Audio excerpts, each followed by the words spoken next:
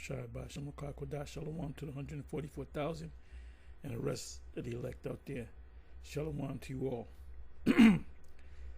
So I'm going to entitle this video, "And the servant of Yahweh must not strive." This is from 2 Timothy 2 verse 24. "And the servant of Yahweh must not strive, but be gentle unto all men, apt to teach, patient." The all men represent Israel, but it also represents people of the other nations. You know, Edom might come up and, you know, he says, "Oh, the Lord came for everybody," and you punch him in the face and you justified. No, you're not justified. It says in Romans 12, I believe it's 12 and 19. I may or may not get it. Somebody put it up. But it says, if it at all possible, live peaceably with all men. So I'll read this again. 2 Timothy 2 verse 24. "And the servant of Yahweh must not strive, but be gentle unto all men, apt to teach," meaning the Israelites, "and patient." Right? Let's look up the word strive. We're going to look it up in the Greek, and then we're going to look it up in the Hebrew, and then I'm going to show you what I'm talking about. Strive.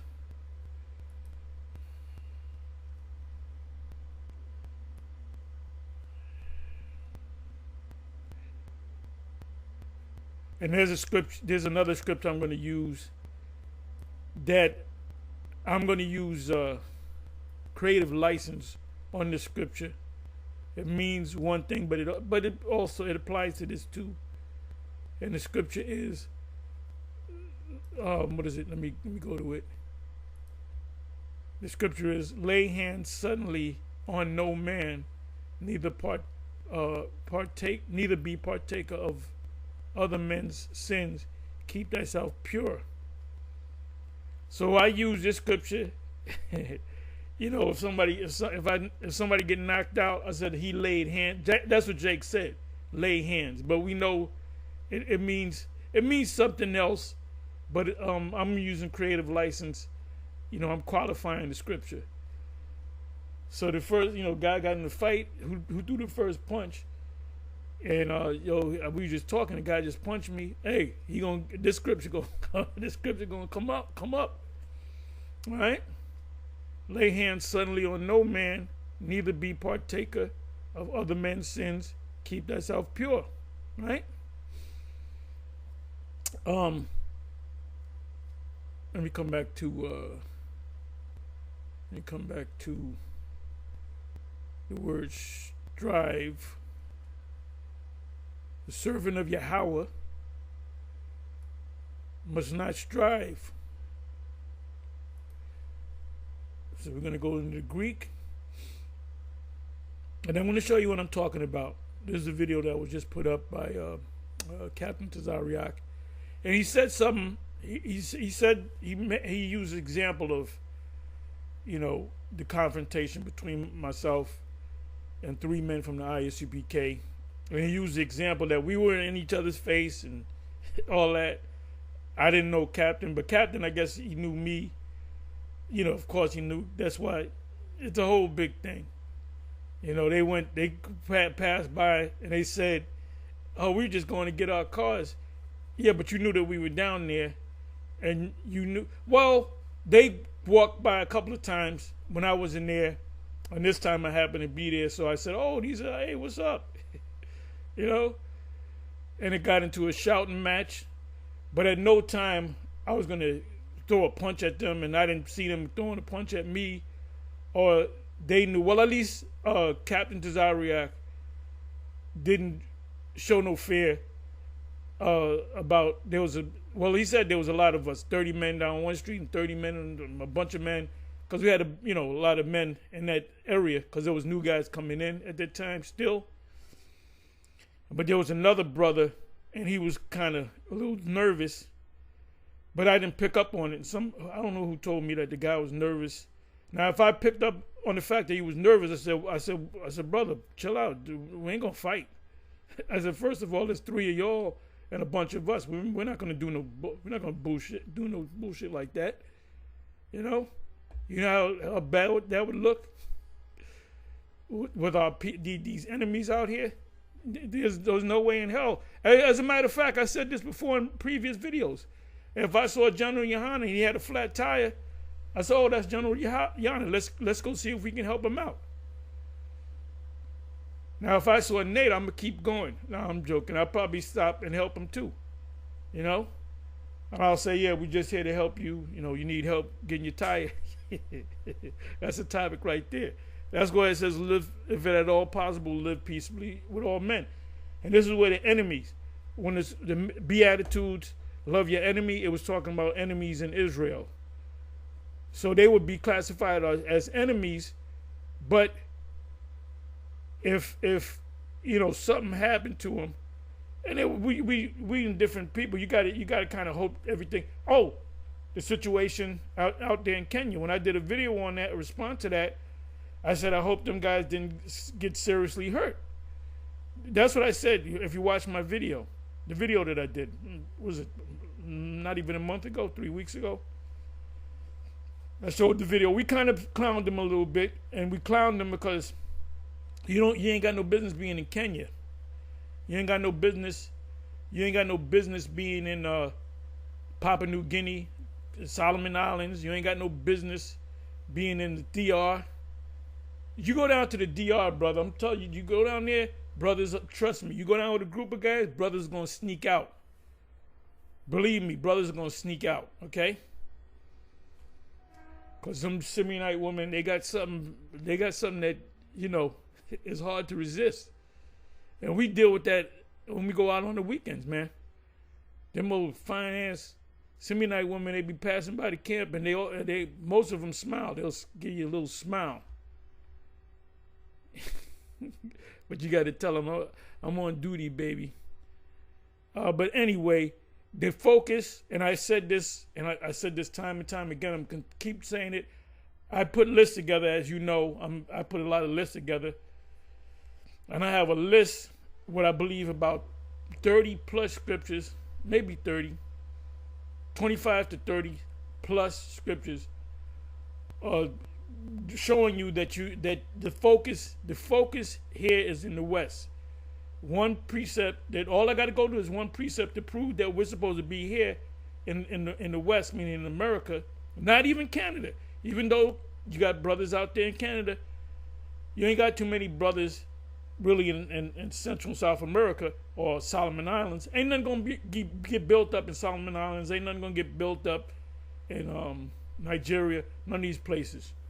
But you're gonna have a handful of the elect scattered among them, that they're gonna have their little camps here and there. But the main focus is here in America. You know, it may come down to a point where it gets so hot that brothers from out of the different countries, the GMS, and even in state, will probably have to all meet in New York. And the Most High's open. If that happens, the Most High will open a way that you brothers make a smooth transition, you know. But as it stands now, you got the different camps out there, but the focus is here in America, not these other nations. But then we say that Bishop Nate is jet setting, and that's exactly what he's doing. When somebody comes into a lot of money, they hit the lotto for $10 million. One of the first things they say is, "I'm going to take a trip around the world." So guess what? Nate could do that. They eating good foods. They staying in the top hotels. If they go to a place where they got a top hotel, they staying at the top hotels, okay? And it's all on your dime. So anyway, I'm going to get into the video.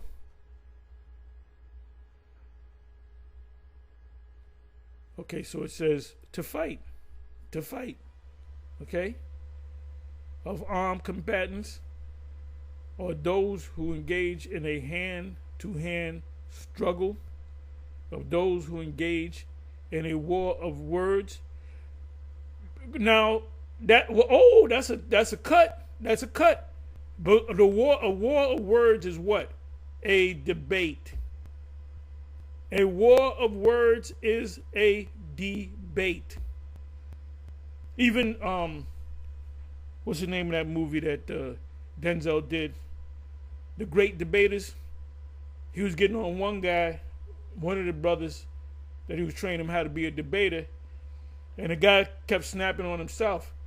He said, you can't snap on yourself. He said, this is a word fight. He said, that's like a boxer punching on himself, which is a good movie, The Great Debaters. So I remember that. I remember when Denzel said it. He said a debate is a word fight. You're fighting with words. That's why when you debate somebody, you have battle rappers. You know, sometimes battle rappers, you know, you make a guy look stupid, he wants to fight you. Because a word fight can turn into fist fights. So a debate, this is why we don't debate. We just tell you, you're Israelite, you're there. Well, I can't see it, and this book said. I said, look, brother, if you can't see it, brother, I'm sorry. Just walking down the street. I can do what I want to do. It's a free country. I said, that's true. It is a free country, supposedly. That's what they tell you. Until it's not. But don't interrupt. Now, if he interrupts, we'll say, look, brother, if you don't take your ass down the street, we're going to call the police on you. What are y'all punks? Y'all don't want to throw hands? No, we don't want to throw hands because the scripture says the man of the Lord shall not strive. But if you continue with your assault of words, we will call the police. That's why, that's why vocab is done. He can't roll up on us no more because we're going to call the cops on him. Okay? And look, you can't march around a campus in Philadelphia. This guy, what's his name? Apostle Geno Jennings. What these guys from the Iuic showing you that they're carnal as hell, that the spirit is not with them at all. That's why Bishop Nate changes the scriptures. He's teaching that there's a hell. He's bucking up against the mark of the beast. Instead of him saying, you know what? I don't know why Tahar and them, they stick with that mark. Let me look into it. He's not doing that. It's that pride, man. That's why Yahweh B'Shem Yahushua going to break that group up, because they're filled with pride. They're filled, especially the leadership. That's why you can do shit like that. Take 2,000 guys from all over the country, and you ain't paying for their plane trip. You ain't paying for their hotel. They got to come up with their. Unless you tell me, no, I don't believe that. But if you tell me, okay, they got to come up with their. Look, we're gonna march. We're gonna get the troops together and they're gonna march. So you got to be here on X a day, and you're gonna be here for a week. So now they gotta go to their jobs, tell them, I'm not gonna be working. And then the boss said, well, this is the second time this year. You know what's going on. And then plus they got to get up their money. There might be a situation with their wives or their mother where they live, but they're over here, and you're going to get them all together to march or to intimidate, and that's what you did. You intimidated the parishioners. There's a lot of old people, Jakes. What if you had your school, you were going, and all of a sudden you look out, some guy look out the window, it's a bunch of guys with white hoods. There's about 150 guys with white hoods with a damn cross on fire marching around the school. Are you going to say, oh, well, let them in so we can teach them that they're... No. You're going to say, that's the damn KKK. Call the police. So that's what you did. And the scriptures say this, be wise as a serpent and harmless as a dove, right? And it says that we are sheep in the midst of wolves. So you put a sheep, you take a cage, you put a sheep in there and you get a wolf in there. Who's gonna be intimidated? Who's gonna be scared to death? The sheep, not the wolf. So when you did that march around, that campus, the Geno Jennings campus, that was clearly an act of to intimidate people. It was an act of, sheep don't do that. Wolves do that. So that's why I keep saying Yahweh B'Shem Yahushai is going to break up the IUIC because of, not just one thing. One thing is they're full of pride. Another thing is they go off on the scriptures. And Bishop Nate is doing what the hell he want to do. He's not doing the plans. He's not following the blueprint that Yahweh B'Shem Yahushai gave him. Number one, he's not even calling on Yahweh B'Shem Yahushai. They're trained to call on Christ. And I was thinking about this Bishop Nate the other day and comparing him to Saul. The Most High, Yahweh B'Shem Yahushai, came to Samuel and told him to utterly destroy the Amalekites, right? He told Moses and the children of Israel, when they go in the land of Canaan, kill everything in Canaan. Don't make no agreements with them. There was one knucklehead that they don't take their gold, don't take their silver, don't take their gun, don't take nothing, all right? Because the Most High defiled all that. That's defiled in the Most High's eyes. Don't take nothing. So this one guy was taking it and he got caught up. That's a whole nother video. And what happened to him? They put his ass to death. And I believe they put his family to death with him. I hadn't gone through that story in a while. Is his name Achan? Was it Achan? I hadn't gone through that story in years. And Mosai said, put him to death because he did not follow instructions. And then Joshua found out about it when they started when the Canaanites started getting the advantage over them in the fight, in the war. So Joshua, the man of the Lord, he said, Lord, I thought you said you were going to be with us. And the Lord let him know that there's somebody that's not following instructions. So you know what they had to do? They had to cast lots. And it came down to, I believe his name is Achan. Help me out. I hadn't read that story in a while. And they found out he hid the Babylonian garment and the gold and whatever he got, he hid it because he knew he wasn't supposed to do it. That proved that he knew he wasn't supposed to do it. And the penalty was death. Same go with King Saul. King Saul lost the kingdom and the spirit was taken from him and replaced by a demon. He had demons, haunting him. And then he went to Samuel. He said, the Lord don't come to me in dreams and visions or no prophet or anything. And Samuel told him straight up. He said, look, the Most High gave you an order. He gave it to me to give to you. You did your own thing. Then he said, oh, I saved the king and his cattle so I can sacrifice it unto the Lord, and the cattle and so forth. And then he said, even though you did all those things, the Most High didn't tell you to do those things. He said you're being rebellious. And he said rebellion is as the sin of witchcraft. Like I said, I'm not going to go into the story. That's a whole nother thing, a whole nother topic. Rebellion is as the sin of witchcraft. Now, what do you do with a witch? The scriptures say you kill her. This guy, the chief warlock, Trump, he's doing all this stuff here, right? But he ain't putting no orders out to destroy all the witches, right? You openly got in the military. You got covens in the military. They got laws that protect witches, witch covens. Esau's system is power comes from the left-hand side. And there's many precepts that come to mind. Well, there's one precept that come to mind immediately. That's Isaiah 47 and 10 on down. That their power comes from the left-hand side. So it says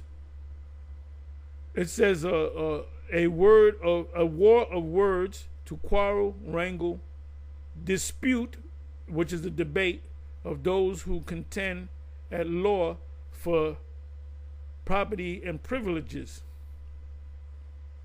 So let's go down. Let's see how many times this is here.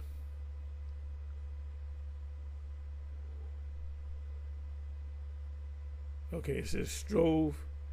It says strive.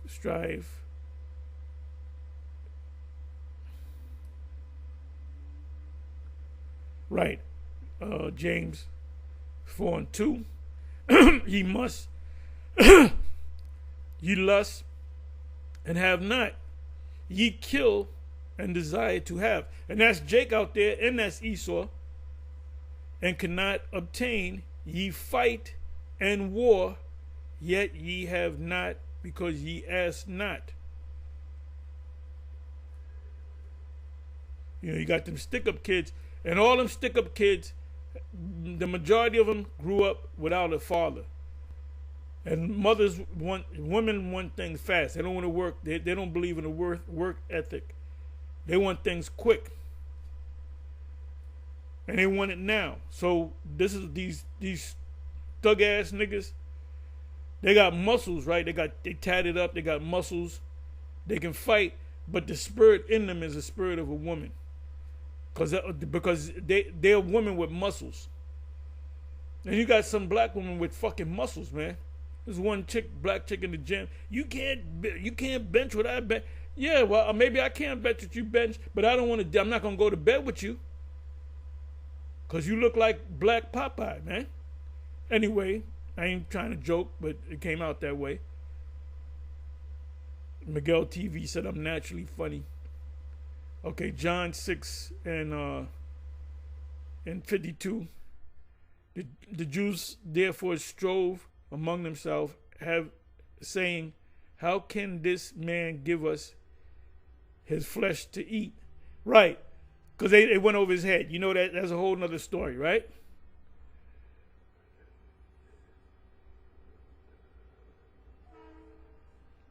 Right. Acts 7 and 26. And the next day, he showed himself. Now this goes into a Stephen unto them, as they strove and would have set them at one again, saying, sirs, ye are brethren, why do ye wrong one to another? So part of the strife is a debate, the word debate. We read it. Let me do this.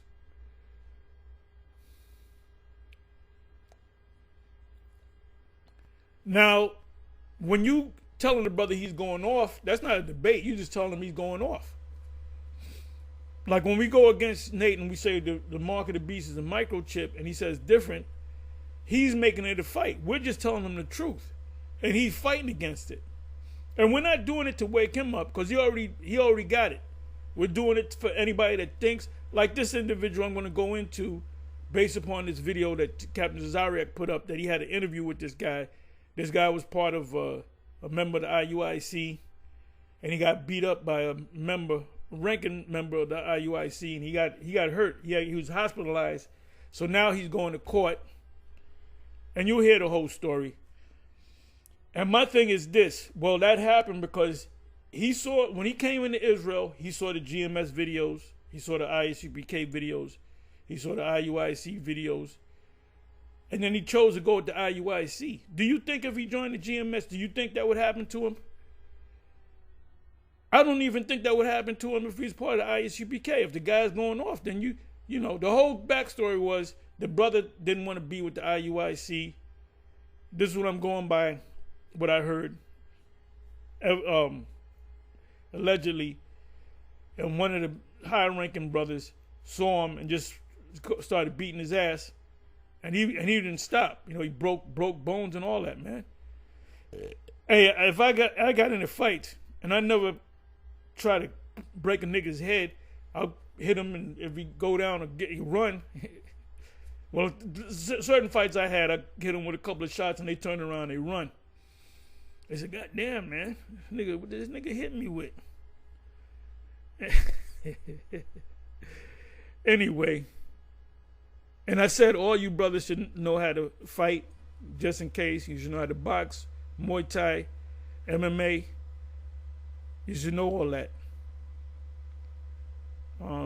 So anyway, the right here says war of words, which is debate. Now let me do this. Word up. Matter of fact, let me come back here.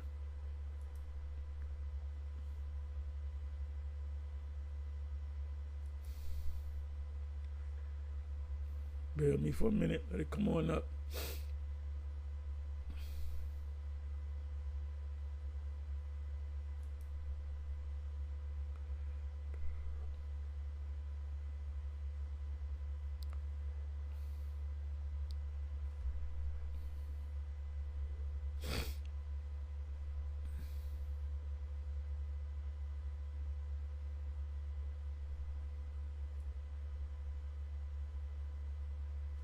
Okay, so let's do it in the Hebrew. Give me a second.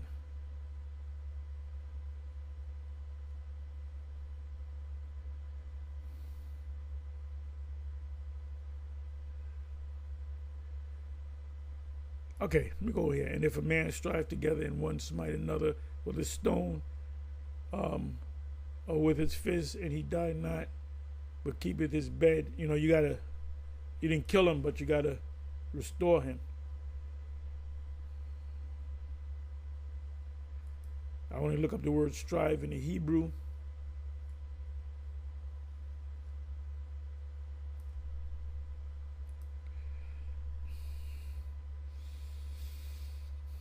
And the word is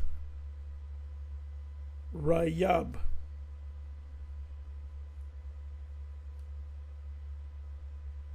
Which means to fight, to strive physically with words. That's debate.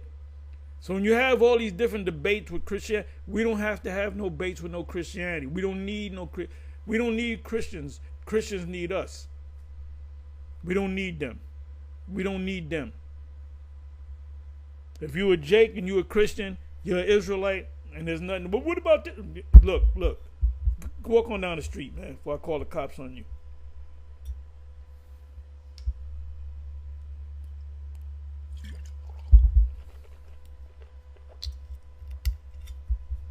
Okay. So the Hebrew word there is rayab. Plead, strife, contend, chide, debate. I'm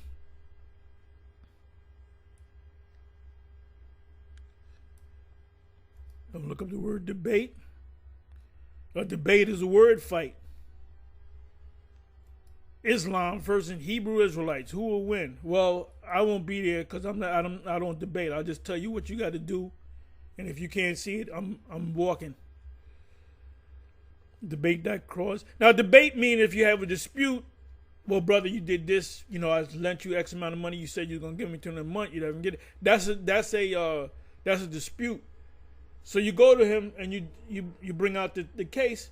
Then you take him. You take two other witnesses. Look, I got it written on paper. Do everything in paper, in writing. He said he's gonna give me the money back. He ain't give me the money back. Yeah, you got to give the brother the money back. I ain't give him shit.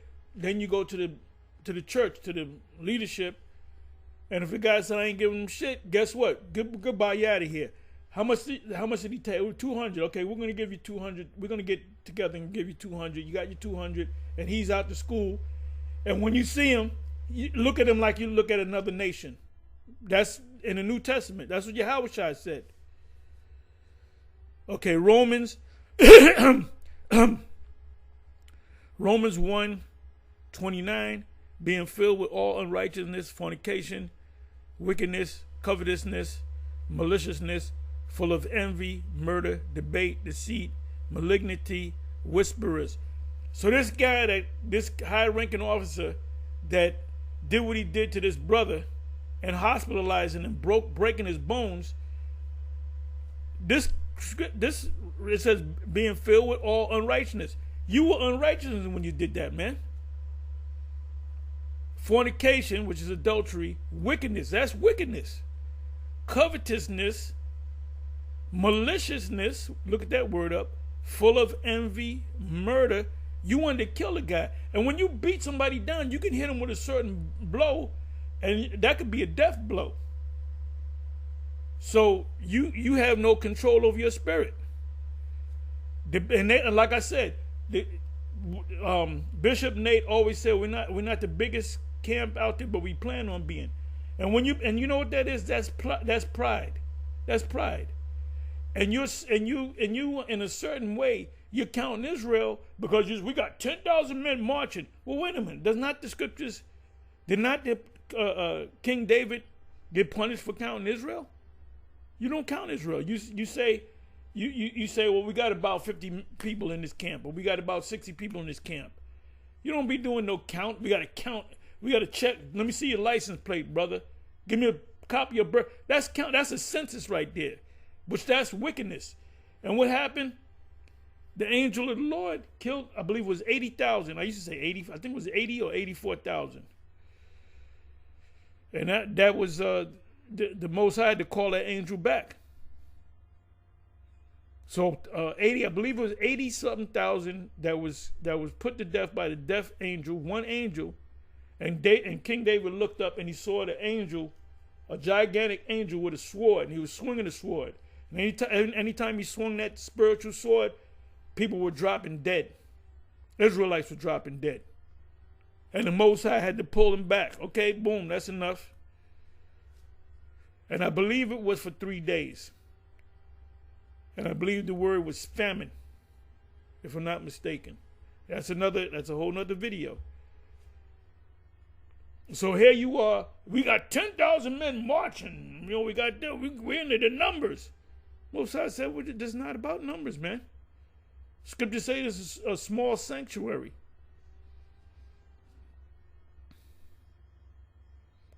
It says, behold, ye fast for strife and debate. I'm going on a fast so I can beat this guy in a debate. We're not here for competition. Our job is the focus is here in America and telling the people what they got to know. And if they got any questions, it's got to be related to what we're talking about. Not, well, wait a minute, the Quran, I said, we're not dealing with the Quran. Well, when you Gentiles talking about other, no, the Gentiles are Israelites. Well, brother, you gotta walk your ass down the street. So the word there, right? It says full of envy, murder, because he could have murdered that dude. What if he would have murdered that dude, man? Deceit, malignity, whisperers. And that's pride. When you got big numbers, you get filled up with pride. And Nate is filled up with pride. This is why when you tell him something, you can't tell him nothing.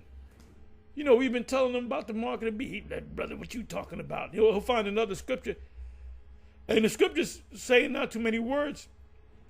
Pride goes before a fall. That's in Proverbs.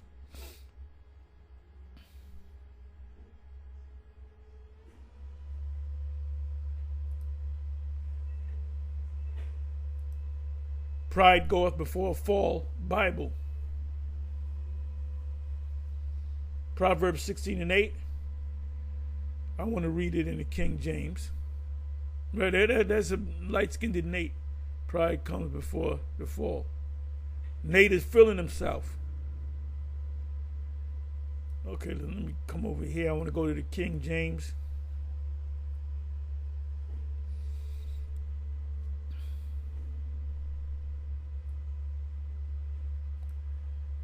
Pride goeth before, well, I said fall. Pride goeth before destruction, and an haughty spirit before a fall.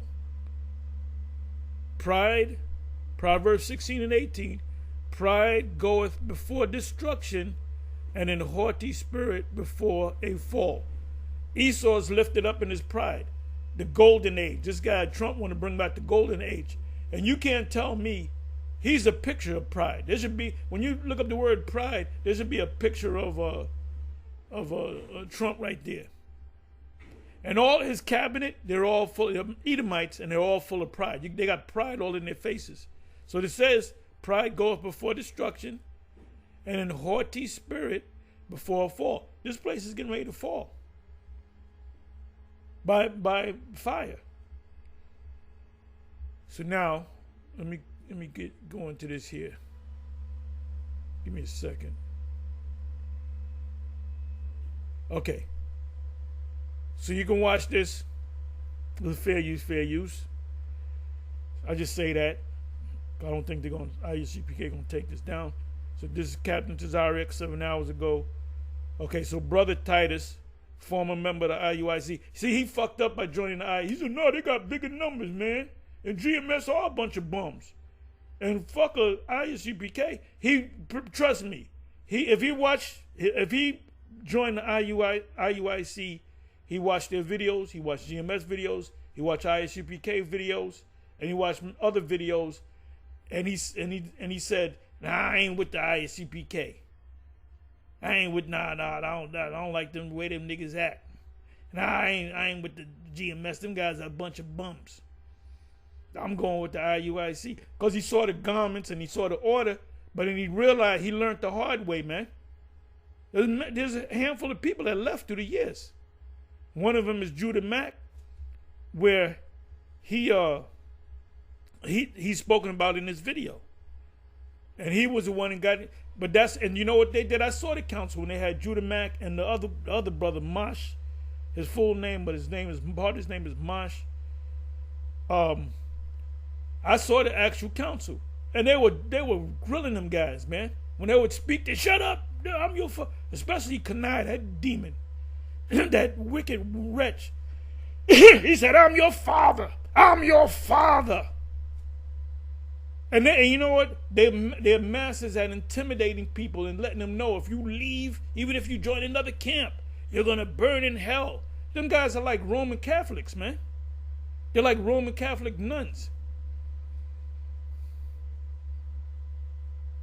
Anyway, let me just go let it play from here. And let's see how far. This is 2 hours. I'm not going to go 2 hours. But this is something that Captain Iuic said.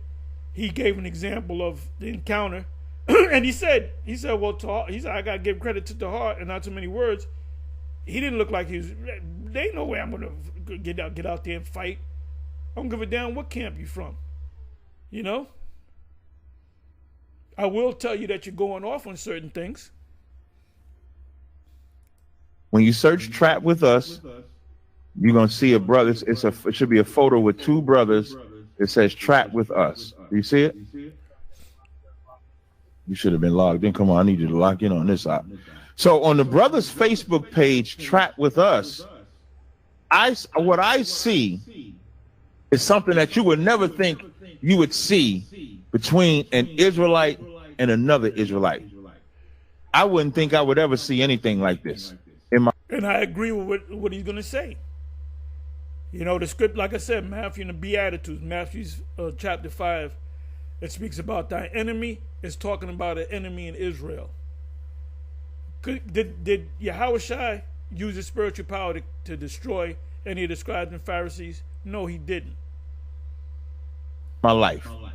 Israelites were like, in our battles with GMS, listen, I was standing. I remember when me, Captain Ty Ward, let me say it right. Captain Ty Ward, myself, and Tazawayala is walking past the GMS camp. They got like 30 brothers, so much so they had a set of brothers on one corner and a sea of brothers on the other corner. And Tahar stops Captain Ty Ward, and they have the exchange of words. Now, what I will say, right, that's all it was an exchange of words. You know, it got heated, and that wasn't for me because I asked him, and I believe I asked the brother. He was the shorter brother. There was two tall ones, Captain, another one. I'll say one thing about the brother that was the main brother. He can't rap. He can't spit fire. I'll give him that because I heard him. I said this brother can spit. Well, he from Philly any daggone way, so they spits down there. But anyway, I remember that thing like it was. It's still on YouTube. I mean, I laugh at it now. But this is what the Captain Zariak going to say. Says Win Bitch, aka Rakar. He tried to act like he wanted to fight, but it never got to the point of actually fighting. And what I'll give Tahar credit, when Tahar saw how hey, the only two that jumped out, well, that's Ricard's spirit. You know, that's Ruben. He jumped out out of all that crowd, that men. There was two guys that stood out.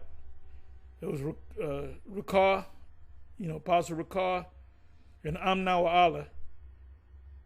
The young elder Amnawa Allah, which we call him the one-hitter quitter. He done knocked niggas out with one punch. we done had fights down there. He hit you with one punch. You going to sleep. You better have a pillow with you because you going to sleep. All right. This dude, he used to put niggas to sleep because he was a boxer. You know how Win Bitch was acting. Tahar asked Captain Tawar if we would leave, because he know that we're just battling with words. We don't have to be violent against each other. So even in that, they were better. So then I see, do you see that you got the Facebook? Let me see where you at. Scroll down. I want you to scroll down, share the screen, make sure it's shared so that they can see what you're scrolling down. Yeah, like I said, if I saw General Yohana, he had a flat tire, I'll help him. You know? I'll help him, I'll salute him, and all that. And that don't mean I'm going to join their camp, but I don't expect, well, you got to get with that GM. No. Hey, it's Shalom Mark, you know, you need a couple of dollars. Do you need a tow? You got the money for the tow? We'll get some money together, pay for whatever the case may be, you know? Yeah. Scroll down. I want you to see. IUIC does shit like that because they think they can do no wrong, and they really believe they really believe that Christ is dealing with them. Now you know that the Yahweh B'Shem Yahushua is not dealing with them when they call the Lord out of his name. They call him Christ. That's something that a Christian does. Scroll down to where you see 2 days ago. Keep going. Keep going. Keep going. Keep going. You're gonna see it's gonna say 2 days. It's right after that, right under that. Right up, one more. One more. So I can. Damn, one more. Yeah. How much? There we go, right there. Then I saw this. It says, this is the brotherly love that you get from IUIC leadership. And look, now I had fights in my day. I ain't never beat up a guy with his eyes closed. He's all in a hospital bed. Unless he's trying to kill me and I gotta do what the hell I gotta do. You know, I'm gonna show mercy, man. Even if it's an Edomite, you don't want to kill an Edomite. You're going to go to jail for a long time. Be not deceived. So that shows you that this captain, he had no control. Give me a second. I'm going to give you that scripture. I believe that's in Proverbs as well. Give me a second here.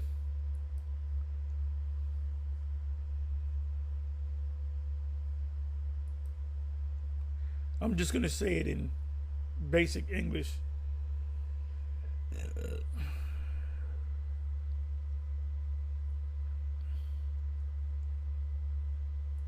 He that controlleth his spirit is better than a man that takes down a city. I don't want. What are you doing? What are you doing? Okay, that's what I want. That's what I want. I want to go to slow the end better than. Let me do this.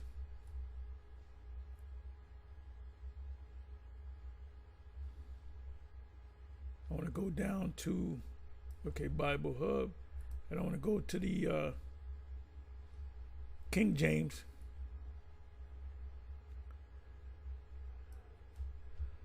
He that is slow to anger is better than the mighty, and he that ruleth his spirit has discipline, self-discipline, self-control, than he that taketh a city.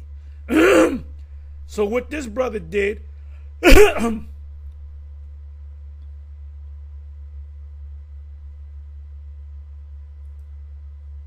what this brother did,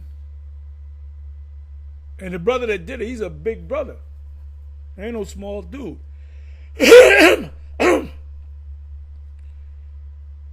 the whole backstory is this. This brother didn't want to be in IUIC no more. And the brother ran into him, I guess with other brothers. That last time I heard was years ago. And I believe he jumped this brother. And this brother's not that big. You can see. And he beat him. He hit the floor. Then he started stomping him. That showed you that you had no self-control and you could have killed that guy. Now y'all know you got the case with what's her name, Joy Morgan, which I'm not gonna say anything negative about y'all because it was a bug out in your camp, which you don't know that. So I'm not gonna blame that. But see, when you have another case where the IUIC member kills a former IUIC member because he quit, that's when we're gonna start saying, brother, IUIC killed niggas, man. You kind of up there with with Yahweh ben Yahweh. Yahweh ben Yahweh was telling you want to be an Israelite in our camp and our thing. Yahweh ben Yahweh, you gotta kill a white, you gotta cut his ears off. And niggas were doing. What's the nigga name? He played for the NFL, and he became like a zombie. They were telling him to go kill people, and this nigga was going out killing people, and then he's locked up now. Somebody help me out. That's a whole story. Even what's his name? Vocab did a video on it, and it was on documentaries and all that. And this shows you that the Most High was not with Yahweh ben Yahweh, because what does Acts 5:38 say? He was doing his own thing. And another thing, he had all kind of businesses, man. He was buying shit up. He had all kind of business. He had all kind of money. He was on regular news. Does that remind you of somebody? Our job is just to wake up the elect.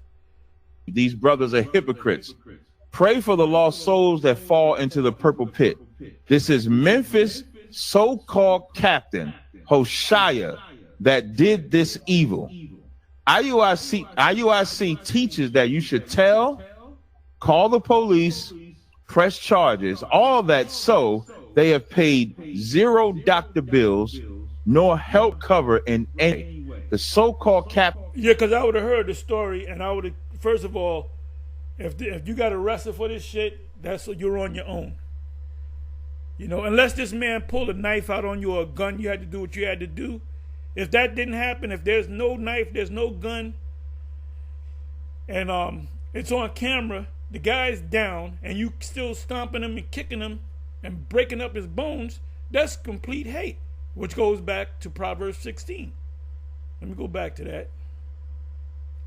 He who is slow to anger is better than that's a different version. It said, he that is slow to anger is better than the mighty, and he that ruleth his spirit, meaning control your spirit. You had no control, and this guy's a high-ranking member of the IUIC. Then he that taketh the city. So let's come back over here. So, you know, my thing was, when this came out a couple of years back, 2-3 years ago, I don't know. You know, I saw it. There was no way I'm gonna, well, let me call the guy and get, that's not my job. I'm not a lawyer. My thing is, okay, well, the right thing to do is, IUIC got to say, look, brother, we're sorry. And we got all the evidence. He's out to school. He's on his own. And we're going to give you $1 million, you know, to set it. We're going to pay for all your doctor's bills. According to what I heard, allegedly they didn't do any of that. They was hoping that it went away. You know? So now, is this going to be a big deal? Is IUIC going to be put out there? You know, raked on the coals? We'll see. And that looks bad. That looks bad because the leadership at the IUIC didn't reach out to the brother or have a counsel and find out what happened. Oh, it's on camera. You hit the guy first. He was trying to run. You kicked him in the ass. You hit him with a pipe. And you kept, no, you out of here. You out of here because Your intent was to kill that guy. I'm going to kill this nigga. I'm going to kill this nigga. Captain was found guilty and his case was sent upstairs. Let me see if I click some more. Upstairs to other people. The Bible says he is to pay full restitution. You think IUIC gives a shit? These so-called leaders are not who you think. I'm only involved because I actually defend my brothers and I despise bully niggas. When you look at these images, and to the brother Titus, bring the brother Titus on the stage. I had street fights. I ain't never hit it with my face. Inside joke. I ain't never mess up a nigga where he's all his eye closed. He got, they got a cast around him. He looked like he got hit by a truck. I said, God damn, brother. Where was your spirit? And that's that bully, wolf-like nature of the IUIC. These guys are bullies. They're Bible bullies. That going back to Philadelphia, the deacon, what is his name? Apostle Geno Jennings.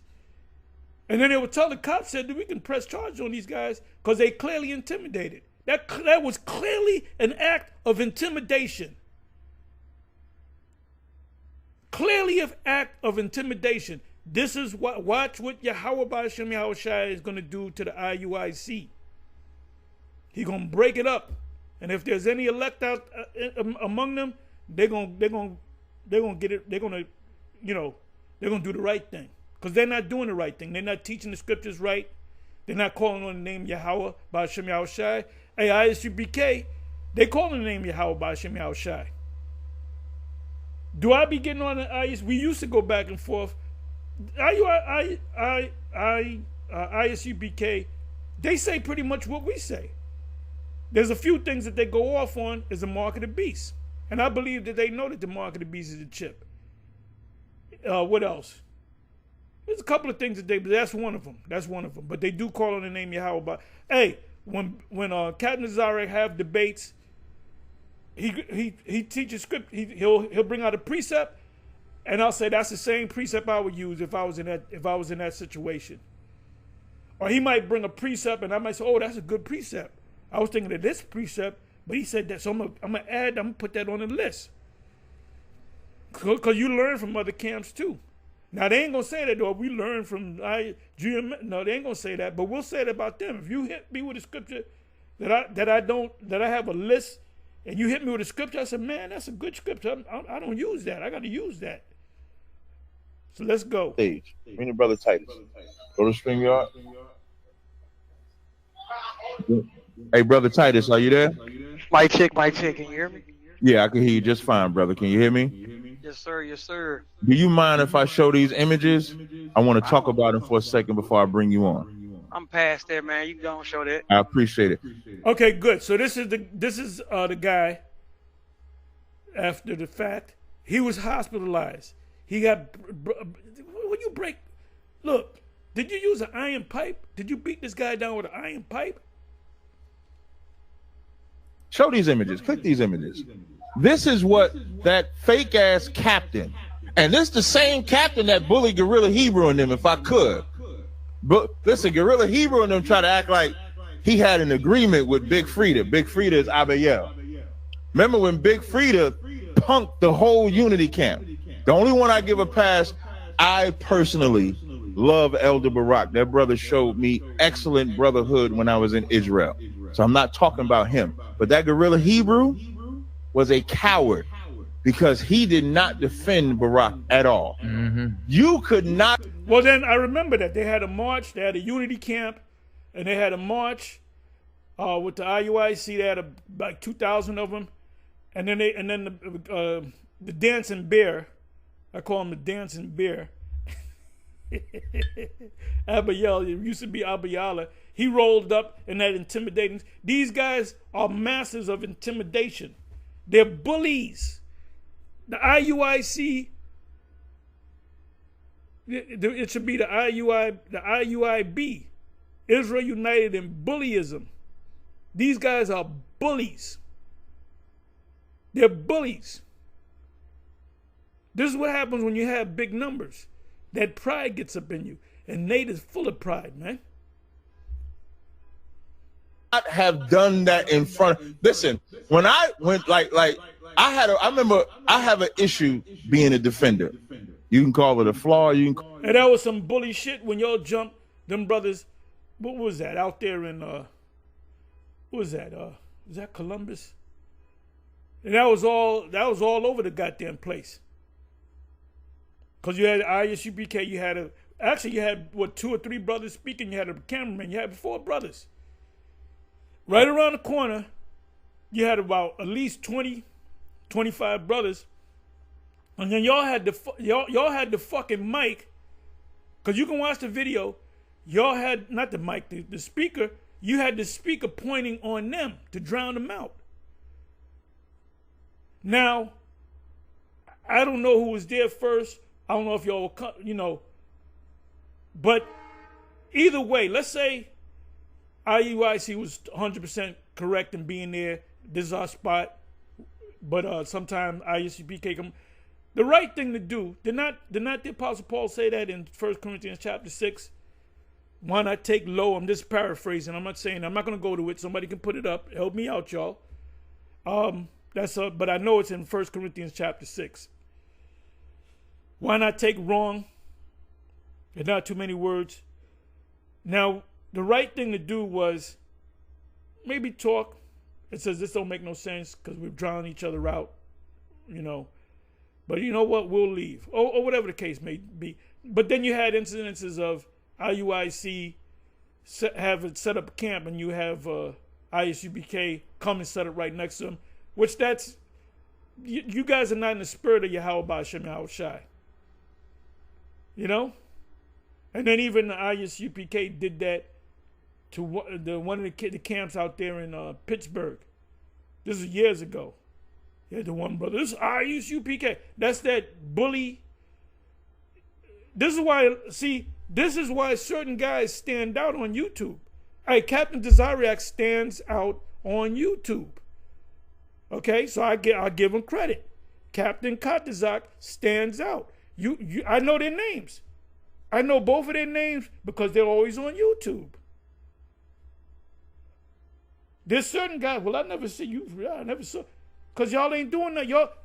Hey, they're not the Apostle Paul, and I always go to this, man. Apostle Paul said that you all show the same diligence. So if you're in the ISUPK, who are you supposed to be following? The leadership, right? You got Yohana, you got General Yohana, you got General Mahaiman, you got the captains and so forth. And then you got captains, these are captains, and you should know their names, but you're going to know them. You should say, well, let me be more like Captain Zariak or Captain Katazak. You see me every week. Show me where, Tahar, you haven't been out there. I remember one week I was sick. I was so sick I couldn't get up, and brothers was on Tahar, where you at? You didn't come out, brother. What happened? Nigga, you falling off? No, I was sick. I believe I had to go to the hospital. It was the day that we went to camp. I was in the hospital. They had me stay overnight, a couple of nights, and then they let me go. But Tahar didn't come out.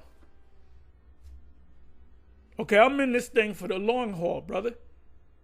I ain't gonna let y'all go out there and I don't be out there,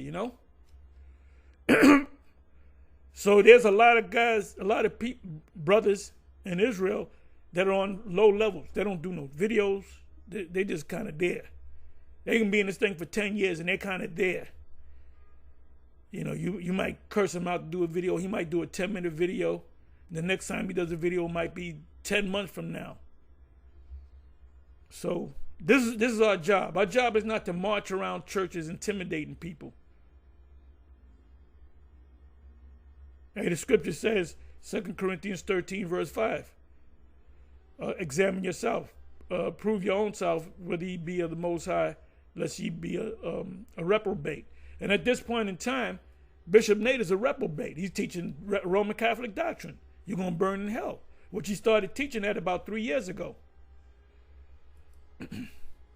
Call or whatever. Sinetta tells y'all all the time. One time we was outside, we was waiting to do the David Banner interview, and we outside. It's me, Sinetta Zakar, Red Pill, and I forget the other brother that was out there. Some cat is coming down the street. He's walking towards Sinetta. Before he can get to Sinetta, I'm walking in front of him because that's the type of person I am. So for Gorilla Hebrew to let them berate and talk to Barack like that, he's a coward. A coward. And then he joins Purple. He's Sakari, but he's Purple at the same time. They put out the video. I love Purple. They're my brothers. Yeah, that's that guy. And then, you know, the new news. He's like I said, he's not, you know, he's not one of the elect. And that act that you just did, you know, even thinking about that, that's not kosher at all. He's not one of the elect. He's not gonna make it. He's done. And like I said, that was the act. I saw that, but I got to go back and watch that. But the dancing bear, Abiyala, he likes to intimidate. He's a big Negro, all right. He looks like a Russian bear, and he likes to dance, and he likes to intimidate. That's what they known as. They like to intimidate people because they got big numbers. But that's what be careful what you ask for, what you wish for. And that he want to have the biggest camp, but guess what? Now you guys are a bunch of wolves. You're wolves in purple. I love them. Well, y'all didn't march. Y'all niggas didn't march. You didn't send the dancing bear to Kenya because Idi Amin would have kicked your ass. You didn't hop on a motherfucking plane of 2,000 y'all and march down fucking Kenya way. You didn't do that because they would have declared war on you and killed half of y'all niggas and locked up the rest of y'all and sentenced y'all to 20 years. You be doing classes. So Yahweh Shem Yahushua is going to deal with the IUIC. He's going to take them down. He's going to take them apart. You're going to chop them in half. Make sure y'all ask Gorilla Hebrew, does he love this? Make sure y'all ask him to have the same energy. I'm going to say one more thing. None of this is personal for me. Me personally, I like Gorilla Hebrew personally. I've never had a personal issue with him. But spiritually, they ain't shit. Well, I don't know if that changed. I don't know how old this is, but I got a personal issue. Hey, brother, that pagan thing. I don't want to. Hey, if one of the apostles or elders, they confess it that they like getting pegged, don't come to the camp. I don't want to see you no more. Matter of fact, move to fucking California. Fucking move to Japan some goddamn where. I don't want to breathe the same fucking air you breathe. If you like getting pegged, if you fantasize about getting pegged, I don't want to be around you, bro. Just put this off yourself. Just delete yourself, cause you know damn good. You cannot be an elect and get pegged at the same time. You a prophet of the Lord, but at night you get pegged. Get the fuck out of here, man. Shit. Spiritually, they're not. They're not. If they don't put out and have the same energy, this is a brother that got supremely violated by a man he thought was his brother. This is not like an IUIC member and an ISUBK member seeing each other and then clashing. Even though it still would be wrong, you would at least expect it. You would say, well, they banging on each other, so you expect that. This is a member versus another damn member. You show these pictures out. Not just that one. Show the pictures of what they did to the brother. This what they did. This is unexcusable. This is unexcusable. You know, when you go to the hospital, they got that shit tied up. Beep, beep. And the nurse coming checking you every 15 minutes. Your eyes completely closed. You would think that this guy got ran over by a truck. Did to that brother. But then it was the brother's fault for joining IUC. I guarantee you this guy was talking shit about the ISUBK. I guarantee you he's talking shit about the GMS. And I'm going with the I. The Lord is dealing with the I. That's what you get. And that shows you. Let me give you a precept. I don't like that part. Say, I would join GMS, but that mark of the beast thing, we all know is sin in all of its forms. So you went there because the Most High led you over there because you're not one of the elect. Okay, whatever happens to this thing, at the end of the day, you're not one of the elect. Are you out there? You back normal, right? You walking around. Did you set up a camp? Are you out there on the highways and the byways? No. Did you say, can I join the ISUBK camp, or can I join the GMS camp, or whatever the case, or do my own thing? You ain't doing it. You are a civilian in this thing. Now, I'm talking, I forgot where I was going to go. Oh, St. John. JOHN 10.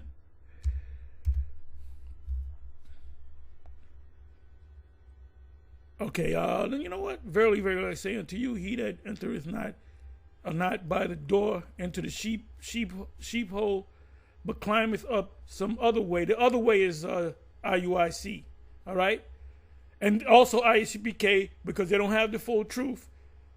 Captain Tazariak, if I ever run into you, you did leave me a message about a year ago that we got to meet. Eventually we'll meet. No big deal, you know? I'll tell you one thing, if we ever roll up on your camp, we'll salute you. Hey, shalom, Mark. Talk on the side, whatever. You know, and we're gonna have to do that. We're gonna have to get, in other words, things are gonna get with this guy, Nero. And Nero was known for having a deep, dark hatred for the Israelites, but they were being called Christians. Israelites that believe in the Messiah. So you think that spirit went out of him? He gonna say, I'm black. Watch. Then we got to do something about them black. This dude want to open up Alcatraz. Why do you think he want to open up Alcatraz? Because he want to put people up here. He want to lock people up. That's that cruel Lord in Isaiah chapter 19. When it speaks about a cruel Lord, that's that cruel Lord. He don't give a damn about them Latin tribes. All the ass kissing that you Latin tribes did, and a lot of you niggas put this guy in office, and he pulled a fast one on you. That's what you get. Marrying white women. He that entereth not by the door into the sheepfold, and we would represent, Yahushua is the door, we would represent the doorkeepers, like we open the door. Right? But climbeth up some other way, you went to the IUIC. Because a GMS wasn't good enough for you, and the ISUPK wasn't good enough for you, but that purple and gold got you. Look at the way they march on the street. Look at the order. The Most High dealing with them, because you wasn't thinking with a spiritual mind. You were thinking with a carnal mind. And what happened? That's what you got. So guess what? You are disenchanted by the whole Hebrew Israelite thing. It says, is a thief and a robber. But he that entereth in by the door is the sheep, the shepherd of the sheep. The shepherd is Yahushua, but we are also shepherds under Yahushua, right?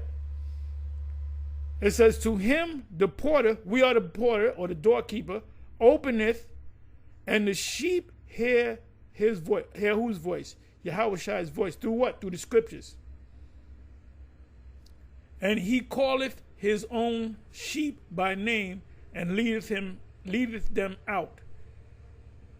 And when he putteth forth his own sheep, he goeth before them, and the sheep follow him, for they know his voice. So you heard the video, you had to watch the video about the MOTB that is sent into all of its form, and you said, that sounds good. I don't like the way GMS break it down. So I'm not getting with them. So you went through the wrong door.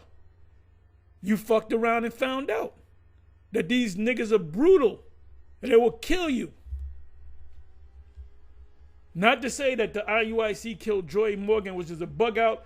That's why we didn't get on them about that. They said that's you got to, you don't know what bug outs come to your school, so you can't really blame it on them.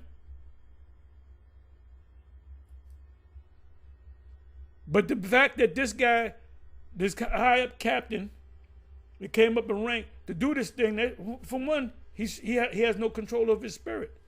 He could have actually killed the guy. And then for you not to act on it, now that it's got to go to the court. What does it say in 1 Corinthians chapter 6? Go before the Lord, before the unjust. Well, he's forced to go before the Lord, before the unjust, because y'all didn't give him no justice. Nate didn't say, okay, go call the brother up, tell him we're sorry. We're going to have a council. Was the thing on video? Let's get all the evidence. Okay, brother, you are no longer part of the school. Make it known he is no longer part of us. He's on his own because of the wicked act that he did. I'm just dealing with that scenario, right?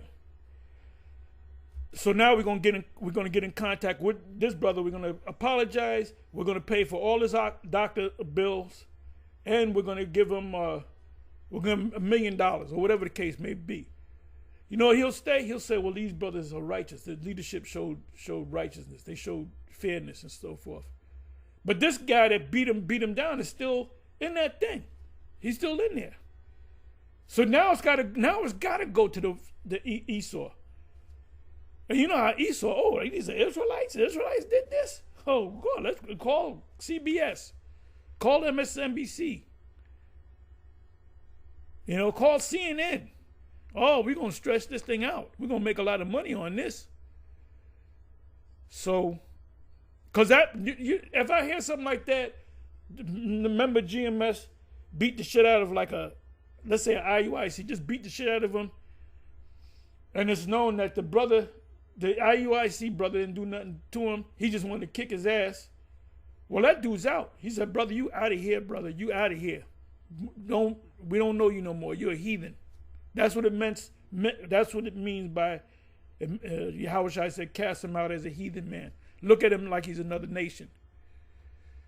Okay, so let's listen. And they're doing nothing about it, and he's still allowed to be in there. Still allowed. Right, yeah, see? That's what I just said. You can't tell me, oh, we don't have the evidence. First of all, Bishop Nate is a detective. He knows about evidence, man. He knows them little cop tricks. And what the cops do, they trip you up. They ask you certain questions. Like this J cop pulled me over for a non-seatbelt. And he said, do you have anything to say? And I said, no, I ain't got shit to say. He said, I'm exercising my right to remain silent. He gave me a dirty look. Because sometimes you say something, well, I thought I put it on, and then that's all on paper. When you go to court, he writes everything down. He remembers shit. He writes everything down. Now, what I used to do, because I was in the law, I would ask for his notes. I said, can I see your notes? And if he said no, I said, Your Honor, could you compel him to give me the notes? Yes, you got to give this man the notes. I would look at his notes and I would ask him questions based upon his notes and get him trapped up. They used to hate when I used to go to court. I used to get these judges trapped up. I remember this one case I had where I fucked him up and the judge still found me guilty. I totally fucked him up. The cop didn't know it. He kept looking at the judge. He didn't know how to answer. And they still found me guilty. And I said, that's all right. I had a full trial. They were waiting for me, too. When they came in, the judge, how you doing, sir? They knew who I was because they were ready for me. This was years ago. It was for $50. But I had a back and forth. They even hired a fucking law firm to represent them because I said I was going to sue them in a federal court. And I said, you know what? The $50, I'll pay it. I lost, but I won. Because I gave him, what do you call that? A motion to dismiss. I gave him, how do you call it? There's a lawful lingo. But I gave him, I think it's omnibus. It's like bill of particulars. I asked for a whole lot of things. I asked for like 20 different things under a subpoena ducis tecum. Look that word up. That's when I used to know all that lingo. And one of the things I asked was dismiss the case on the grounds that I was not how did I put it? I was not mentally evaluated whether I'm crazy or not, and you cannot a crazy person cannot make a plea. And that's in the law. And I showed him the law. I showed him the case law. I showed him the law. I said, you cannot, if a knowing crazy person says guilty or not guilty, you can't accept it because he's crazy. So what you're supposed to do in court is anytime you go before the court and plead guilty or not guilty, normally, and then they'll say, I'll plead for you. You can't plead for me. I plead for myself. What if I didn't? I just want to play with you. But, play games. You're supposed to, reprimand them to a psychiatrist. And a psychiatrist has to evaluate you, and they'll deem, he's crazy. So they said, well, at this time, Mr. Jones cannot make a plea because he's mentally incapacitated. And then what they'll do is they'll throw the case out based upon the fact, and they might reprimand you to the crazy house. So that's one of the items that I used. He said, nope, everything I gave him 20 reasons to throw this case out. He said no to all of them. And that judge hated me. But anyway, I'm sorry. Back to the thing. See, this is damn. When they go to court, the jury's gonna see this. They're gonna see the pictures of his broken arm in 3 places. They're gonna see that he got a limp or whatever the case may be. They're gonna see all of that. And you know what they're gonna do? They're gonna find my man guilty and they're gonna lock his ass up. To be in there. You got to have the same energy, because I got the same energy. When Nate locked them brothers up for crimes they didn't commit, I said something. I don't care what nobody says about. Well, that goes back to that. That was wickedness. But he's saying, well, they set me up. Well, what you mean? Who set you up? Other police. Well, when you on the force for a number of years, was it 20 years or whatever the case may be? Didn't you already know about the corruption in the police? But you kept going back. You even said that on one of these talk shows. You talked about how the police, they're told when you go into a so-called black and Latino neighborhood, give them tickets. But when you go among the small hats, don't give them no tickets. You said that as your experience as a NYPD detective. About me, I'm not a respecter of persons in the sense that if there's a sin being done, you should talk about it. There's nothing wrong with it. So what I did was I reached out to Judah Mack. All this is going to be part of evidence. You gonna have that lawyer, the persecutor. He said, Exhibit A, as you can see right here, his arm is broken, his finger is broken, his eye was shut, he limps, he can't. He had 20/20 vision. Now he has, his vision is gone. He's legally blind in one eye. The jury sees all this shit, and we got video of it. And the guy goes down, and you still stomping on him. You nigga.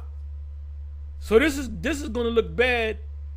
But had IUIC got all the evidence, said you didn't do the right thing, you're out to school. We're gonna work with this guy. We're gonna pay his doctor bills. We're gonna take care of him, and then we're gonna give him $1 million, whatever the case may be. And we're sorry. Then the case wouldn't come up. So now it's coming up in court. I reached out to Judah Mack. I messaged him. He didn't see the message. And remember, Judah Mack and Masha, whatever his name is, somebody help me out. I saw the council, and they didn't let them go. They were, and then it caused Captain Uriah to leave because he saw the injustice of that. And I have the video on that. Captain Uriah did a 4-hour video, and this dude is like a lawyer. This dude was going in the scriptures. He was going in the key words. I said, this dude, you know what? I got it in my phone somewhere. I got to give you the video. But he fucked him up. And then he said, I'm leaving this camp because this camp is unjust, not just. Message, I commented on the post, put my... On another thing that they do in the IUIC, when they talk to brothers, just like in the movie Battlefield Earth, if you haven't watched that movie, every Israelite should watch that movie, the whole movie, Battlefield Earth, with John Travolta and what's his name, Forrest. The main actor was John Travolta. And in that movie, they would go to bars and talk, and one guy would be, recording what you says, and it'll get you saying something about a superior officer, and then if you deny it, he'll show you the tape. He said, "Look, I got you saying it." So that's what these guys did. The Malachi, the Levite brother, he said, "Record everything. You never know. It may come back to bite you."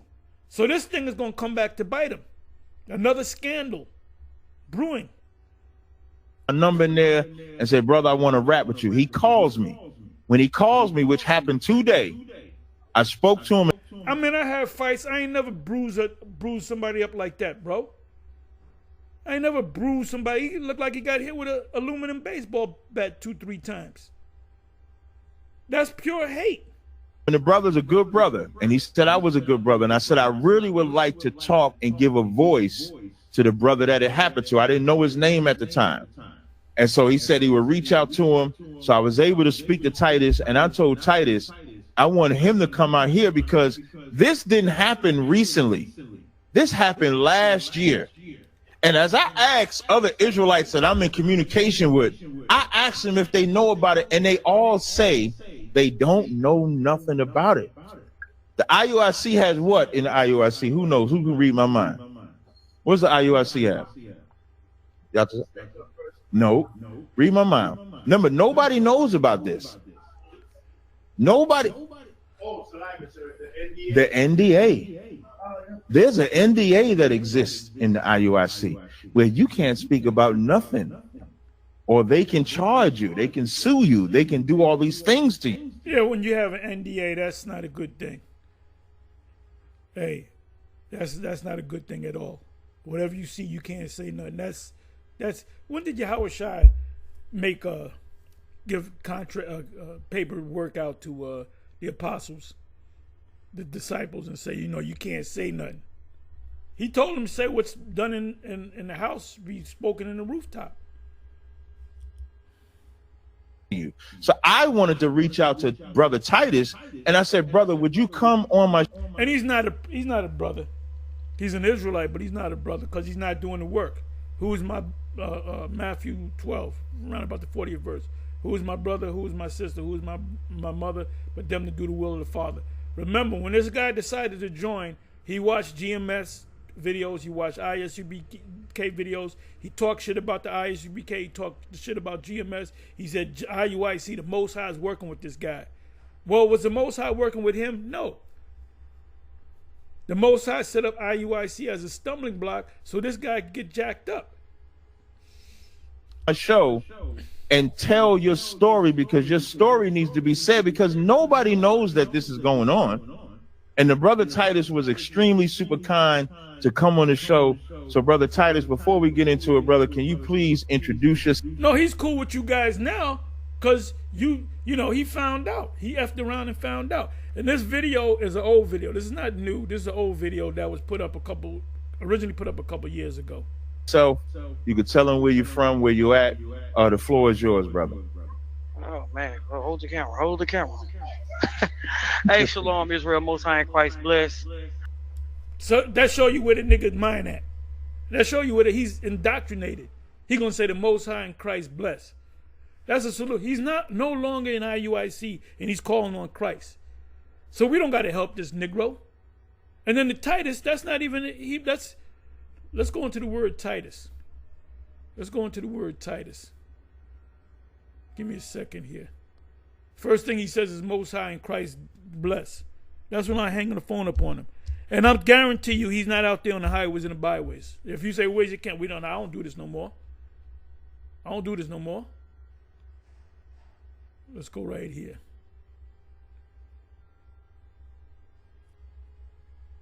Give me a second.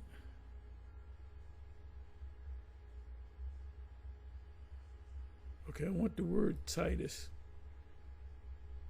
Do you mean worship? Yeah, let me do it this way. Titus.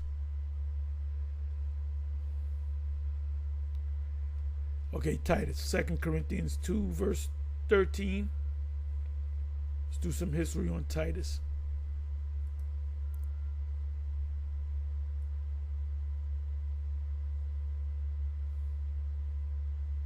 Titus.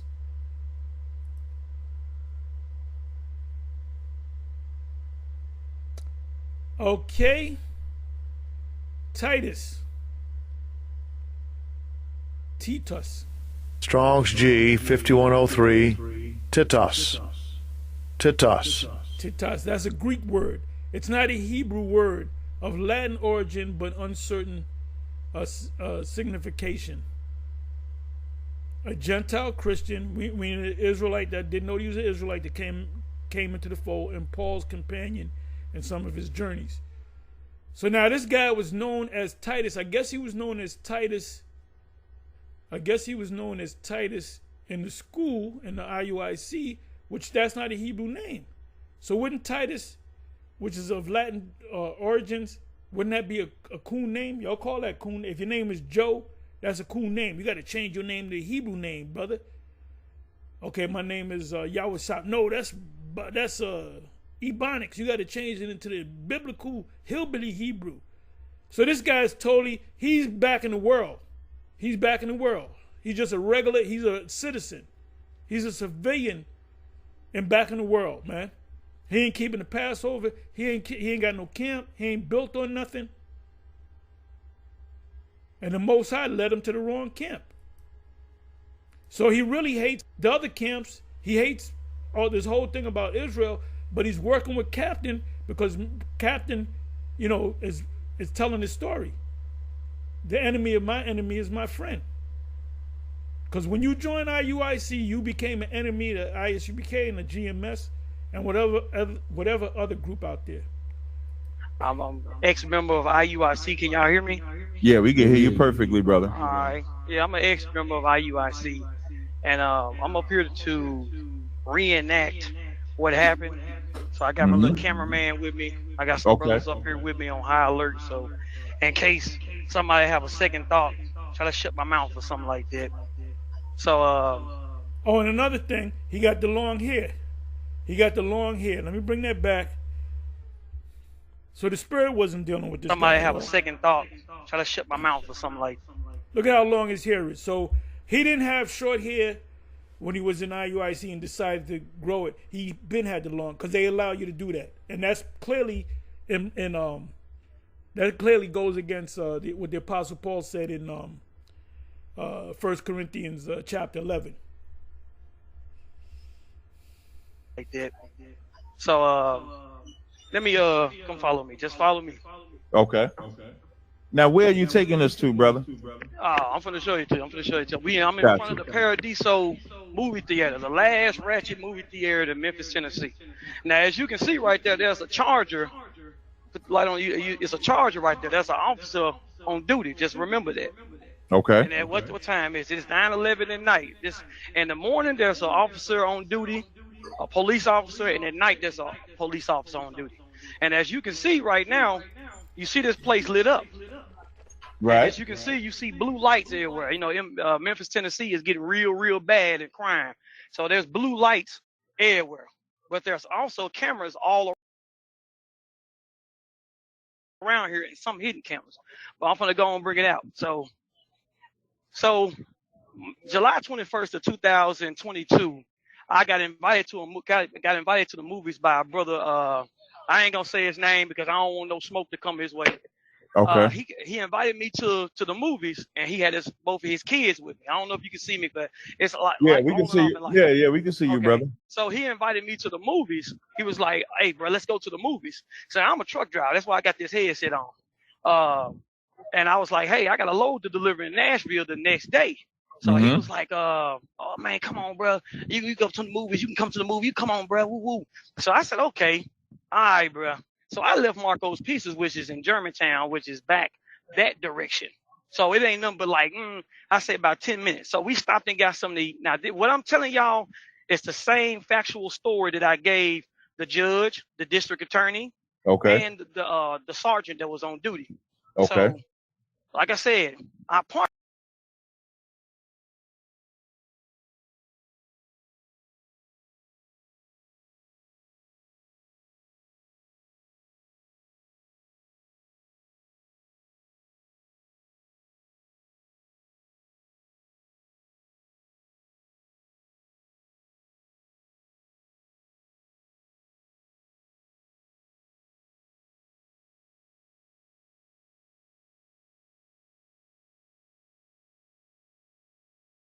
parked over here.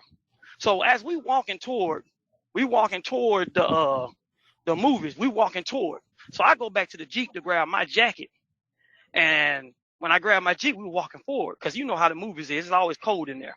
So we walked up in there. I'm walking forward toward the movies. Next thing I know, he was like, "Oh shit, there go Hoshai. Oh, I see some head wraps. What you finna do?" I said, "Hey, bro, I'm finna go on roll. I'm finna go back to the car." So now, I let me go ask back you to a the. question. Go Can I ahead. ask you a question? Why when y'all saw him, now at this time, are you a member in IUIC? There you go. You see how you quickly catching on to it? No, sir, I'm not. Right. I wasn't a member at the time. So Okay. I'm over here like, okay, bro, why you ain't you know what I'm saying, acting like kind of skittish? Like, why you ain't trying to duck and dodge? You know you don't supposed to be hanging out with me. I told the brother I ain't coming back. I'm out. So wait. Hey, brother, if we could, and I hope you got some time, right? Because yeah, because I'm trying to get through it. But yeah, go ahead. Yeah, because like so at this time you're not a member, but you're saying a member of IUIC is inviting you to go to the movies. Am I correct? Correct. Now that's kind of cool. Yeah, I am. Listen, I'm catching on, brother. So now wouldn't that be against like their protocol, so to speak? There you go. Because for those that don't know, the IUIC protocol is if a member is kicked out, nobody deals with that individual. That's their protocol. So now, if everybody's not following, what the brother is saying as he describing the night in question is that it's a brother from IUIC that is pleading with him to go to the movies. Right?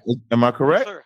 Yes, sir. And as y'all walking up to the movies, you see sexual chocolate. That's what we call it. We dubbed him sexual chocolate because he looked like sexual chocolate from Harlem Nights. So you see Hoshai, and Hoshai, you like making yourself, you're a little suspect. So not suspect you being a suspect, suspect of what's going on. Like you look a little shady, is what you're saying. Yeah. So it was like a date night, double date with the upper leadership or whatever. Right. And like I said, he said they go, Hoshai, what you finna do? I said, bro, I'm finna go back to the car. So he had his 2 kids with him. So they walk on up into the movies. So when they walk up in the movies, you know what I'm saying? I'm just in the car chilling. I'm talking to one my boss called me. He's like, hey, you gonna be on time for that load tomorrow in Nashville? I had a load of shingles. I was like, yes, sir, I'll be on time. And then I texting some female. I was like, hey, since I'm already here, we'll wait till these folks leave, and then I'm a give them a wait till these folks leave. Call this little, female I was talking to, and get up here and catch a movie. So I waited at least 15 to 20 minutes. It was another officer and his wife walking away from the movie theater. I don't want to say nobody's name. I'm only going to say one person's name. That's fine. So he walks away with his wife and his son and his newborn daughter. And he walks in the way to the left. So I'm like, okay, wait 5 more minutes, they gonna be gone, and I can go on, continue on with the movie. Now, are you waiting? So now, are you waiting because there was a previous issue with Hoshai? Man, me and him, like I said, man, the dude is not a bad person. He got some good in him, but he got some messed up ways. So, the last time I was at the school, we bumped heads because I feel like it was some bullshit going on with the judgment that was taking place because I was being my brother's keeper. Okay, so let me speak about that. And the reason why I'm asking you to speak about that because this sounds like whatever issue he had is why the event occurred. So exactly. Can you speak about what judgment you're referring to? So this what happened, man. One of the brothers from OKC called me and wanted to inquire about a sister. But he wanted to know the truth because a certain deacon was getting on his ass, and he wanted to, dodge that smoke because he had just got through a divorce. So I was like, okay, cool. So he let me know. He called me, and I let him know the real deal. And he was like, damn, what's the name? He got his hair cut, side. He got the razor on the side. So this guy, he just came in. You got a lot of guys that come in Israel like, oh, this is the new thing to do, Oh yeah. So he kind of came in. He came in with a worldly spirit. I guarantee you, he came in with the dreads and with the side, the side burn cut. When you put a razor on it. So this guy didn't come in right. I mean, he's an Israelite, but he's not. I don't. He's not of the elect because he would have been doing the work. He would have had to set up a camp. You know. They didn't tell me nothing about that. So I was like, yeah. Hey, I remember. And this is when you're saying the real deal. You're saying the real deal about the sister in question. Yeah, like So why is one she put person out- saying like the sister is free, another person saying the sister is not. No, the sister was free, but she got a background. And when this sister got put out the body, the captains in my camp at the time called me and let me know, you know what I'm saying, what was going on and why she got put out. So like I said, I'm not trying to say nobody's name because I'm just here to tell you. No, I don't want nobody. No, you listen. You could. What I'm gonna tell you, you could say whatever you want, but I'm not gonna press you to say anything. So I'm just gonna ask you questions. You know what I mean? I don't want to press you to say anything. So go ahead. Yeah, So you knew the woman's reputation. Correct. Gotcha. He gonna be like, they're gonna probably be like, oh yeah, you was out here running your mouth and stuff like. See, when you out there putting in them bricks and you traveling like the leadership tell you to do, travel, you make a lot of friends, and people will see your character and they attach to you. And once they attach to you, you know, they swap numbers and then y'all be on the phone damn near all day, every day. The brotherly love, the unity is there. So somebody blinded with these lights, we're gonna rotate this way. But yeah, so you know, like I said, the unity was there. Brothers was reaching out to me, so it's a whole bunch of stuff. But I'm gonna get back to the Right. thing. So I got casted out. Brothers was hitting me up and Wait, like, before you say you got casted out, is that because you wouldn't go with you went against? Hell yeah. Right. That's what, because that's important, because it sounds like the attack that happened to you was premeditated. So far, that's what it sounds like you're saying. So I want he was trying to cover up. He was trying to cover up him telling me the situation about that sister, and he was trying to put it on me. Well, brother, you said a brother told you about that sister personal information. I sat there and said, no, bro, you told me that. I lied to the other. now. Wait. So there's a lot of he said, she said shit. When you get them women in there and them different men, and you got demons up in there, and you got guys that are so-called righteous. You know, you know, women got baggage. All these women at a certain age, they got baggage. They've been with several different men, and they got a history. And then there's jealousy involved, and there's lust involved. I mean, that you know, like I said, IUIC is a well-organized mess. They're a well-organized mess. You going over there to Papua New Guinea and these different places, and you got a hot mess over there. The scriptures say take the beam out thine own eye. How you going to go to Papua New Guinea and Nigeria and all these places when your house is not in order? Yahweh Shai said that, man. It says the sepulcher, which is, painted white. I'm merely paraphrasing, and look beautiful on the outside, which is a mausoleum today. That's a sepulcher. But inside of dead men's bones. So that's what you have in that school. It looks all nice and order, and everything is put in order in the glasses, and everybody's wearing the same, everything is in order. But inside of dead men's bones. Matthew 23. Let's walk that down, because you just said something heavy. It sounds like you're saying he told you some information, but he didn't want you to tell people that he's the one that told you. Correct, because this dude been in the hot seat for a long time, and he know it. So he's trying to keep his name out the mud. So he doing any little thing necessary to to keep that smoke off. But eventually, he was expecting you to lie in the council to say it's not him. Exactly, and take the L, be quiet, go through the demotion period, and get raised back up again. Wait. So now, So there's a lot of manipulation going on. Y'all hearing it here, folks. Okay, this is one of the IUIC members. He wanted, so you was the sacrificial lamb, so to speak. He wanted you to lie, and you say get the. And see, Captain Cesariak is concerned about this brother. I'm not concerned about him. First of all, he's a non-believer. He don't believe that he's an Israelite. So if he want to go to court, that's on him. I'm not here to give him a voice. He's back. This dude is back in the world. He's back in the world. He ain't started no camp. He ain't pushing Israel. I don't think he keeps. He's just a regular Negro, man. A lot of these guys are not really. They don't know. Apostle Gabar always goes into this, does videos on it. These guys don't know what they're involved in. When you come into this truth, you got to live this truth every single day. It's like a cop. When a cop is off duty, the old saying was, you're never off duty. Because if you're off duty and you see a crime, you got to act on it. Not when you're on duty, not when you're doing your shift. So the same thing goes with this truth. You're a Hebrew Israelite 24 hours a day. Demoted. So what was your rank at the time? Man, the man had demoted me 3 times about this damn girl. No, 2 times. So what rank did you start at before you got demoted? I was officer 10. Okay, so you was an officer 10, and then you got demoted, and then what did you get to a soldier? So you got demoted to a soldier because you told the truth and wouldn't lie.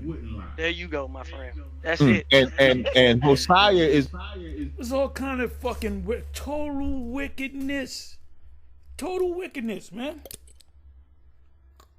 And this is the same shit that you did with the Cornelius thing.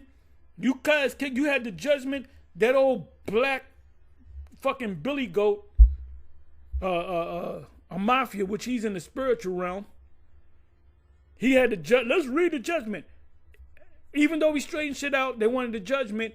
That's why I say Yahweh Ba'Shem Yahweh Shai to all you niggas that was against myself, Apostle Gabar, the men of Connecticut, which are the bishops today. But these brothers, them brothers, they come down every chance that they get. They come down in New York.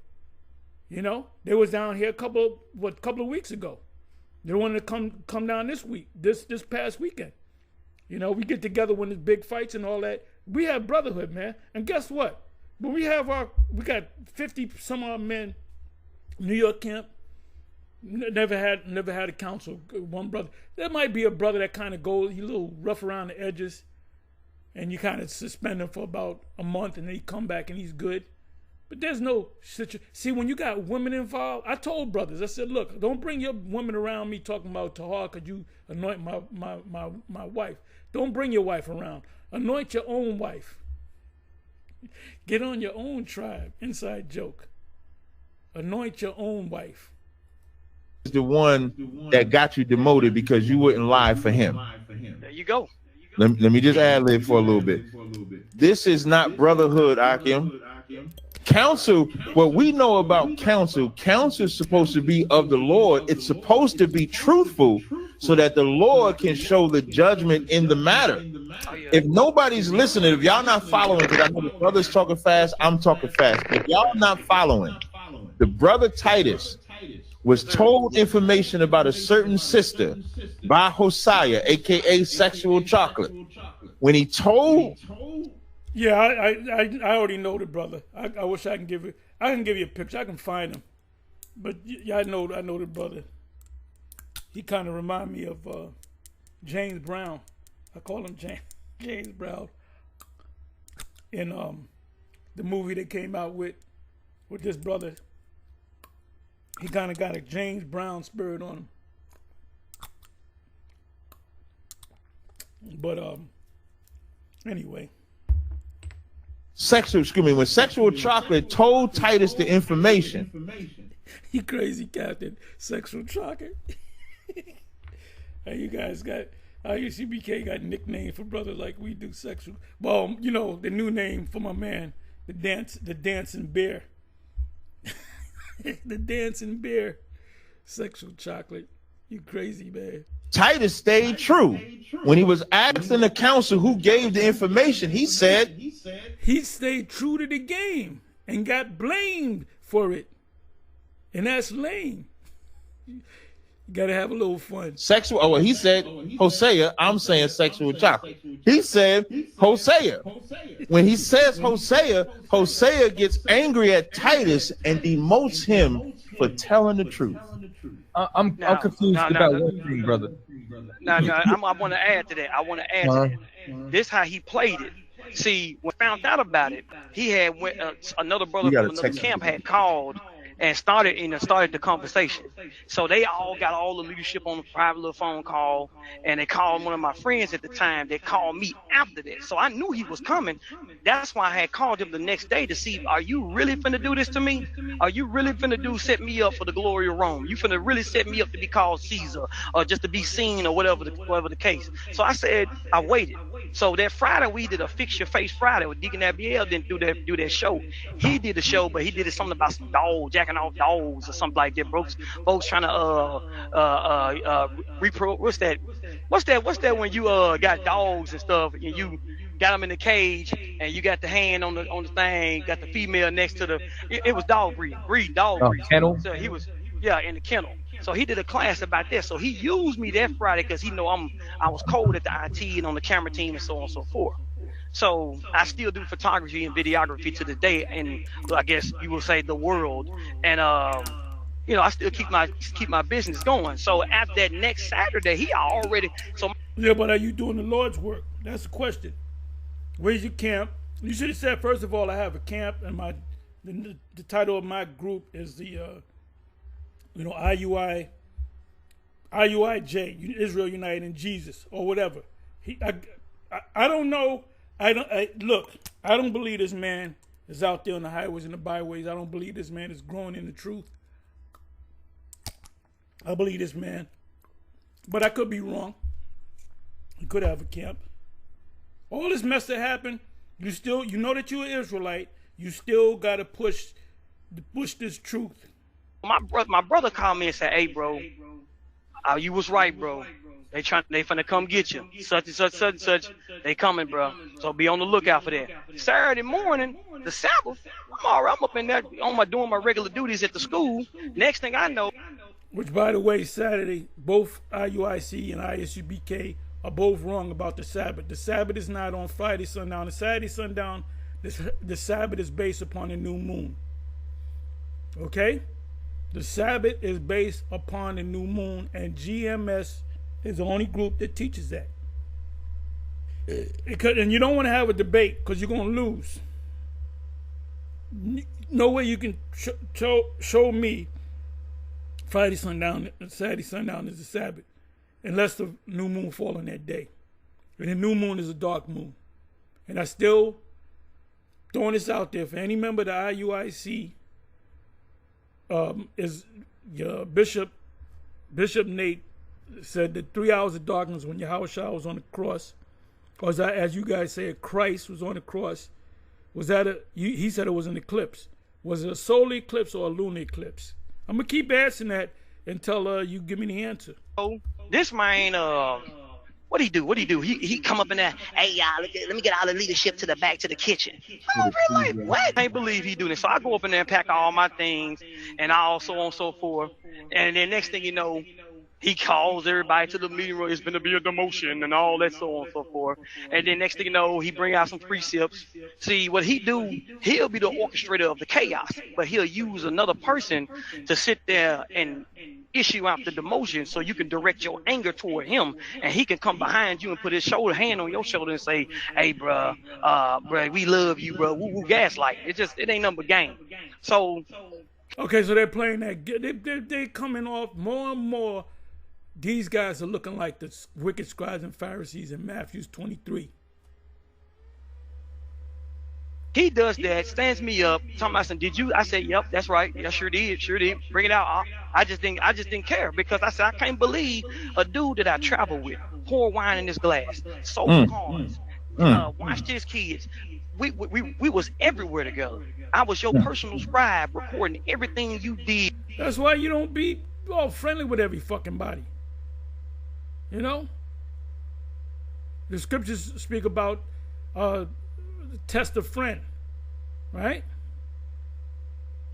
Putting it down, chopping your stuff up, editing it, and uploading it to YouTube. And then you set me up like this? That's what made me so damn angry. I just spazzed the fuck out. I'm sorry. I just spazzed out.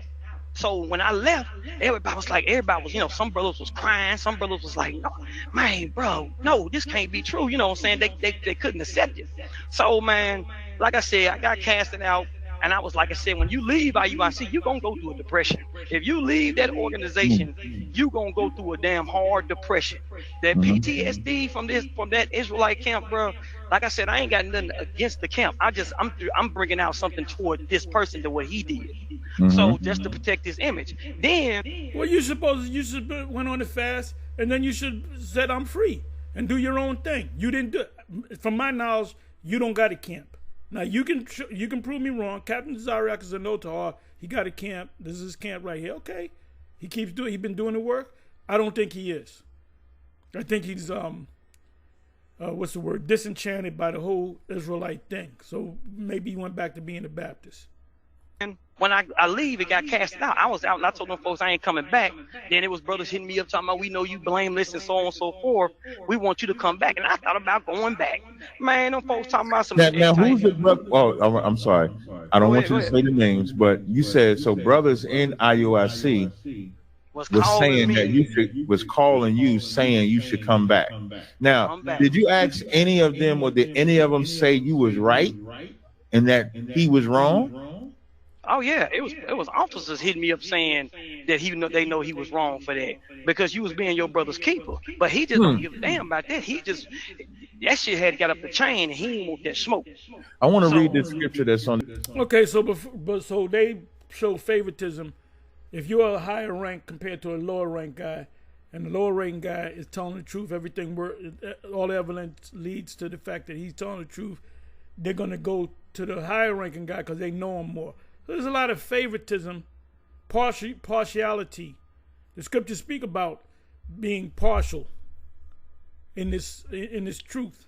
On the screen real fast. This is Ecclesiasticus 37:8. It says, beware of every counselor, and know before what need he have, for he will counsel for himself. And that's what this sexual chocolate nigga did. A good precept. Messiah, he counsel for himself. And then it says, lest he cast the lot upon thee. And what he did when you wouldn't listen to his counsel, he got you kicked out. And what's bugged out to me is that the brothers that you saying contacted you saying you should come back and you was wrong, did you ever ask them, why don't y'all say that to the leadership there?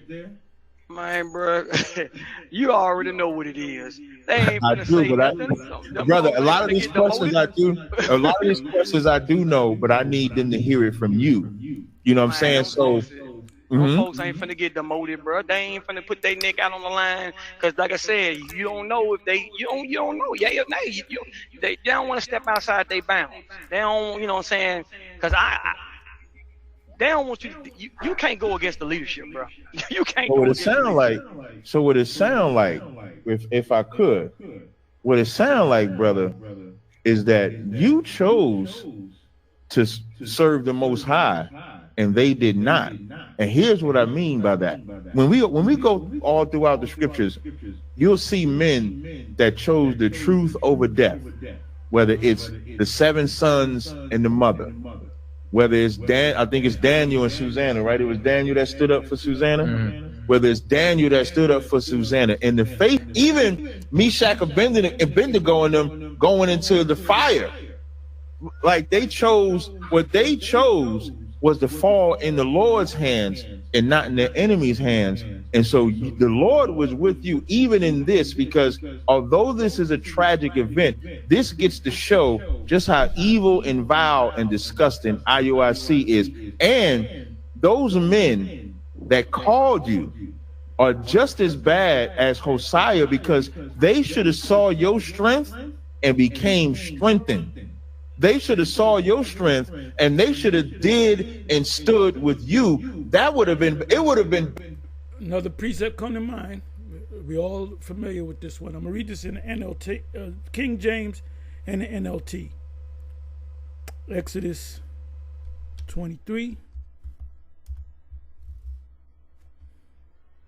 Thou shalt not raise a false report.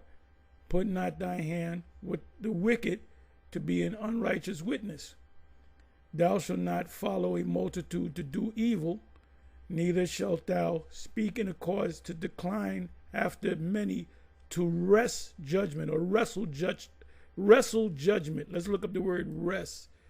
which is, I think the word should be in the Hebrew napathal.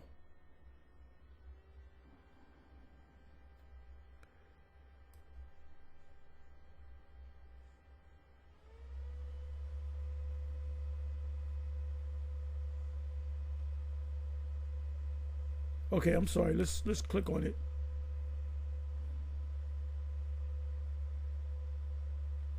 Right, it means to wrestle. Nata, to stretch out, extend, spread out, pitch, recline, turn. In other words, don't fix yourself to take a lie and make it sound like the truth.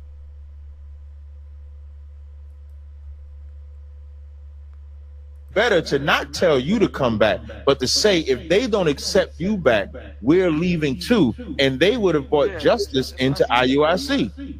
If they would have done that, then IUIC might have gotten a wake-up call to what actual righteousness is. But instead, they chose to just say, come back. We're not going to sacrifice our rank. We're not going to sacrifice our position of power. Brother, you are strong as hell. I want to tell you that. I want to be the first one. If ain't, I wouldn't tell him he's strong as hell. The first thing I'd ask him is, where's your camp at? Are you teaching? You look, and another thing, this man is lined up. He's lined up. He's just a regular Jake that came into this thing. He watched all the different videos. He chose IUIC. He effed around and found out. Now he's just a regular civilian in the world. I said that. I'm going to keep saying that. And Titus not even a Hebrew name. Ain't nobody told you that. It takes an extreme amount of courage to be in the face of elders, to be in the face of so-called leadership, and to have to stand for the truth, knowing the man that's human, that you report to, that you said you fixed his wine. You did work for him. You obeyed him. And this is the man that's asking you to lie, and you chose the truth over that. Brother, I applaud you for that. I just want to let you know. No sweat, brother. Go ahead. The traffic is getting a little crazy up here, so I'm gonna go ahead and run through this story. Okay, no sweat. So, Zay, you a hoe? No, that's me. Yeah, you got it, brother. No, you Brad is follow me. So the camera this way, so he can't. And for those that don't know, he's taking us to where it happened. That's why he's saying that. So I'm gonna let him tell the story, and then we're gonna go back and get the conversation going. Go ahead, brother. I don't know if you can see. There's just a lot of traffic up here. No, we can see. We see everything clear. Don't use it on me. Yeah, let's put it on him. Yep. Okay. All right. So I'm gonna let this Tesla come back. Let this Tesla come back, cause they looking like they about to pull out. So like I said, so I'm back at the car over here. So I'm over here by this white truck, if you can see it over there. So I'm thinking the coast is clear. So I pulled out. So I drove right past the officer and his wife and his little boy. I mean, I want to say their name so bad, but I can't say. I gotta watch myself. So because like I said, these folks was family to me. So everybody in there knows me. So it ain't no games or nothing like that. So I pull out this lane right here, and I come in front of the movie theater. So as I'm driving, as you can see, I was on the phone with the female or whatever. Come on this way, and as you can see right there in between the columns right here. I don't know if you can see the movie time, like the movie. Yeah, I can see it. Yeah, I see it. So I'm looking up at the top to see what the movie times are, and trying to, say the times to the sister I was talking to at the time. Because after this event, she dropped my ass like a coat with no holder, man. She got on down. So so I drive up. I'm driving. You be with me? So I'm driving with you, the Jeep like this, and he walks. It was a curve of people that came out right here. So where them, I don't know if you can see them. Then where them three at, they walk out. Okay, I see it. Now come follow me. See, there's a lot of traffic up here. I'm gonna make it quick, man. To the main. Hey, don't rush, brother. Listen, we got all day. We got all night. I ain't gonna skip a Okay, I appreciate it. Okay, I know. I ain't gonna skip a dig. Like I said, it's just remembering this. I ain't been up here since the incident. Okay. So when he coming out, he holding his rib like this. He holding his rib like this. So when he came out, I don't know if you can see me. Come up close. Yeah, I see He like this. he on high alert. So I'm over here looking at him, and I looked at him. He said, "What's up, bruh? What's up, bruh?" I said, "What's up, man? Shalom, bro. I try to call you and see how you doing." I said, "I called you twice and I texted you twice to see how you doing." He came into that in that cold, grimy nigga spirit. You know? Give you a precept. Basic precept. Romans chapter 8. He came in a carnal spirit. If he would have rolled up on this brother and his brother had 20 people with him, he wouldn't have did that shit. You know? He saw him by himself. He got carnal. All right? Romans 8.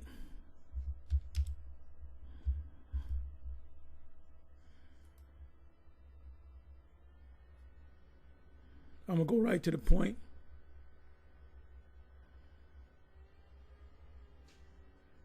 Right. For to be carnally minded is death, but to be spiritually minded is life and peace.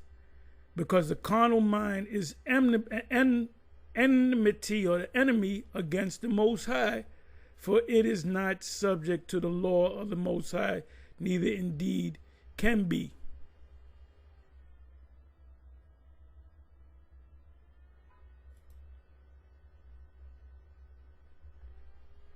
So let's come on back.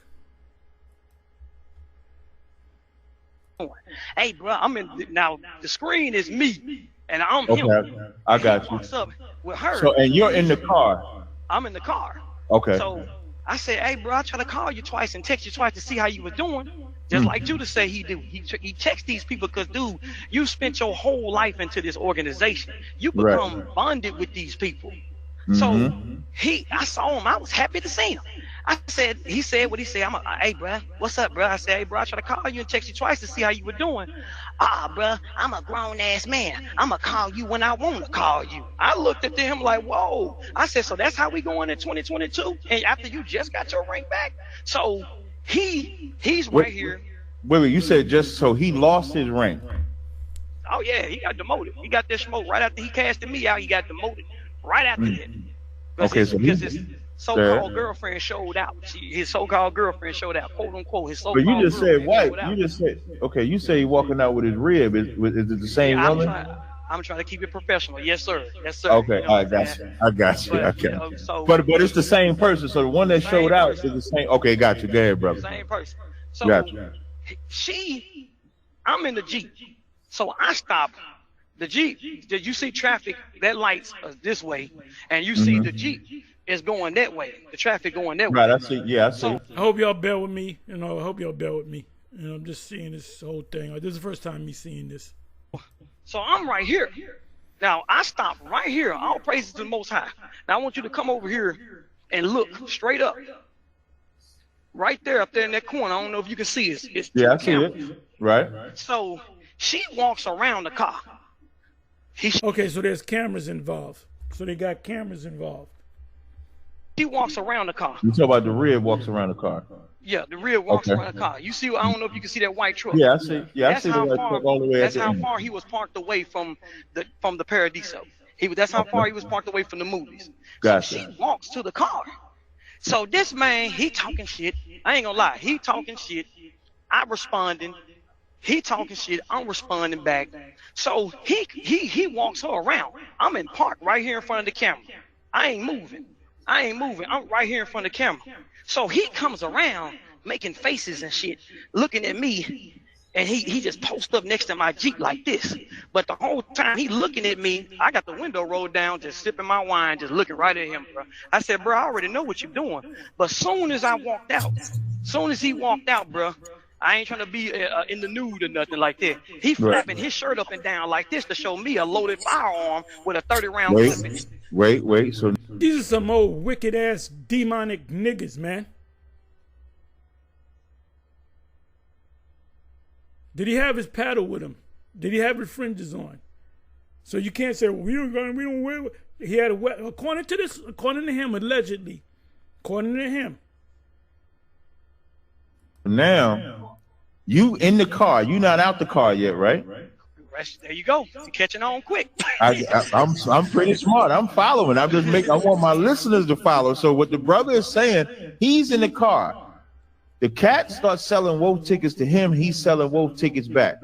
What he proceeds to do is walk on the driver's side, flap his shirt, and as he's flapping his shirt, he intimidation. That's intimidation. When you show, hey, when the police pull you over, he got his hand on his weapon. All right, that's to protect him, and that's also intimidation. You do something stupid. What does Romans 13 say? He beareth not the sword in vain. It says, what does it say in Matthew? Agree with thy adversary quickly while thou still in the way. He's flapping it to show that he has the gun on his waist. So he was clearly thinking carnally. Why this man is still in IUIC? Well, I do know. It's showing the spirit of these guys. This is about, it's not what you know, it's who you know. It's what position you in. It's favoritism. And the scriptures say, a child left to himself shall be willful. And that's Bishop Nate. Bishop Nate is still, I don't give a damn if he's in his 50s, he's still a child. He doesn't know the scriptures, because if he knew the scriptures, he would fight against the spirit and he would say, you know what? The RFID, the MOTB is a RFID. He would say it. And if as soon as he would say it, them knuckleheads, Yawasop and Kanai and the rest of them would see it too. Because they don't have their own mind. Remember, they teach you how to think and not to think. You don't have reasoning skills when it comes to the IUIC.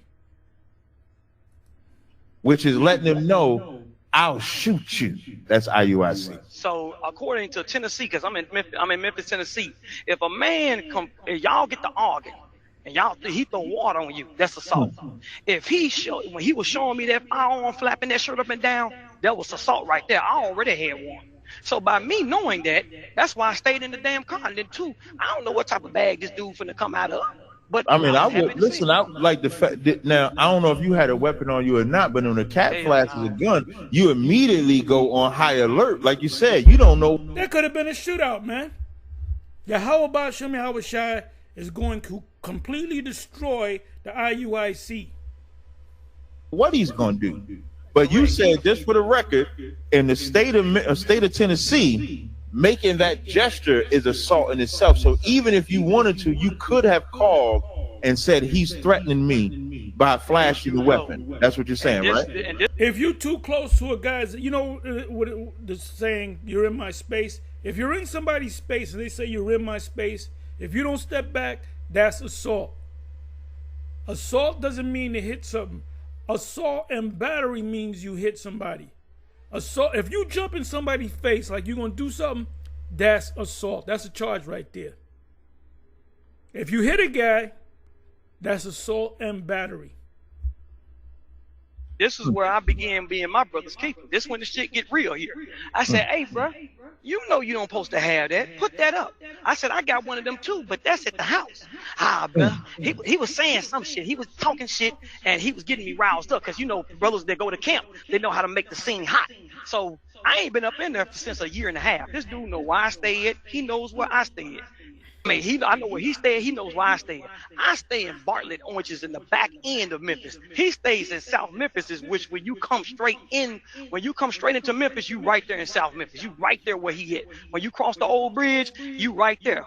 So like I said, he flapped the gun like this. And I'm looking at him like, bro, you know you don't supposed to have that, bro. Put that up. You know you a 6-time convicted criminal, bro. You don't need to be having no loaded. Okay, so this guy got a criminal. He got a history of history of violence. There's a movie called A History of Violence. Firearm. So, like I said, his rib is at the car.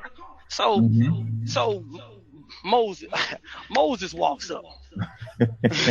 I be trying not to say the name. I know. It's all right. It's all right, brother. It's all right. But this is a key person. Remember him. Right. This is a key person. So Moses, I'm still in the same spot right here in front of that camera. I ain't going nowhere, bro, because that's the reason why when he came up to the right here, he was looking left and right. He saw that camera. So he was like, you know what? Moses walked up and said, hold on, he ain't even worth it. So I got out the car. I was like, so wait. So now the Moses cat is saying he's not worth it to sexual chocolate, right? That's who he's talking Yeah, to. He's he's not not. talking. Yeah, you're right. Right, he's saying to him, and then but they And also paying attention to the cameras. correct. He was. Moses is a good Gotcha. dude. Moses is not a bad dude. He just got involved. He was here that night and he just got involved in the wrong situation. And like I said, when this smoke clear, I hope he, you know what I'm saying, like he said in court, he don't got no ill will against me. I don't got no ill will against him. So, brother, like I said, if you watching this or you see this, bro, just know I ain't got shit against you, bro. But like I said, remember Moses. So, like I said, he walks up and say, hold on, Ak. He ain't even worth it. So I said, Moses, damn, bro. Did they use the word Ak? I thought that was Hebrew. I thought that was Paleo Hebrew. What's up? So he walks back this way toward the light. We're gonna go back toward the light. So I'm outside my Jeep right now. My Jeep is still in the same spot. It's in the same spot where that couple walking there right there. And it's in the same spot. So get in front of me right here real quick. So at the time, the reason why he went back here is because Moses saw him, and it was a camera there. So he came at this time right here. That light right there was not here. It was dark as hell on this aisle. It was dark. So as he, you stay right there. As he's walking back to the spot, he's like this, man. He out here banging. I'm talking about dude was turned the fuck up. I'm sorry, bro. He was out here just like, man, come see me, bro. Come see me, bro. That's why we had to put your ass out. Such and such and such. He was banging his number because you know he GD4. He banging out. What does that mean? Hey, what does that mean, GD4? Gangster disciple. He out here throwing up. I know. I need him to say that. So I just want. Okay, so he's a former gangbanger. Okay, so he went back to being carnal, which is the violation of, Romans chapter 8, as I just read. You know. I got to get this on the record. So the IUIC member, that he's a captain, right? Yes, sir. So a captain in IUIC is brandishing, flapping the gun, and talk about GD4. He's a cop. He's a cop and gang member and an Israelite. God, James 1:8 says a double-minded man is unstable in all his ways. I remember at one night. Scriptures speak about coming in as a new creature. You can't come into this thing with your luggage, your baggage. That's why the Lord, our Lord Yahweh Shai, Hamashiach told Nicodemus, you must be born again. But the scripture said, I believe it was Paul, he said, you got to come in as a new creature. Let me look that up. Let me go to it. It's either I think it's 1 Corinthians. Could be wrong. New creature.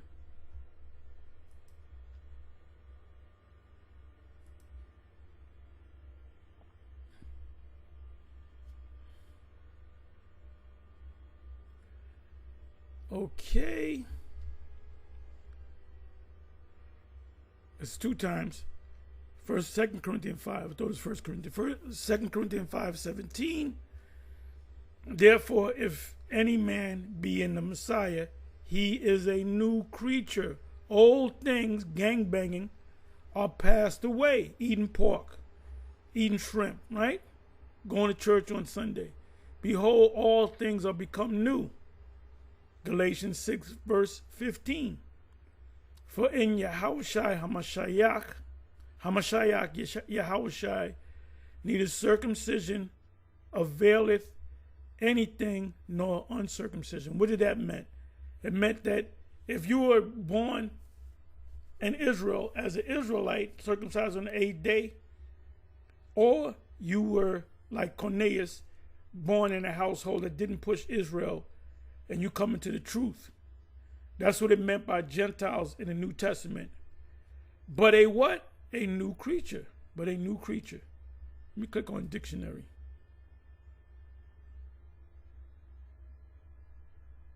Okay. I don't want that. So let's come on back. So he went back. He went back to his gangbanging thing. He's a gangbanger, former gangbanger. But he's a former gangbanger, but he didn't leave that spirit. That's why he said what he said. night, one time we was at camp, bro, and we was at camp, and it was some people across the street. I think you see right there? See how see? That's a perfect shot. First of all, he got long hair. Apostle Paul said, it's a shame for a man to have long hair. And that's scripture. All scripture is given by inspiration of the Most High and is profitable for correction, righteousness, and so forth, right? Exhortation. And then he's, Leviticus 19:27, he's got this cut down short, and he's got this, it's almost like a mohawk with dreads in the back. And you can see that a razor hit him. And they allow you to do that in the IUIC, but then they'll tell you, oh, where your fringes at, Ak? Watch what the Most High going to do, get ready to do with the IUIC. He was on Bellevue and Macklemore, his favorite spot, because he stayed down the street from the damn place, so he ain't got to burn no gas, while everybody else got to drive around, burn gas and shit. So we he out here talking. He's like, yeah, and y'all ain't gonna do shit, and blah blah blah blah. And he starts spitting his numbers. I'm looking at that man like, okay, bro, whatever. I said, hey, Cap, I'm gonna delete that out. Nah, but leave that in there. Leave that in there. Such and such, such and such. Look at this fool, man. It's life for real, bro. That's why I told you this is the last ratchet. This is the last ratchet hotel. I mean, not hotel, but movie theater in Memphis. That's why he came here. Okay. So, like I said, so we over here. A lot of ratchet Negroes in Memphis, all over the place. Jake is just wicked, as the scripture says. Scriptures tell you in Jeremiah they have surpassed. I'm merely paraphrasing. Somebody put it in. I believe it's Jeremiah. Speaks about them being more wicked than the wicked, not so many words. He out here banging, bro. I'm talking about here like this, flapping the shirt, and my rib right there. Remember that she right there. But as you can see, I don't know if y'all can see it, but right under that light, there's a camera. So you got another camera. You got cameras all over the place. You got a witness, at least one witness. This man was looking right at the camera and didn't even fucking know it. And like I said, I'm about to get turned up and get emotional. So this is the part. That's why I don't like bringing it out, but I'm gonna bring it out and be done with it. Like I said, and that's why I said, hey, brother, and if I could, it says a brother is born in adversity. Now, I'm not in Memphis with you, but I'm with you here. That's why, when I heard it, it just, broke my heart to see it, and it wanted me to encourage you. But the best thing that I could do is give you a voice to get your story out, because, like I said, don't nobody know this. I wouldn't give him a voice because he's not an Israelite. He's a heathen man. Story. So just know that ISUBK backs you on this. The brothers and sisters that's listening backs you on this, and we all gonna be your strength. All right? I appreciate that. No sweat, brother. Now check this out. So you me. So he like, bro, come out here, come talk to me. Now, when he said, bro, it's two type of Israelites in this world, bro. Which one are you? Bro, come talk to me. We out the spirit right now. So by me traveling with this man, pouring wine in his glass, coming to my house, he invited me to his house, bro. Like I said, he a good dude. And like I said, when I saw him, I was happy to see him. But I don't even know like what he was thinking, because like I said, this dude got some ways I can't explain. So right. Like I said, he was like, come see me. So now I want you to walk 10 steps. Walk 10 steps toward me. Like I said, it's dark as hell. This is dark as hell back here. You can't see nothing. But the sergeant, shout out to Sergeant Goodman, because he got his ass. He got everything he need to do. So y'all go back. So as he getting close to me, stop right there. Now come over this way, because I was right here. Stop right there. Now I'm right here. He's like, yeah, bro, I'm trying to get you back in the body, bro. You being stupid. And then he's like this. He's looking around. Yeah, bro, what's wrong with you, bro? What's wrong? So he getting closer and closer to me. Just asking me stuff. Soon as he got about right here, he made this, man, I ain't gonna lie, he made this ugly. See, I want to take my headset off because I'm a truck driver. I wanted to take it. He looked at me like this and said, boom. I'm talking about it was so quick. Like I said, I blocked with this arm, and all I remember is seeing a white light. I ain't lying to you. I saw stars. So as I'm out. So to give you what happened in the situation, Moses come back over here. Shout out to Moses, bro, because if it wasn't for Moses, I'd probably be dead. I ain't gonna lie. I wouldn't be alive here to tell you, because I think that dude was trying to take me out of it. That's what I'm trying to say. I don't know what the hell he was thinking. So he came over here, and Moses grabbed him and threw him off me, because that's what the security guard said he saw. He grabbed him and he dipped off. But like I said, the security guard at the time saw a loaded firearm. That's why he didn't approach him. Because you remember I told you, in the daytime it's an officer here. At nighttime it's just security. So did he hit you with the pistol? Man, that's all I saw. I saw a firearm, a loaded firearm. But I don't see him at several camps. When there's a dude that's bigger than him, he gonna reach into his pocket and act like he, just he just sitting there and he just constantly gonna keep moving back. And once he do that, he gonna make it seem like you the what's that aggressive. called? You the aggressive, right? And then he hit you. So like I said, we can sit here. I ain't gonna say too much. He know what he did. He know what he had. Because if you go back and look at them pictures right here, he hit me right in the temple. He didn't hesitate. He done did this shit before. He knew exactly what it hit me. He hit me. If you can see them scars, he hit me right here in the noggin and knocked my ass out. So once I'm on the ground. And was this with a just a regular hand, or was there anything on the hand? Bruh, I'm gonna be real with you, man. I'm gonna be real as all as out there. It either was he hit me with a loaded firearm or a pair of brass knucks. It was one of them damn two. And like I said, since what I saw was a firearm, so that's what I stuck to, and that's what we gonna get there. We gonna get there. Right, I got you. So this man snuck my bam. So I wake up. But in the meanwhile, while I'm knocked out, this dude crawl up on me like he just the Big Show, and just boom, boom, boom, boom. I can hear him. So now, as he knocked you down, now he's on top of you. Beating me, bro. And like I said, I bet he was, yeah, bro, you ain't wanna fuck with me, bro.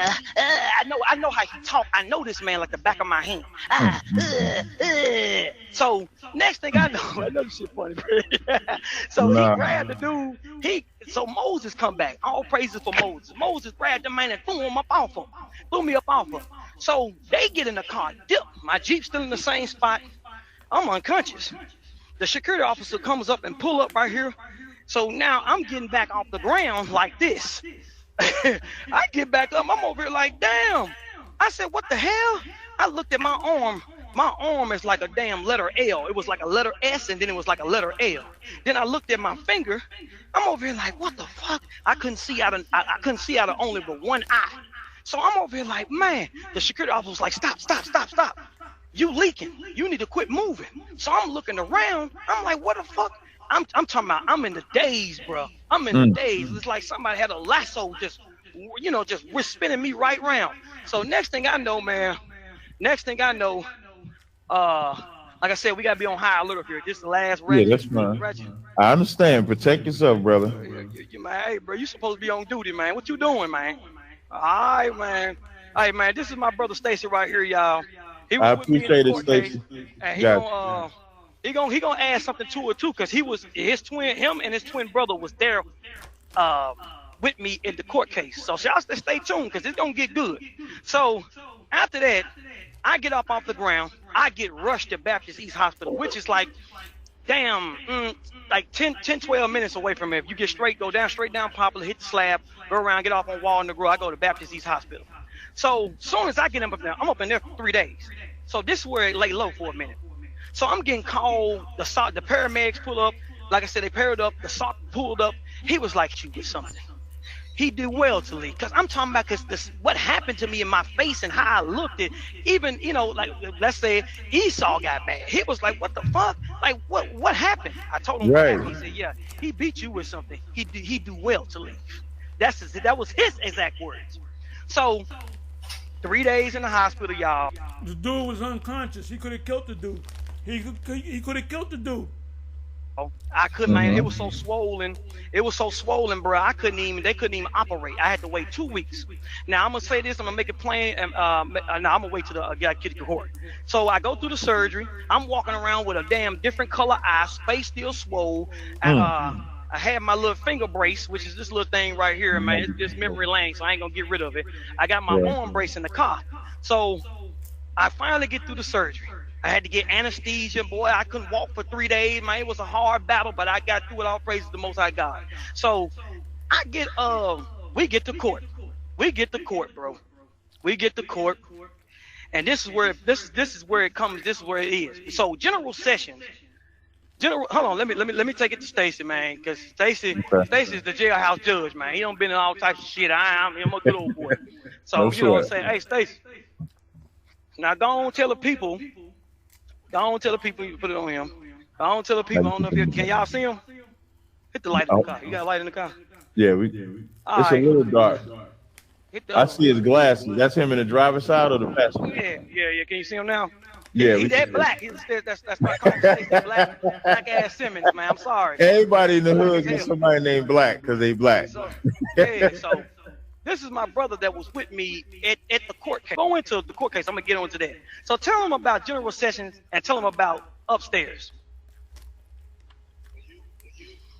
Yeah, they can. Oh shit, no, they can't. No. You got to attach it to him. Yeah.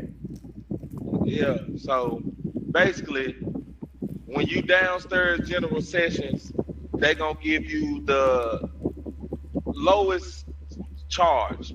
So when you get found guilty downstairs, the state has the choice to pick it up or let it go on as whatever you've been charged at. But if they have substantial evidence as stuff that can't be beat, can't go around, that's turns for them to pick it up. So by them picking this case up and him being indicted makes this a whole nother ball game because Meaning it's more serious. Yeah, they discover more evidence. They got the weapon, they got what I'm saying, all type of stuff they didn't want to disclose downstairs because it was misdemeanor stuff at first. But now that the state, which they call it criminal court. It's criminal court when you go from misdemeanor to felony. I got you. You going to So when you say they got the weapon, is that because the weapon that he was brandishing is the weapon that they have?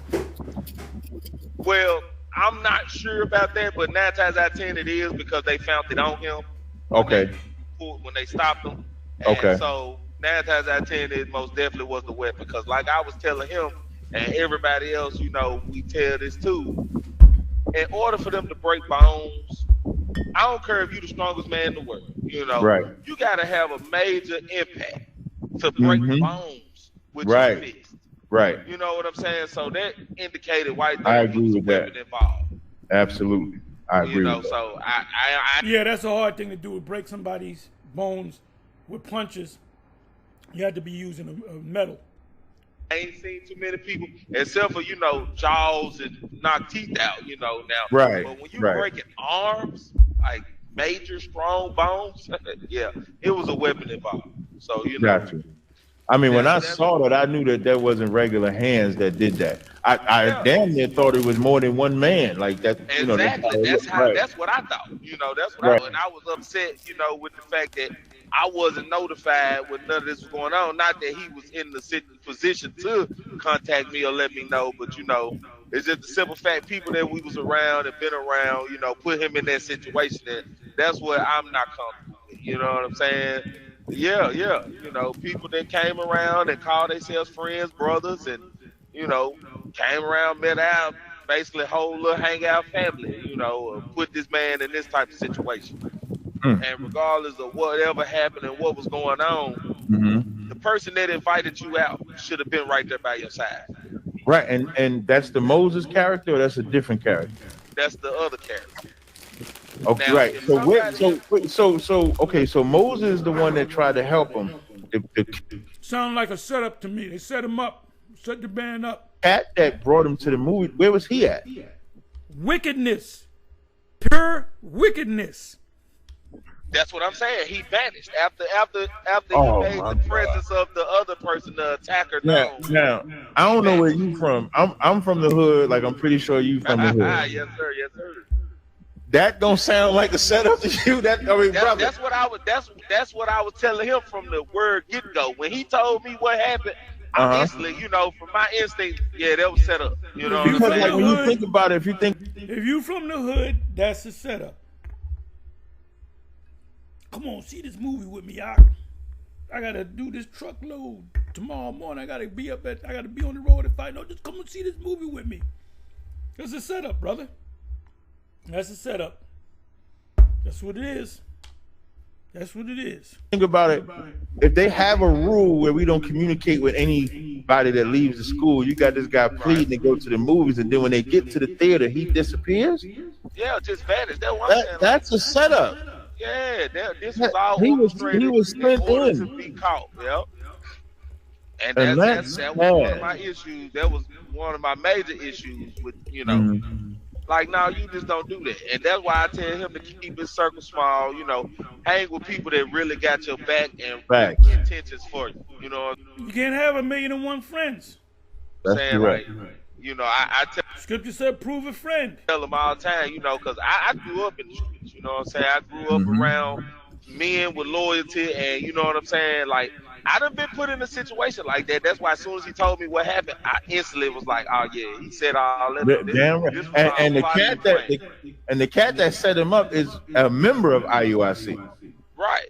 And then that's what I'm saying. So a member of IUIC sets a former member up, and then what I love, the brother, you could tell that Titus has a true, genuine spirit of brotherhood. So much so that even after they put him out, like he said, there's a detachment issue, if you want to call it like PTSD, because you done been joined to them so long. Now they get rid of you. Anytime that you can get the family, even under oppression, you still will fight for it. So he's sincere, and they took advantage of this brother's sincerity.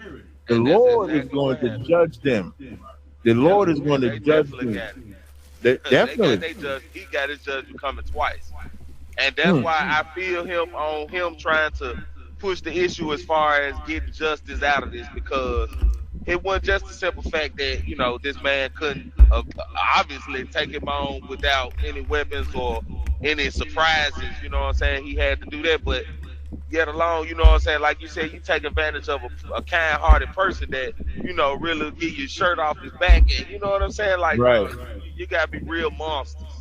You know what and I'm that's saying? Like you said it best, brother. You got to be a real monster, like, to do that. And them brothers is monsters to do that to a brother.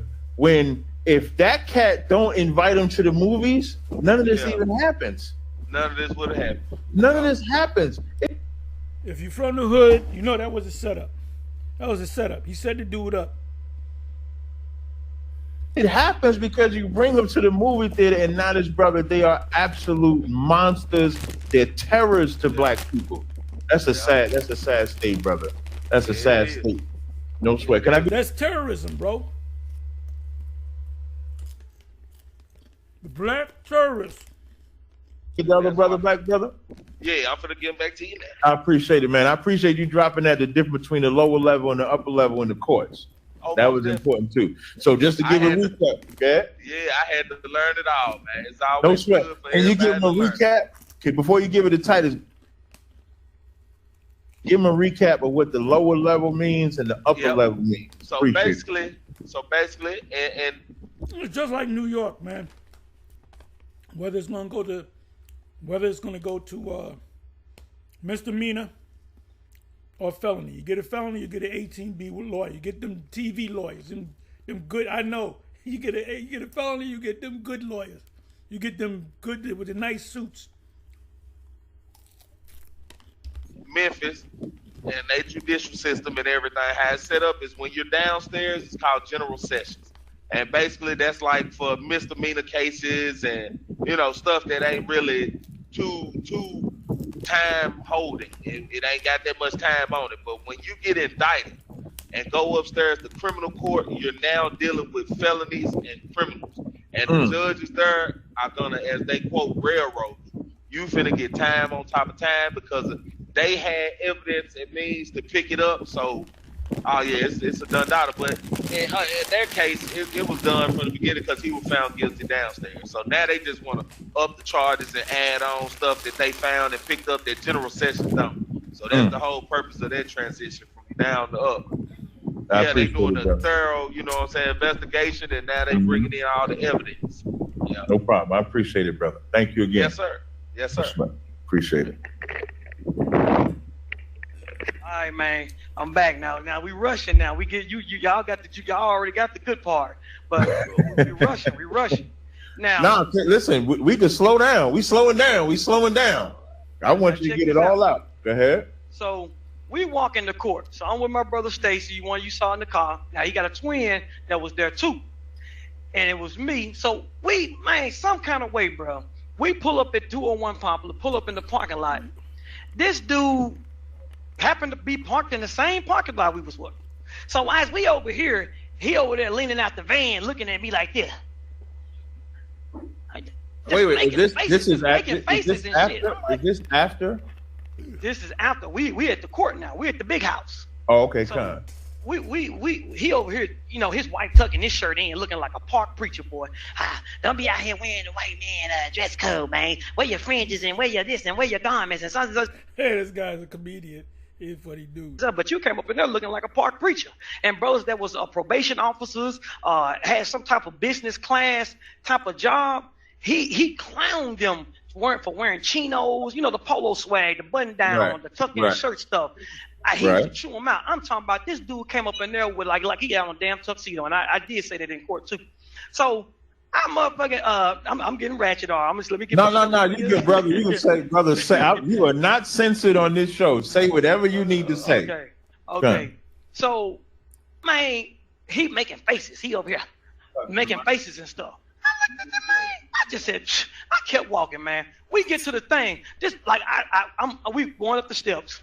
I turn around. This dude like right behind me. He right there. He looking all making faces. I said, man, okay. I said, bro, let's get away from this dude. So the district attorney get over there. I'm surrounded by sheriff deputies. Hey, where's Yatazar? Somebody call Yatazar? So we round the sheriff deputies. Sheriff deputies. Let not the sun go down on your wrath. Let not the sun go down on your wrath. So he still got anger. He still want to do something to this guy. If this ain't wickedness, I don't know what wickedness is. Deputies downstairs. He up in there, and he up in there with his rib.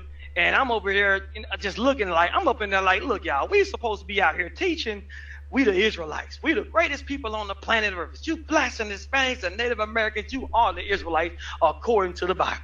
Such and such and such and such. But we up in here in front of the damn... When did any of the apostles get into a fist fight? James against Peter. He got into a fist fight. That shit don't happen, man. Now, them wicked scribes and Pharisees in Acts chapter 5, they beat them with rods. Faces that we preaching against over some stupid ass shit that could have been done with a simple shalom. Most High in Christ bless. How you doing, bro? You been good, bro? I know you busy, bro. You a captain, bro. Woo, woo, woo, woo. And we could have went our separate ways. But instead of doing that, he wanted to get wild. So time came. Yeah. He went to the darkness. So next thing I know, it's time to go. So we walk up in there. We had to walk up in there. It was me, the officer that was on duty, but the officer that saw the stuff, he was on vacation. So the apprentice came. But upstairs, he gonna be there. I know he gonna be there this time. So it was me, the officer, and Moses. So we go up in there. We have to raise our hands and swear allegiance and all that stuff. If you cannot tell a lie, you're supposed to tell the truth, but nothing but the whole truth. So that don't mean nothing to him, though. He lied. Correct. Well, it's good to say swear not on anything. So what you are supposed to do, let's say I affirm. I declare. That's not swearing. So that's breaking the law right there. Swear not on anything. So they don't teach them that. And if the judge said, well, you got to swear, then you show them the scriptures. Swear not on anything. And then that's another issue. That's a First Amendment issue. Law cannot compel performance. A judge can't say, okay, you're gonna come to the pretrial hearing, but I want you to do a handstand and stay in the handstand. No, you can't do that. The same thing with swearing. They can't make you swear. You're going against it. That's a suit right there. So that's another thing that the IUIC is not teaching their people. When you go before it, and I use it, they'll say, do you swear? Sometimes they'll say to swear or affirm. Affirm also means swear. do you swear or affirm to tell the truth, the whole truth, and nothing but the truth?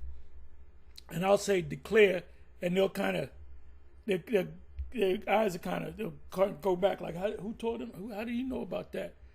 And then they'll say, okay, because they know. So you Jakes don't even know. Like I said, when you're an Israelite 24 hours a day. So if you got to swear in, you don't swear in. You make it a federal case. So we get up in there, I go first. I'm up in there speaking like I'm at camp. I'm over here, woo. I'm over here going in. I'm over here being loud, telling all this stuff. So district attorney let me know, told him let me go first. Then his attorney came and asked me questions. So are you assuming that did he hit you with this? Did you see him? She just kept. What's the this? Assuming that he hit you with what? He's like, did you like what did you see him with? I said I saw a loaded firearm. He said, did you? She said, did you see him hit you? I said, yes, ma'am, because he struck me. He was the last person that saw me. So are you assuming that he kept hitting you and kept being? I said, ma'am, when I got knocked out, he had his ways. But did you see him? Like she was trying to trip me in my words, and it was frustrating me. So you could say no because you didn't see him because you was knocked the fuck out. You was asleep. That's why you got cameras in there. That's how these slick ass attorneys do. And this is what Nate was. Nate was a detective. And Nate, they got to get all that evidence lined up, and they got to put extra evidence in there that's not even in there, man. It's about getting convictions. That's why Yahweh Ba'Shem Yahushai is going to utterly destroy this fucking place. This is going to be the lake of fire. Lake of fire is not no hell that you burn in, your soul burns in forever. It's talking about one place and one place only, and that's this place, which is the U.S., Babylon the Great. I said, no. She's like, so are you assuming? I said, yes, ma'am, I'm assuming. But Esau cold as hell when it comes to that court system. So district attorney came back over there, was like, Mr. Cash, was your arm broke before the fight? No, sir. He said, was your finger broke before the fight? No, sir. He said, Mr. Cash, you mind telling me what's in your arm right now? I said, I got a 4-inch plate. I got a 4-inch plate here. And I got an 8-inch plate with 23 screws with a finger plate and 5 screws. Man, the judge was like, Jesus. I looked right at him. He was right there in the chair looking like a Egyptian statue. When the judge said Jesus, he looked up like this. He knew he was fucked. So next thing I know, I get through. So they finally get done with my questions. Then the officer comes in. He says what he says. After he said what he said, they showed pictures. I'm leaking all the pictures y'all see there. Right. I got more pictures, but it's just too damn gruesome. So the officer on duty took pictures too when I was in the back of the paramedics. So at this time, before all that, it's another sergeant. It's 2 sergeants. It's 1 sergeant and it's another sergeant getting more evidence. So you say getting more evidence? Giving more evidence. I can't even expose it to you because he already done call. He don't talk to me. He don't call me and talk to me. And I was like, dude, I'm gonna get to it though. I'm gonna get to it. So next thing I know, Moses come in. Shout out to Moses, bro. Shout out to Moses. All praise to the Most High God for Moses, man. Like I said, I ain't got no ill will against Moses, but this where it goes down. Y'all remember the name? This is his witness. This is his witness. So his witness was Moses. Moses. So okay. We come in, but I'm moving too fast because I forgot when we was in the inner sanctum waiting to go to the judge to be judged. Mm-hmm. He was going up the escalator, making faces, still trying to provoke me. So he's still making faces at you. Still making faces. This is an arrogant, evil gremlin. That same dude, gremlin. Mm-hmm. The same shit he was doing in London. They said he was doing in London with wait, hold on, wait. If we could you just brought up something now. You said the same faces he was doing in London. Explain that, please. He was doing the same shit here in Memphis, provoking them, making faces. So who was he provoking? Who was he provoking in London? I think it was the sister family. He wanted to, the sister you talk about is Joy Morgan. Yeah, the family of her. So the family of Joy Morgan, as they're coming out, you're saying he's making the same evil ass faces to them, who's a daughter, who's a sister who got killed by one of their members, she's gone, and the family, he's making those faces to them the same way he's making those faces to you after he assaulted and accosted you. There you go. And y'all wonder why we talking against IUIC. He trying to get stupid. He trying to make me arouse me in court, but that shit didn't work. Because I told Stacey, I said, Stacey, you see this shit? And he was like, hell yeah, I see that shit. Then we said something to the sheriff that was next to him, and he caught him. And he was like, hey, bro, going up them steps, bro. He told him, going up them steps. Boy, he shot up that thing like he was climbing up some rope or some shit. I said, damn.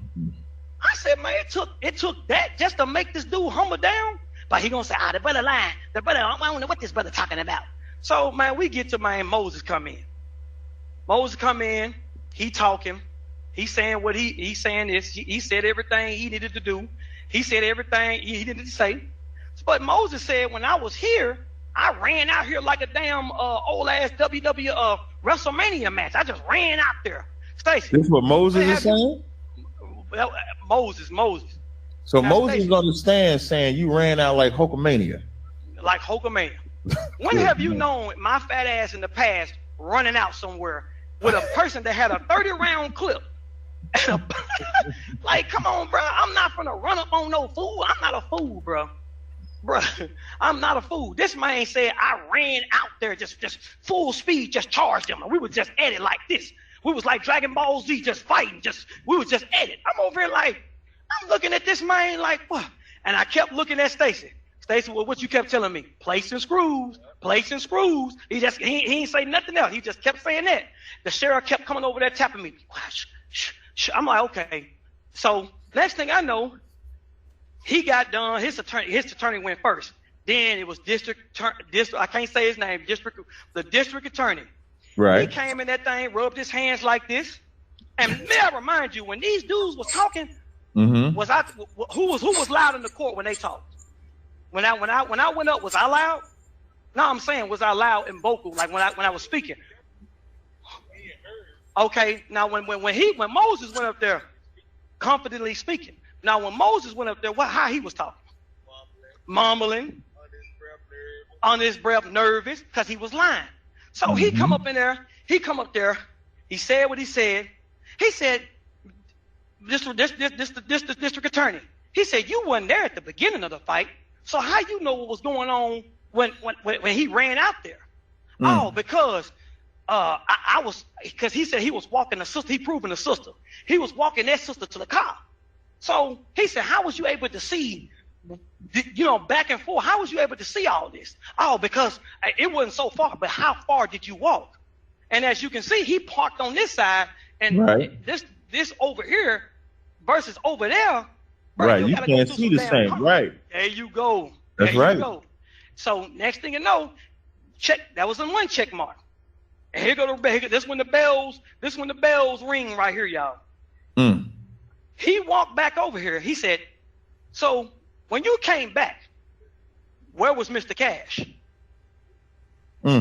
He paused for a second. He said, was he on the ground? Yeah, he was on the ground. Was he unconscious? Yeah, he was incapacitated. What did you do? Oh, I just pulled him up off of him and said, he's done. Leave, get out of here. Man, bro, this is when it was hot. I'm talking about everybody quiet. Even his attorney was just looking like. That man said, so what did you do after that? I told him to leave and go and call the police. Remember, I told you, he pulled them up off of me, and I was on the ground unconscious. Right. So he pulls them off, and then this attorney said, what did you do? Oh, I just left. He said, wait a minute.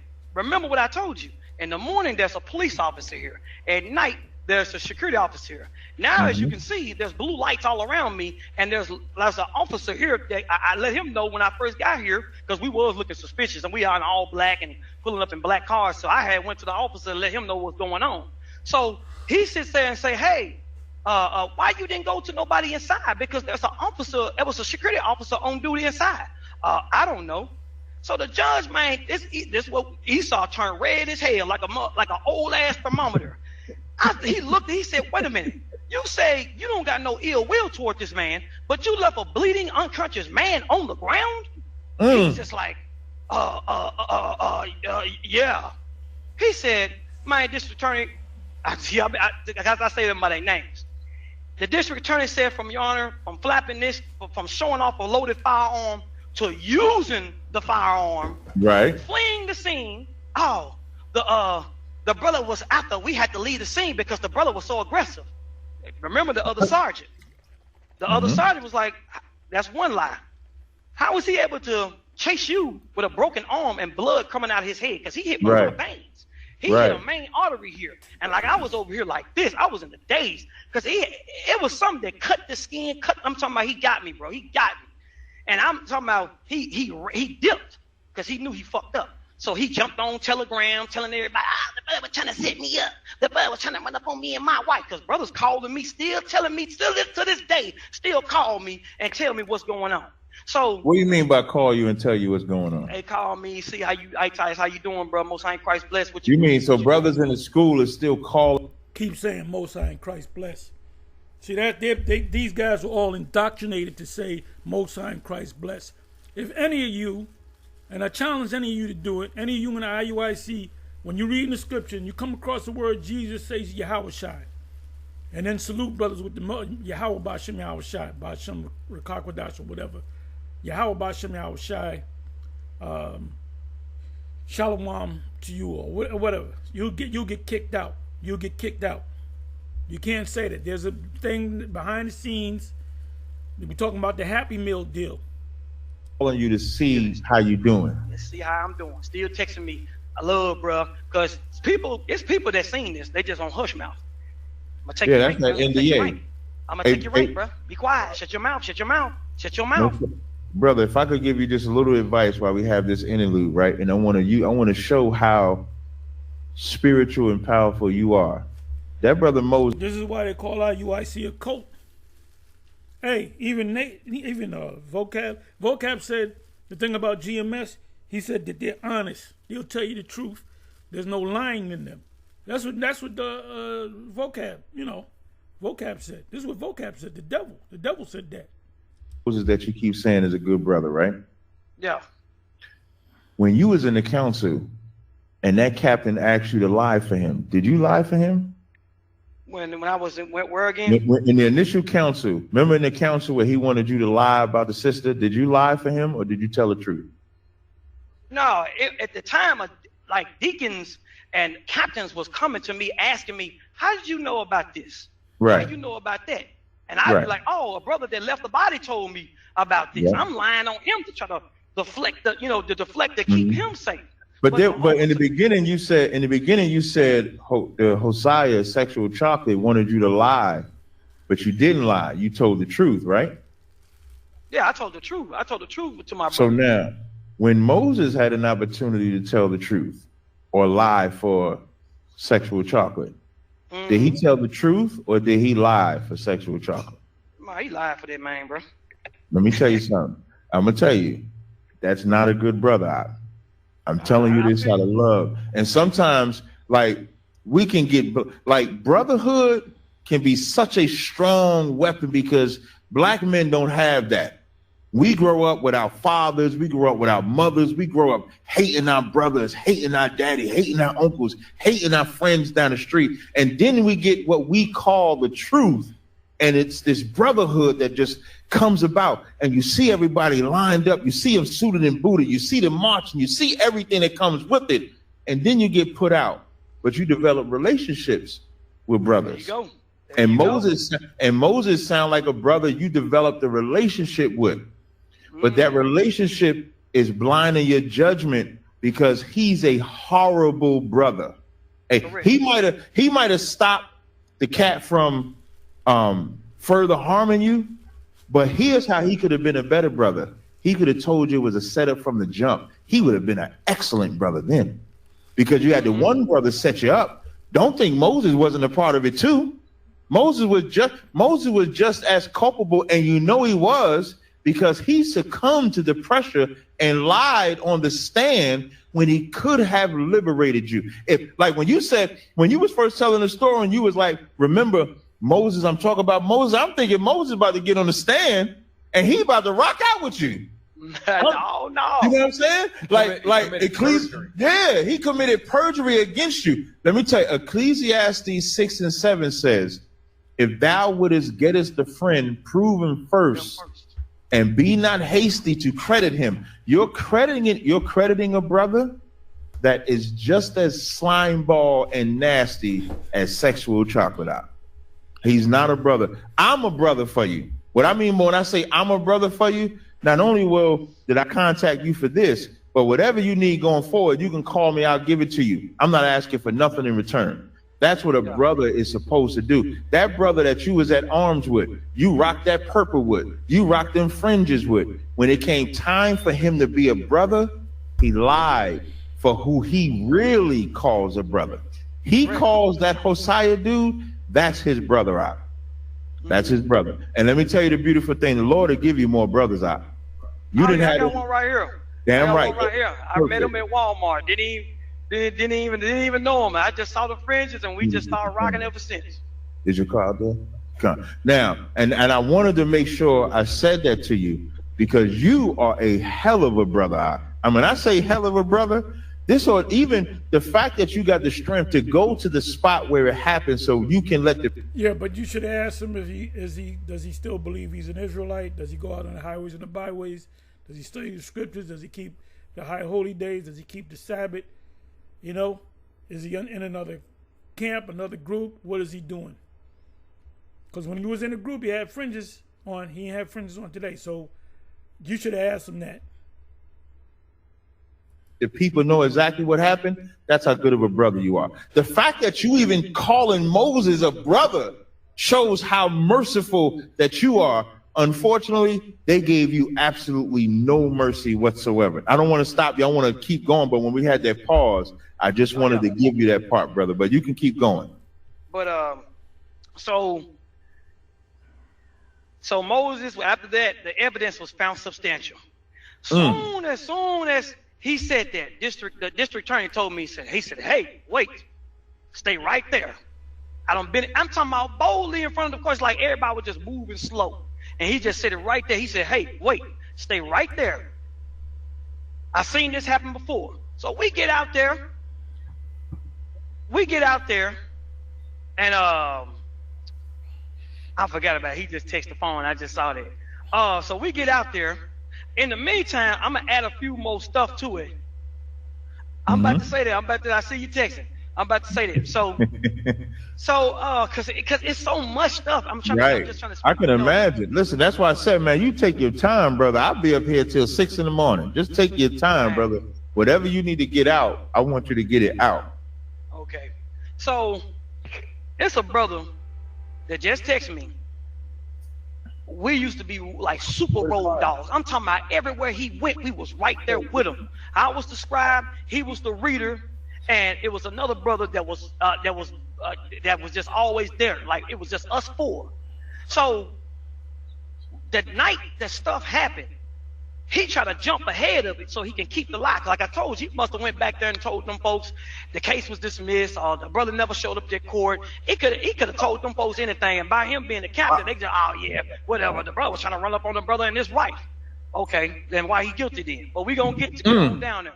So now it goes to the indictment stage. That's what you're talking about, right? He's upstairs. And so he ain't in the lower level. He's in the upper room. He up there with them. What's them judge's name upstairs? Hold on. Lee Coffee, Chris Kraft. You know the judge's names. Good Lord. There's another one. I think he retired though. But yeah, the main dog's upstairs. And like I said, this dude is a 6-time convicted criminal. Possessions of firearm, possessions of illegal substance. This sexual chocolate you talking about, I'm talking about a mad dog. Public records, you can look it up. And like I said, he called this brother that night. I got hurt because I was in the hospital for 3 days. I was on oxycodone. I was on what's that other pill they give you? It only hit for a second, but the pain came right back. But when they gave me that oxycodone, I told them, I said, this shit ain't strong enough. I need something stronger, because I'm talking about this was screaming. I'm talking about I couldn't bend this arm. I couldn't do none of this. I couldn't do nothing. I couldn't do none of that. I'm talking about she gave me something, put my ass to sleep. I arm raising and while I'm in the bed, drooling from the mouth. But that night, while I'm in the hospital, trying to recover my mind and get my strength back up, he called another brother. Hey, bruh, I heard you got my name and some more stuff. He's like, what you mean? Like, bro, he saw what you did. We ain't no fools. We ain't in there kissing your ass. We out here, we know what you like. He see what's going on. Hey, bro, I would tell you what I use, but you brothers that's outside the body run your mouth too much. I ain't beat that brother with that, and such and such, but bro, I need you to be my eyes and ears. This nigga was trying to choke. Who's he talking to? Oh, you don't want to say it? No, okay. Look, brother. So he's saying this to somebody else to be eyes and ears around you? Because he know that's my best. He knew that was in that place. That was my best friend. I always looked up to his brother. So now he getting more slick. So what he decide is he gonna go. I'm gonna go to the cat that's cool as hell with Titus. Let him be my eyes and ears. I'm not gonna tell him what I use. I didn't use this weapon. I used this weapon, but I'm not gonna tell him because you gonna tell Titus. But I want you to be around Titus to get whatever information you can from him. Am I correct? Confusion. To know the next steps. To know what you got going on. Just for the record, is that cat that he's using? Is he an IUIC member as well or no? X. Yeah. So he was an ex. He was an ex at the time. Yep, at that time. He gone. So now he going to another ex-member that left IUIC to get him to plot on you to get information. There you go. Good night. And then he texting me from this where it really get fun. So I'm in the bed, I'm lit off oxycodone. I'm getting text messages. I sent it to Judah. I'm getting text messages saying, hey, this Trisha, come get this pussy. I'm over here like, whoa. What? I said, wait, so you know the woman? Hell no. Wait. Hold on, brother. So now you getting text message from some air quotes woman saying, come get this box. Am I correct? Come get this. Yep, come get it. Then next thing I know, so he's saying, I'm over here like, send a picture. Since you say who I'm documenting all this and sending it to right. So you hip to the game that it's really a man. Correct. Just return it to me. If I could just pause you 1 second. Go ahead. It's been said that men pose as women in the IUIC to trick and seduce men. And this brother just said he got a text from some woman named, you said Trish, was Trish the name? Nah, Trisha. Trisha said, come get this box. Come on. God damn. But I'm gonna now he's documenting all this. So he know because he know the tactics. He documenting all of this. So there you go. You caught on quickly. So what that mean? You did this shit before. This is black ops. Listen, IUIC, because their leader is a cop, they think like cops. And they will use any means necessary to get what they want. And even a man being a woman, and they doing it to a brother that they assaulted. Now, y'all may say that this is just Captain Hosea, who I'm calling sexual target. That's what I'm thinking. Like, I don't know if they know. I don't fucking know. Let me tell you something, brother. There's no way that their leadership don't know what's going on. He's still a member. He's going to court. He's going to trial. Because that's what I was about to say. This ain't just about that Captain Hosea I'm calling sexual chocolate. This is about all of that leadership, because somebody should have kicked his ass out and took care of you. A leader would have. I'm pretty sure he got somebody to outrank him. Somebody outrank him, sees what he does, hears what. Yeah, you're supposed to restore. That's in the law. Restore such a one. An eye for an eye, tooth for a tooth, life for life, death for death, burning for burning, so forth. That's all through the law. What he does to you, they should have said, nah, that ain't right. We're going to go ahead and take care of Titus. You was wrong to do that to him. And they should have recovered him, because this happened on their watch. This shows that they don't keep the law. They just throw fringes on, tell you to keep the law. They don't even know the law. Looking bad. This is their fault. This is their problem. But keep going. You said Trisha said, "Come get this box. Come get it."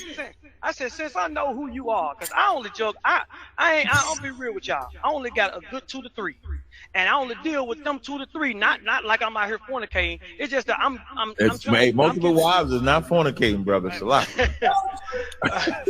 hey, I'm just saying. I'm out here, but I know the sisters that and my type.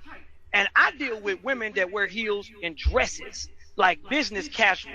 I don't deal with no women that name Trisha. So when it's like he think that I'm some dumb broke dude from the street, some trying to get me out there like I'm just so desperate. No, bro, it ain't that type of party. Stacey, have I ever? Now this a dude that's been friends with me. He's so damn black y'all can't even see him, bruh.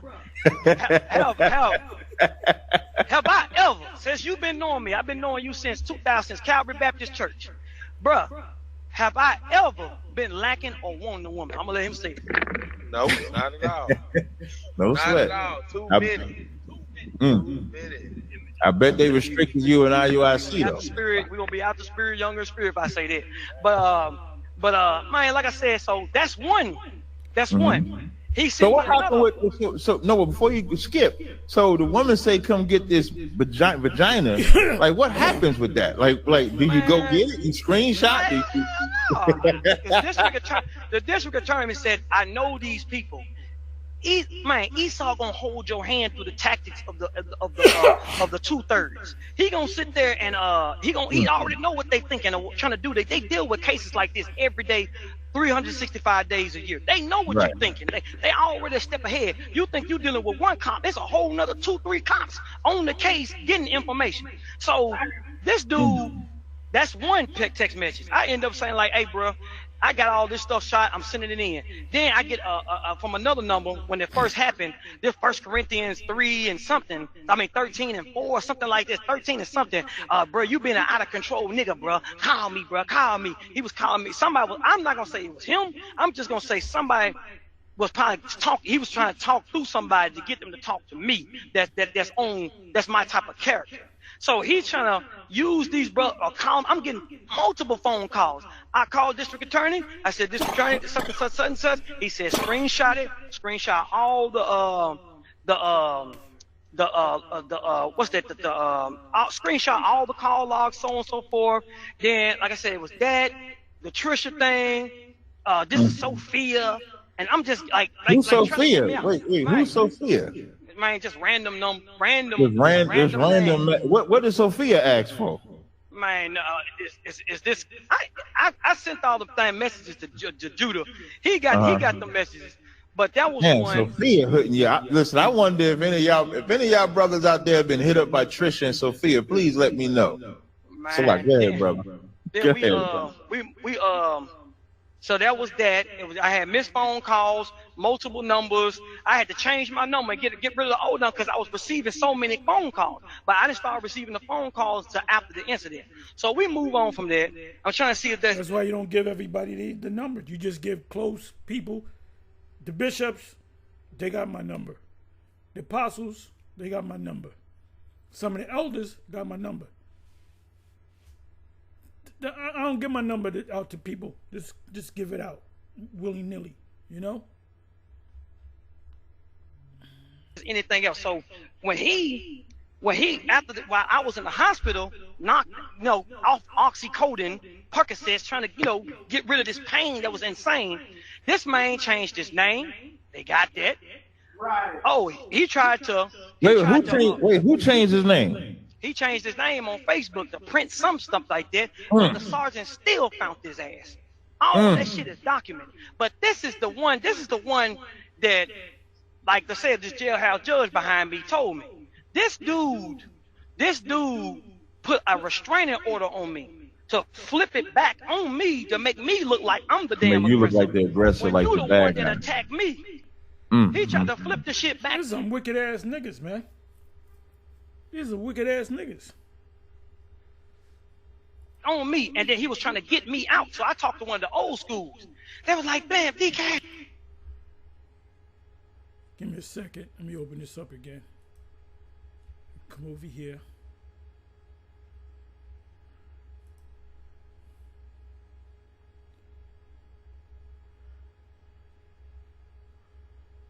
Give me a second.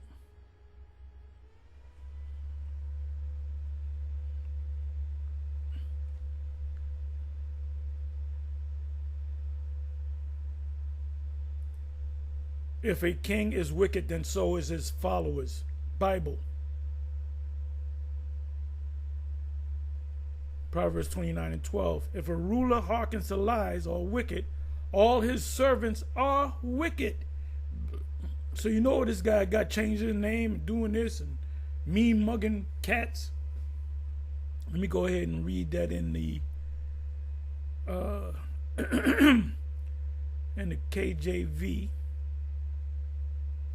If a ruler hearken to lies, all his servants are wicked. Let's go to the NLT. If a ruler pays attention to liars, all his advisors will be wicked. New International. If a ruler listens to lies, all his officers become wicked.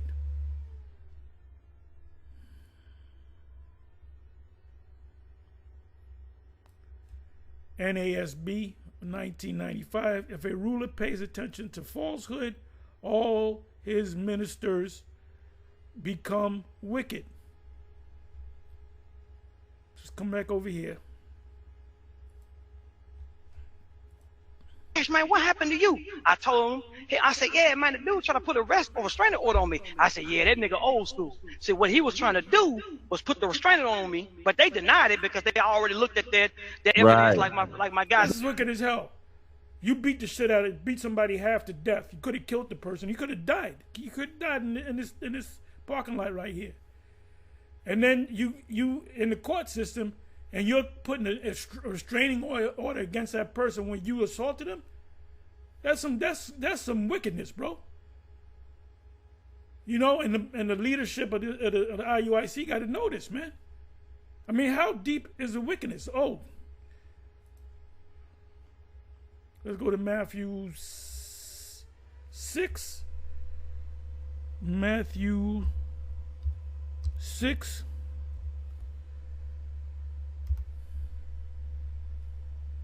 I could have clicked right on 24.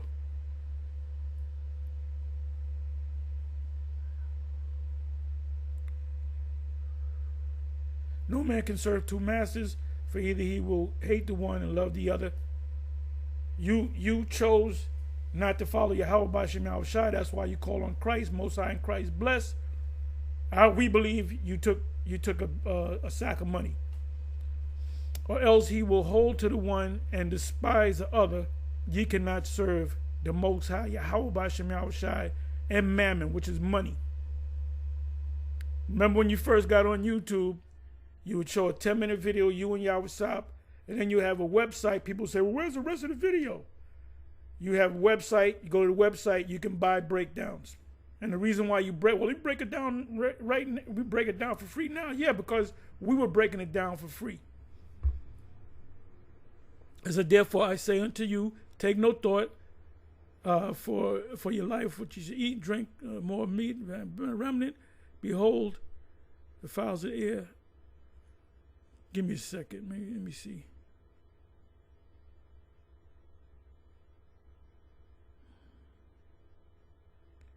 I want to come up a little bit. Okay.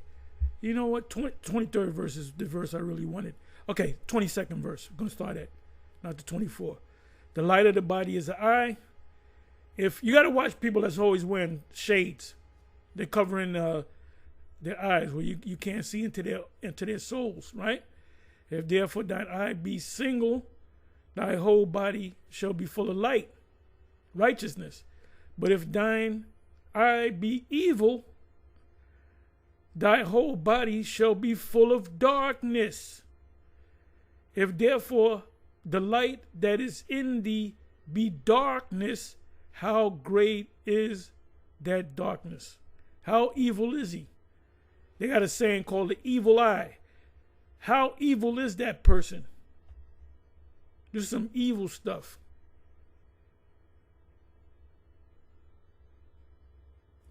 I know I'm going long. If y'all want to move on, move on. Said they document all this stuff. They know what you're trying to do. So he tried to get me back out with Trisha, Sophia, random ass phone numbers. He was trying to get me back out to flip that shit back on me so he can get off from the charge and keep marching up and down the motherfucking street telling folks what to do and shit. So, like I said, man, we left up out there. We walking out. And Stacey and my line, we was leaving out the movie theaters. I'm not the movie theater, but we was leaving out the court system. I'm at the courthouse. We stayed in there at least, how long? About at least 20, 30 minutes. We was inside the courthouse for 20 to 30 minutes, bro. The main, because let them go on past, because the district attorney was like, I've seen cases like this happen before. The guy will be waiting on you somewhere to flip that shit back on you. So I'm over like, oh, I said, that man gone. So the sheriff deputy come back and said, he's gone. Bro, we go outside, man, these folks over here still at the damn place. Man, Big Steve and Stacey said, bro, DeAngelis, bro, he's not gonna do shit. We here. Damn right. He ain't gonna do shit. You see them brothers I was telling you would get? Moses wasn't a brother. Them brothers you got there, those is brothers. Yeah. So, those is brothers. You know, we walking, soon we start walking, they walking. We stop, they stop. Like said, bro, come on, bro. He said, y'all go ahead, I'm gonna stay behind. So we walk across the street. We get across the street. This is the last time I saw the man. I hopped in the car, Big Steve hopped in the car, and we pulled out. When we pulled out, all I did, I took one more look at him. I said, damn, I can't believe this happened. I couldn't believe it. I had to go through all that just to get justice. And I looked over there, and he was in Moses' face like this. Just getting on, just yelling at him. I'm over there like, so that let you know he probably was getting on his ass, but you better go back in there and say this, or you fucked up, or something like this. Go in there and say the brother didn't call up the court, the case was dismissed, and sweep it up under the rug. That's why I'm telling you, it's a 50-50 chance, bro. I know you got your thoughts, and I got my thoughts. But this dude is a compulsive liar. He will not tell the truth for shit. He ain't gonna tell the truth. He'll rather go out in the smoke, just like how he did until I spoke. Because I'm over here, what made me go and speak is because I saw a post on Facebook. I deactivated my Facebook page. I went through so much pressure. I was in the house. You say what made you go out and speak. I'm glad you said that. So like when you saying what made you go out and speak, what you're speaking in reference to speak publicly about what happened? Yes, sir. Yes, sir. Okay. And like I said, I'm in the house, got a big ass brace on, got the finger thing on. I'm in the house crying. I'm like Lord, why this happened to me? Why me? Why this dude wanna attack me when he know I'm about peace? But that's the thing. He know I was about peace, and he misused me, and he got me here to get some clout because the dude just got his damn rank back. So what better? I think his wife had just went through some type of surgery or something like that they had said in court. So I'm over here like, I don't know all this, but now I'm starting to put two and two together. But you was on a clout chase. You sought me up, got me up here, used one of my closest friends to get me up here because you was still hanging out with him. Because he used to go over his house and be like, yeah, man, Titus was my scribe, Uriah was my reader, and so he was coming back telling me stuff and telling me, I said, bro, it is not what you think. He was selling me the PS5.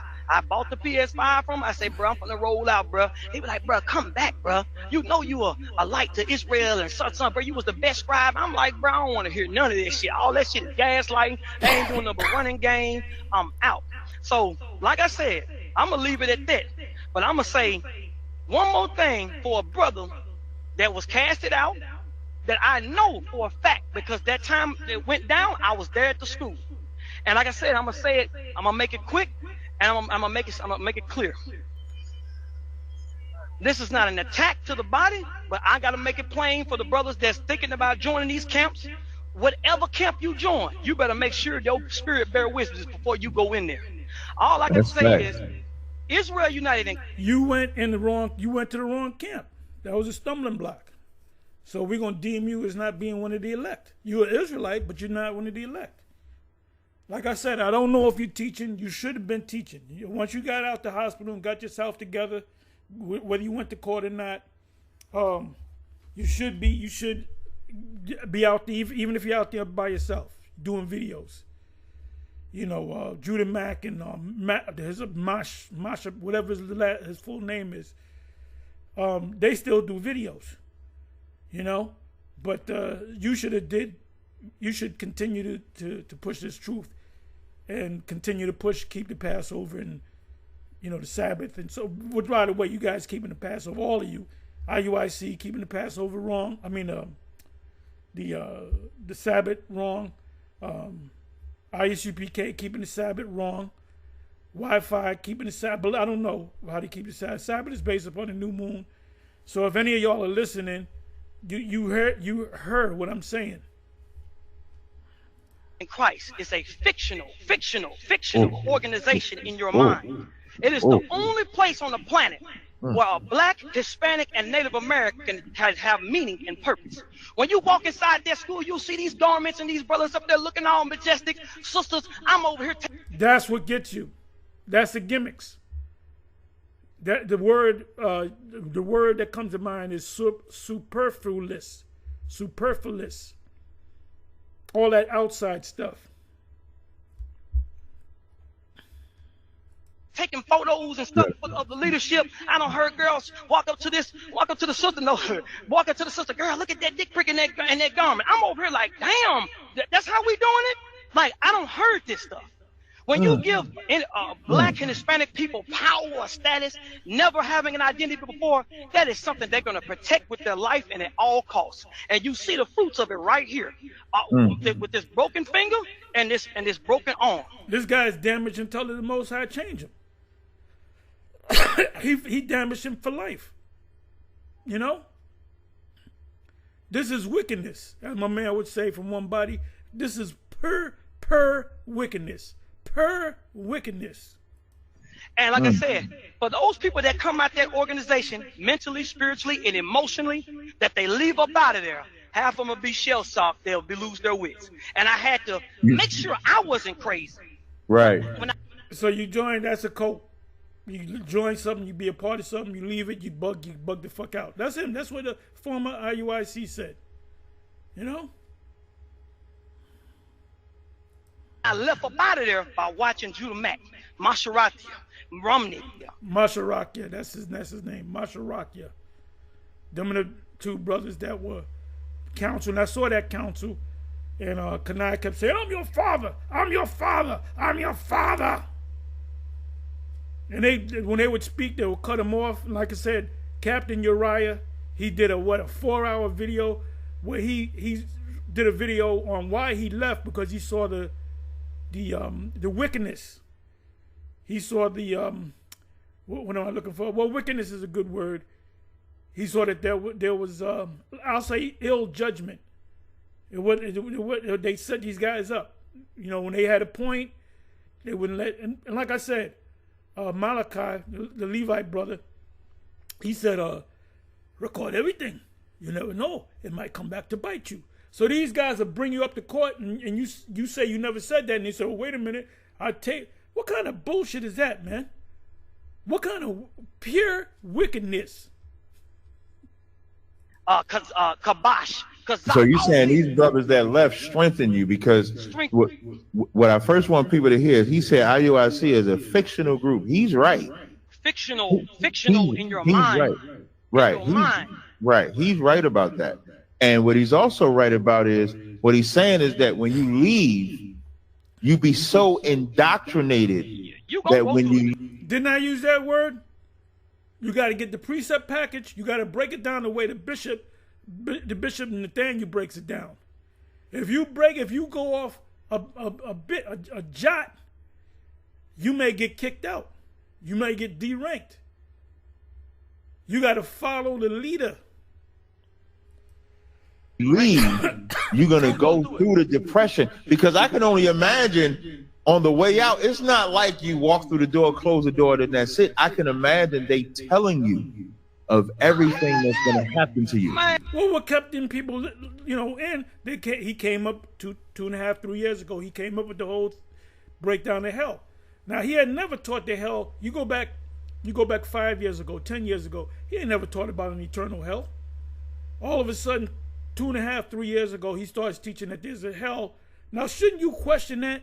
Shouldn't you have the spirit of the Church of Berea? Shouldn't you question that? Shouldn't you say, well, wait a minute, you never taught, what made you, you know?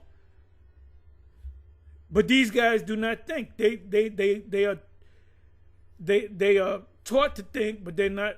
They're taught what to think and not to think. Teaching what to think. I'm going to tell you how to think, or thinking, using logic, using the spirit of reason. You cannot use the spirit of reason in the IUIC. Just got to go by the leadership or the leader.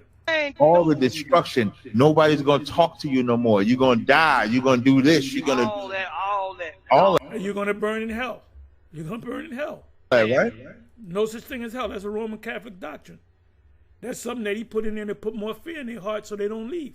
If you leave, you're gonna burn in hell forever. And it's so many, as they would say, it's so many individual lights out here, like this brother right here. This an individual light. And I met him at Walmart, and he got my head. This man been helping me for the last damn near 6 months. Like, I mean, not 6 months, damn near last year. It's plenty of brothers out here, man. It's plenty. Oh, I don't got nowhere else to go. I don't got nowhere else to do. I don't got nothing else to do. Man, live your life.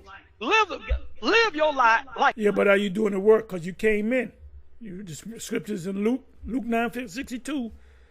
Once you take a hold of the plow and look it back, you're not fit for the kingdom. So I hope you out there teaching. I hope you still know that you're an Israelite.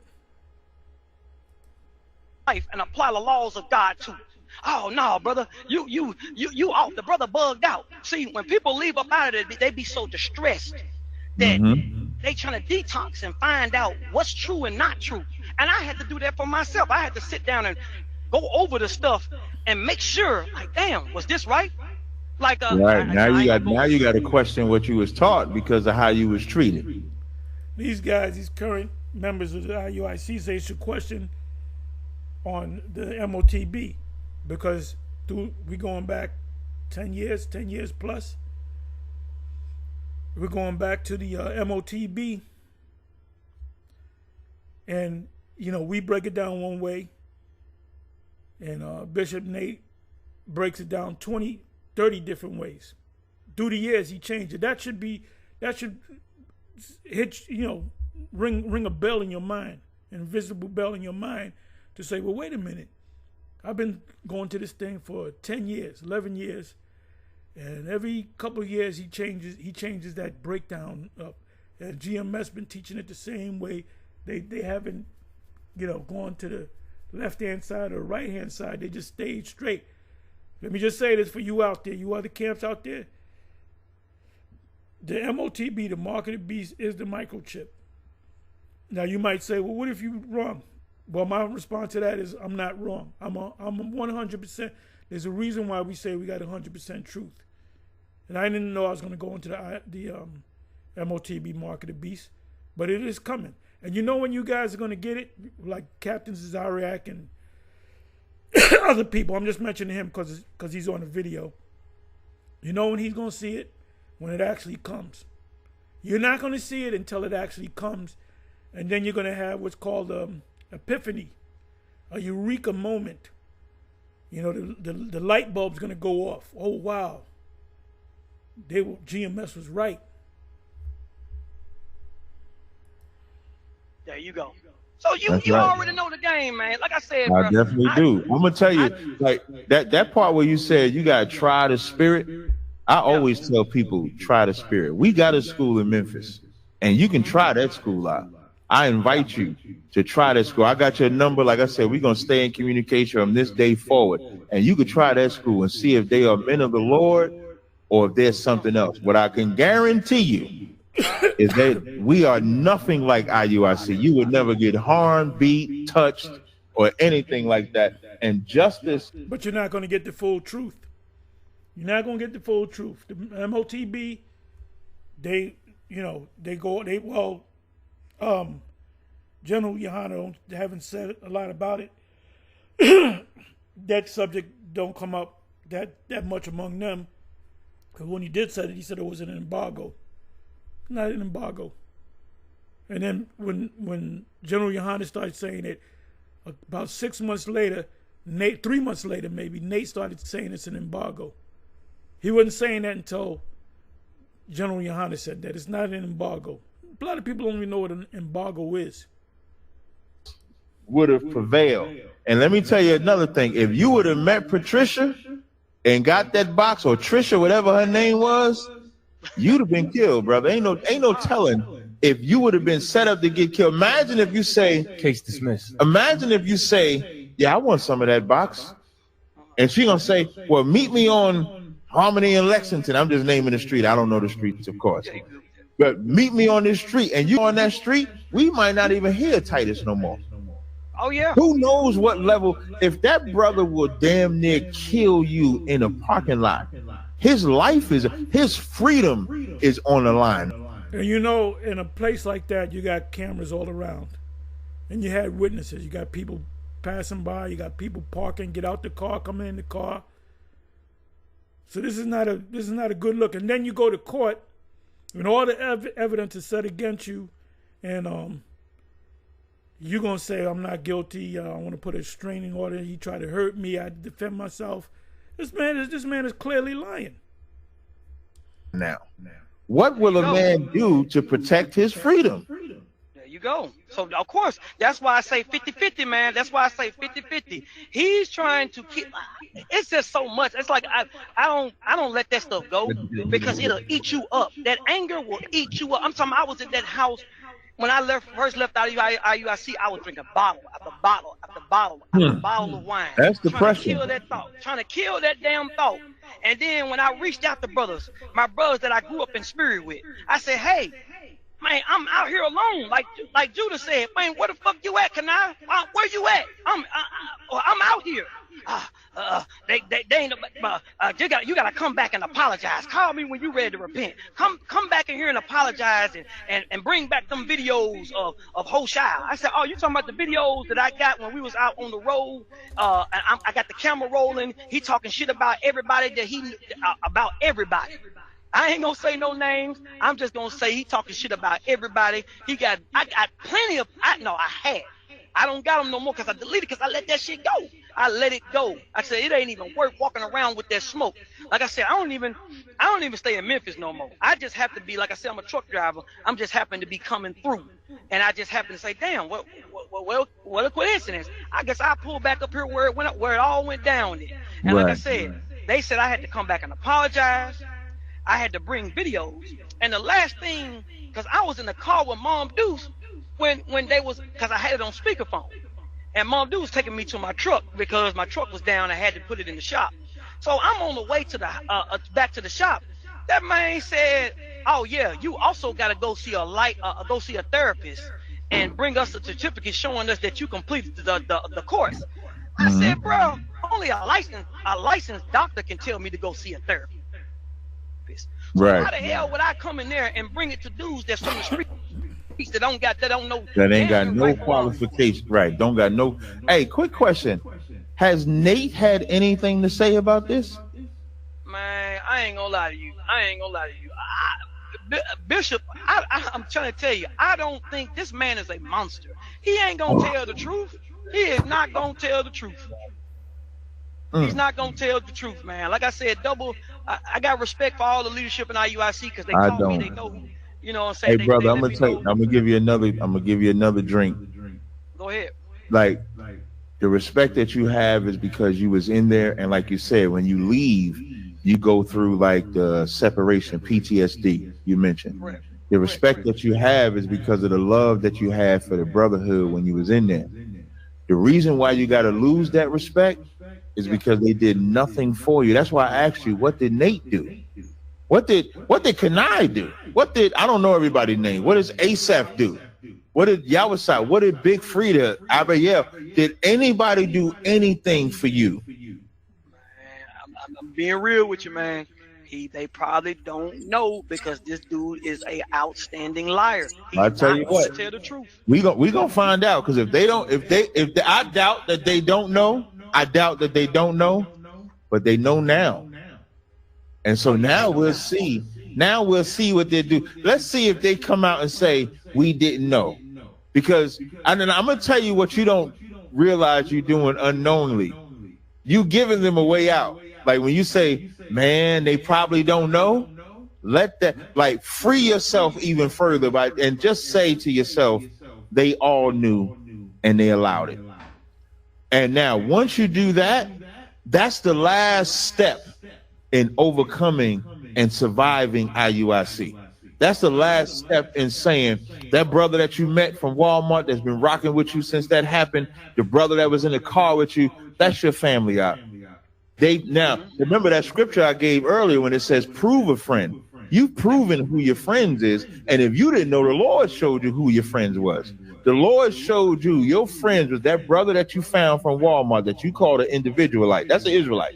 That brother in the car that broke down why it's going from the from the first floor to the upper floor. What he also showed you is that none of them niggas in IUIC, leadership or otherwise, is your brother out. And you can free it, and you can free, you know what I'm saying? And then you can free yourself from that. Because if none of them gave you a phone call, did a follow-up, did a checkup, because if he gotta go to court, they know if he got arrested, they know he got arrested. They cops. They former cops.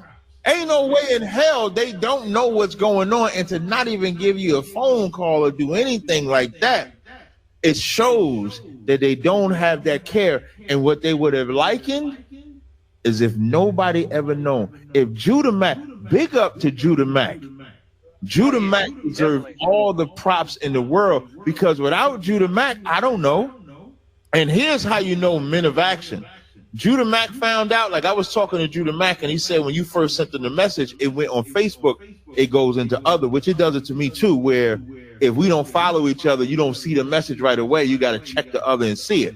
When he saw it, he immediately took up the mantle. When I saw it, I immediately took up the mantle. Now, we don't know you. I don't know you. I don't know Judah Mack. But I saw a crime being committed against a brother, and it provoked me to do something about it. Meanwhile, these brothers that you call brothers, that you still hold in high regard, and that's honorable.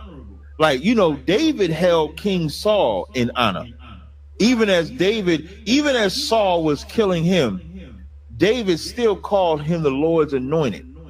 So I'm not saying you wrong for the spirit that you're carrying, but you're going to have to free yourself from that spirit. Yes, Saul is the Lord anointed, and he was anointed to be wicked. So you got some guys that are Israelite leaders, and they sincere and all that, but the Most High didn't give them the full truth, so they're set up as stumbling blocks. Like there's other camps that leaders go off, but they might be super sincere, but they may not be the elect. They might just be anointed to lead other people astray. That's how the Lord works. The Lord. Because that spirit may allow you to fall asleep to what IUIC might do next, because they're not done, because this court case is not over, right? Oh no, he go back to court next Wednesday. So next Wednesday we go back to court. So if this court case is not done, don't rock yourself to sleep. We could say fuck Moses. We could say fuck IUIC. We could say fuck Hosea or Sexual Chocolate, Abiel. Fuck all of them, because you deserve justice. In this matter, you're the one that got attacked, that got set up. First of all, you got set up by IUIC member convincing you to come to the movie theater in the first place and using kids as an excuse. Then he disappears. Then you got Moses and this Hosea cat. Hosea, sneaks you, knocks you out, breaks your arm, hits your head. Moses lies on a stand. Fuck them. They don't deserve no love whatsoever. Your family. Go ahead, and then they tried to set you up. You understand? Like, I don't think you understand it. If you would have went to meet Patricia that night, you would be dead and the case would be closed. And I'm listen, I know I done probably said this a lot, but I can't thank you enough for speaking out. Without a brother like you speaking out, you know what they would say about us? Because I a couple years ago, I don't know if you know this story or not, but a couple years ago, Nate, when he was a detective, these two brothers in New York City had sued him for falsely. arresting them. Oh, And I yeah, Gina remember Blue had brought that out. I remember that. Gina Blue brought that out. now, I'm gonna tell you, there was a brother in my school in New York City. He was in my school. I named him. Listen, I named him, his mother, his grandmother, his father, and his sister. I named all 5 of his family. When I say named them, I gave them their Hebrew name, raised them. I remember that brother was crying because his mother and father was constantly fighting. And I used to have to counsel to get them to stop fighting. And he crying in the damn rec center to get them to stop. And then I started noticing a change. And when I spoke out against against Nate locking those brothers up, he told me I shouldn't have spoken about it because they was Israelites. That brother ends up leaving ISUPK, took his whole family with him, went to IUIC. Now remember, you mentioned about the PTSD. I can't fully tell you what happened. Show you that these people, that's winded doctrine. Let me get that. That's winded doctrine. You said something to the brother. He was ISUPK. Then he immediately went to IUIC. Them garments got him. I'm gonna do this in the NLT. Ephesians 4:11 in the NLT.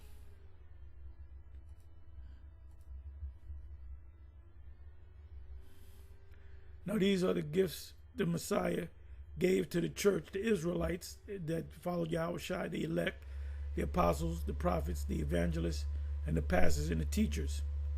It didn't say captains, generals, kings, so forth and so on, right? So apostles teach, prophets teach, evangelists teach, pastors teach, teachers teach. Their responsibility is to equip the Most High's people to do His work. So you don't come in. I'm a part of this camp, and I don't do nothing, but I'm just kind of hang out. If they have a cookout, I go to whatever the case may be, and build. And when you come into this, you pretty much, if you're really into this, you're pretty much a loner. Apostle Gabar, he's a loner. I'm a loner. Apostle Ramlab is a loner.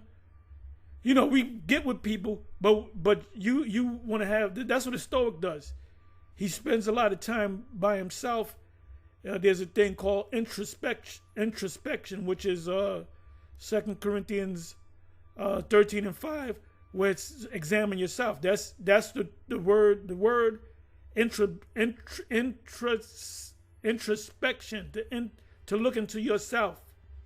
To look into yourself. This dude that beat up the dude, he wasn't looking into himself. He just went carnal, man. He just went totally carnal. And then he's caught up in the court, and he's trying to say, I'm getting a restraining order against you. That's complete wickedness, man. And the leadership don't know that's going on. Come on, man. This will continue until we all come to such unity in our faith. Now, what does it say? We set up and we're responsible to teach the rest of them so they can become good teachers. You come into this thing, you in this camp to do one thing, is that to learn this thing, eat the roll, and then go out and teach. Not just be a guy, I'm just around. I just happen to be in the camp. No, we ain't dealing with that. We don't need a person like you. It said this will continue until we all come to such unity in our faith and knowledge of the Most High's Son that we will be mature in Yahweh B'Shem Yahushai, measuring up to the full and complete standard of Yahushai. Learn the truth and teach it. Then we will no longer be immature like children. We won't be tossed and blown about by every wind of new teaching. We will not be influenced when people try to trick us. Gimmicks. You trick people to get in with gimmicks. Us with lies. The story of Pinocchio. They want to turn these kids into donkeys. So this Edomite, small hat, Rothschild, Oppenheimer guy, he set up an amusement park called Funland. And all the little boys, I don't know if it was boys and girls, but I know it was mostly boys. And they went to Funland, and they were having a good time eating, going on rides. And a guy cast a spell on them, and they turned into donkeys. I haven't watched that, I watched that as a kid, But anyway, Apostle Gabar will tell you better because he tells that story pretty good. You know what? Let me do this. Let me go over here.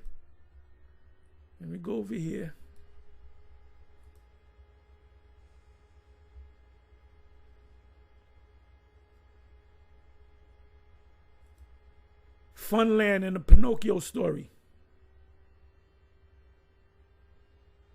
Okay, in Disney's animated film Pinocchio 1940, the original, The Land of Toys, from I guess they call it the Land of Toys, from the original novel, is renamed Pleasure Island. So it's known as a Land of Toys, right? In the film, Pleasure Island I thought they called it Funland, is a deceptively alluring place where boys are promised endless fun and freedom, free from rules. However, it's a trap, and boys who indulge in the carefree lifestyle, that's what's the opposite of a stoic? I can't even think of the name. Epicurean. Epicurean is a guy that, the Stoic is a disciplinarian. He's mostly a loner. Are transformed into donkeys and caged. And this is what Babylon is all about. Hey, the Trump got y'all. He got you red hatters. You don't see people with red hats with the MAGA on it no more. He used you to get up in office, and he's putting hell on you. That's the cruel Lord in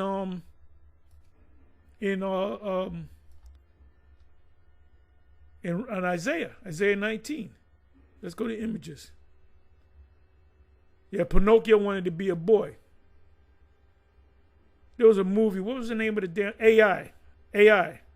It was about a robot wanting to be a boy, which really is based upon the story Pinocchio. See, the boys would have fun, and they would turn them into donkeys. And you got this dark figure. It's a demon. Look at, they got him boxed up, sold to the salt mines. Woo! So in other words, they was turning the donkeys to be sold to the circus.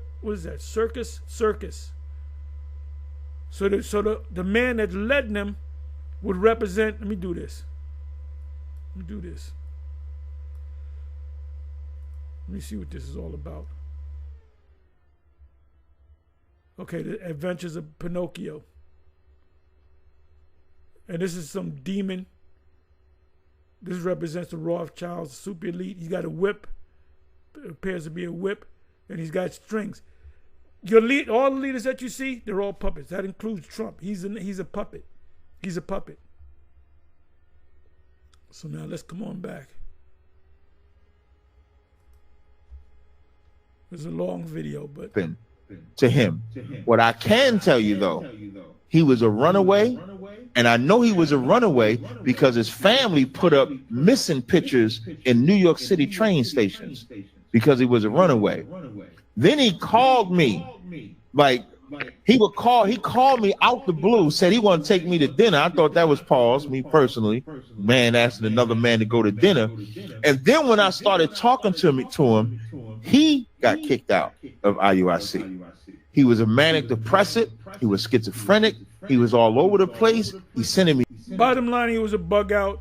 He went from ISUPK to IUIC.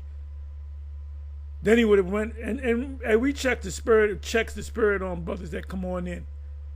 Where was I? I was oh, let me finish reading this in the NLT. So it says the apostles, prophets, evangelists, pastors, teachers are set up to teach the others to be perfect in this truth, to get the breakdowns right, and to not be, influenced when people try to trick us with lies so clever they sound like the truth, right? If it was not possible, they would deceive the very elect, but it's not possible because they're the elect.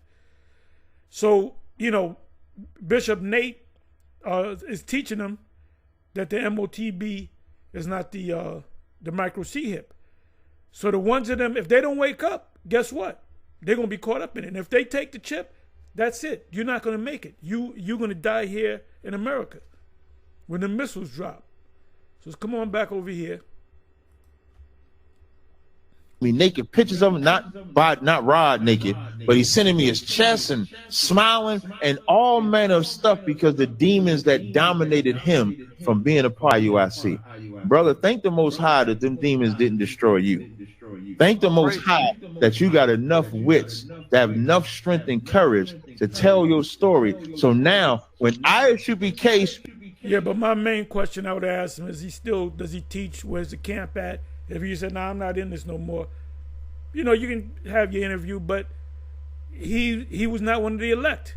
If he was one of the elect, guess what camp he would be in? He'd be in GMS. And none of this mess would have happened, man. Speaks out against this evil, nobody can any longer say that we're wrong for what Commander General Yohana, General Hyman, and all the generals, captains, and officers have been doing. You are the proof that we right out. You are the proof that we right. And sometimes, in the scriptures, Meshach, Abednego, and they went in the fire. You familiar with that, right? Yeah. But the Lord was with them in that fire. So you don't think fire burns? Fire can burn. But if the Lord is with you, you endure some burning for a little bit, but you'll come out a more purified man, and that's what you'll be. You are going to be such a great man, an example of a man that stood with the Lord. You did not lie for Hosea. You had to go through some punishment, but that punishment you went through. Yeah, but he's not in the truth no more. He knows he's an Israelite. He's not out. Like I said, I wonder if the man is out in the street, on the highways and the byways, he's going into scriptures and this, that, and the third. I can understand it, but I'm looking at him. I don't know that he's out there on the highways and the byways. He came out depressed. Because if he didn't know which direction to go, he would probably say, well, let me go to ISBK, let me go to GMS, let me go to this group, let me go to Sakai, whatever. So he hasn't mentioned anything about him being out there on the streets and, oh, we just got finished keeping the Passover, I led the Passover. So he's just a civilian. And that's what happens. That's what happens. Is bringing the destruction of IUIC and everything they stand for, brother. And I just wanted to say that. I don't want to stop you from talking. If you got more you want to bring out, for sure you can. But I definitely wanted to bring that part out. Can you hear me, mic check? Yeah, I hear you perfectly. That truck mic don't be playing. Oh yeah, that blue parrot on point always. This thing 2-3 years old. But good. Okay, man, I'm listening. But yeah, man, I ain't really got too much else to say, man. I just wanted to come over here, and I thank you for inviting me to the show and telling my side of the story, because like I said, old boy put a no contact order out. So he didn't want nobody to talk to me or that brother that said, oh, you gonna be my eyes and ears. He didn't want nobody to talk to us because he was trying to hide what he did. So like I said, that's all I got to say, man. I don't brought out every fact. Like I said, it's some more evidence, but the new district attorney told me, fall back, don't say nothing else. No, listen, follow that protocol, brother. Follow that protocol. Hey, good. Hey, I'm confused about one thing. I was trying to ask you in the beginning. I didn't want to stop you from getting the story out, right? But in the very, very, very beginning, you brought up this woman, right? That all this started over.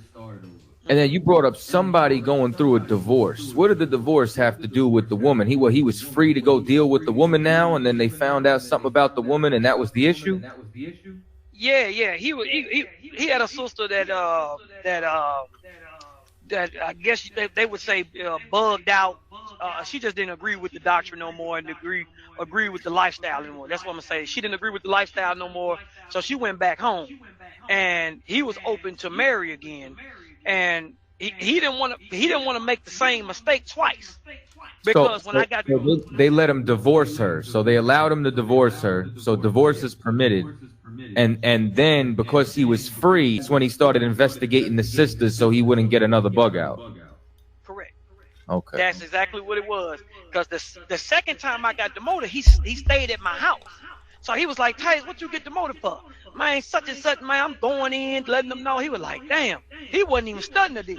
But the third time I got demoted, he had called me and was like, hey, what's up with that sister such and such? I was like, yeah, woo. Oh, man, oh, I almost said his name. What's her name? Didn't tell me nothing about that. I sat there and was like, well, there you go. Now you understand why I fell back.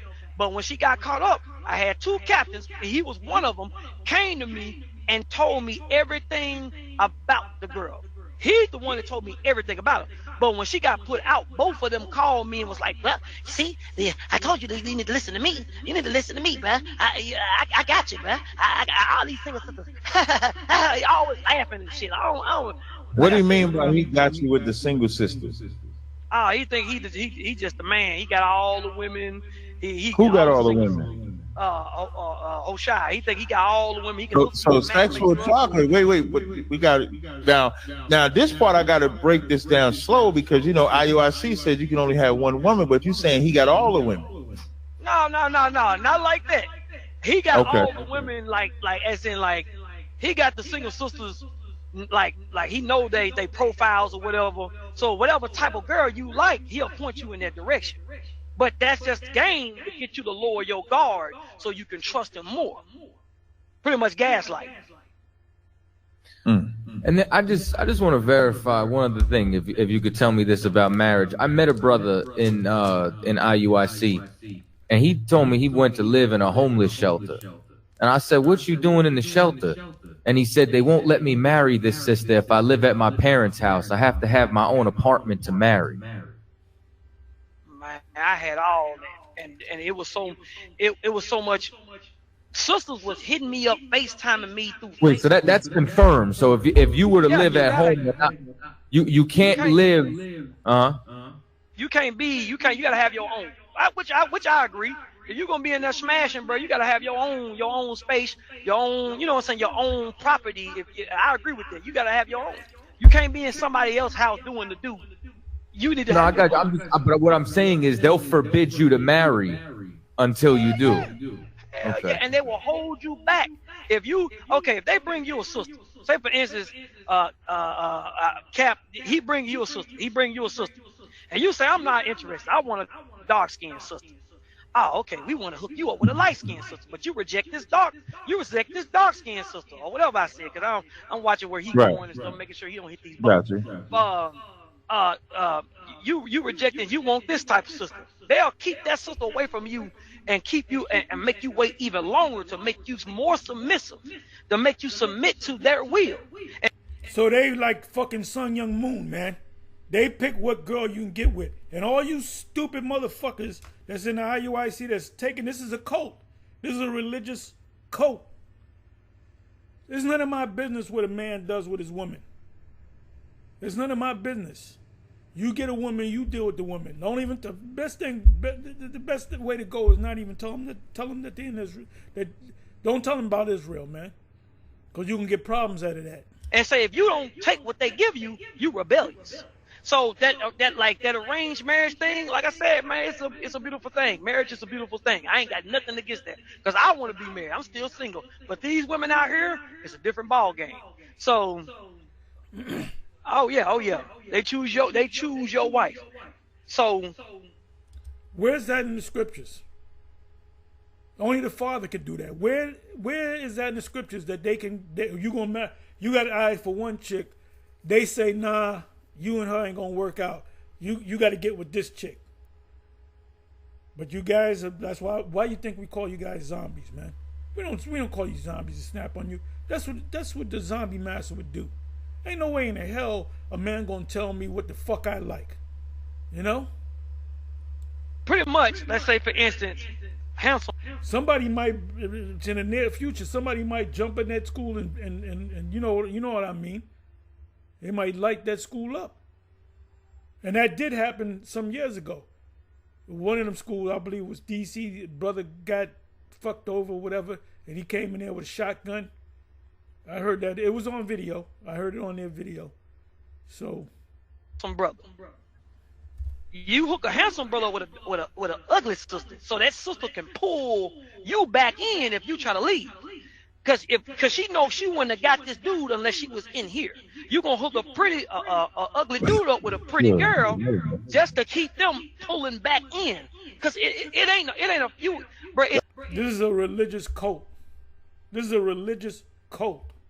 Constant competition in there. It is a constant competition in there. So they take the ugly. So they put an ugly with a pretty to keep the ugly in line. There you go. You see how there's a push-pull in there? God. Them folk cold as hell at what they do, man. And like I said, they'll be like, oh, this brother don't went left. We ain't doing nothing like that. Dude, bruh, it was so many sisters. When I got cast up and they put the little picture up on me and on Telegram saying I was out, it was a lot of sisters FaceTiming me, sending me messages talking about something. I want to be with you. I'll leave this place for you. I said, sis, I was telling all them sisters, I said, nope, because my mind not right. Man, them sisters was applying so much damn pressure because I'm out. But my mind wasn't damn right because I got casted out. Shot up by a brother I love. I'm talking about it's just so much dealing with them with that camp. Like I said, I ain't got nothing against IUIC. I'm straight. I don't move on with my life. I flushed that down the toilet. Only reason why I'm on this platform is because I want to bring out the truth within the situation that happened with me.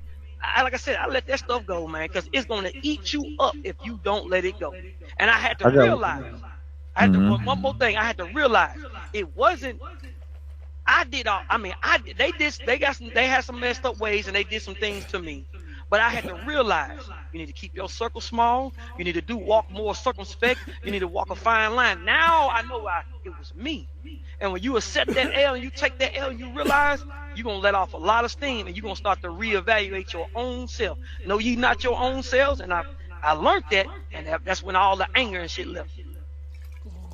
So now, quick question. Go ahead. That back to the text message that you got.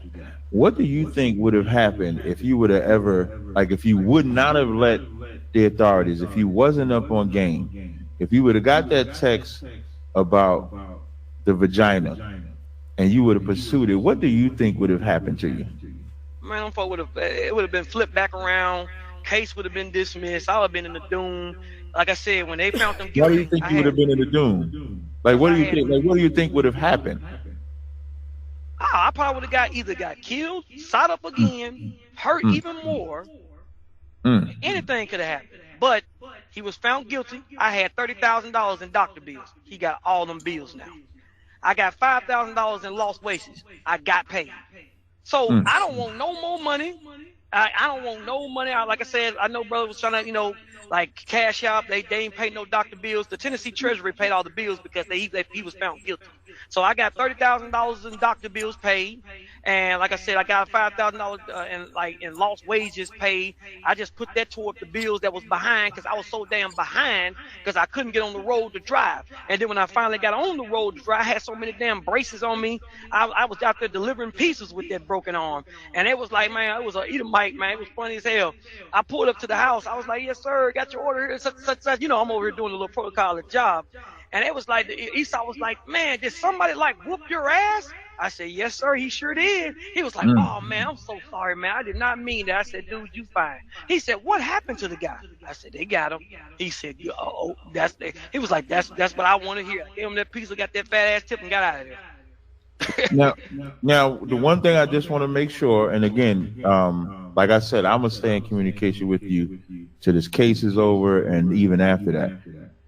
Even though you got the money and stuff like that, mentally, how do you feel, like mentally or even spiritually?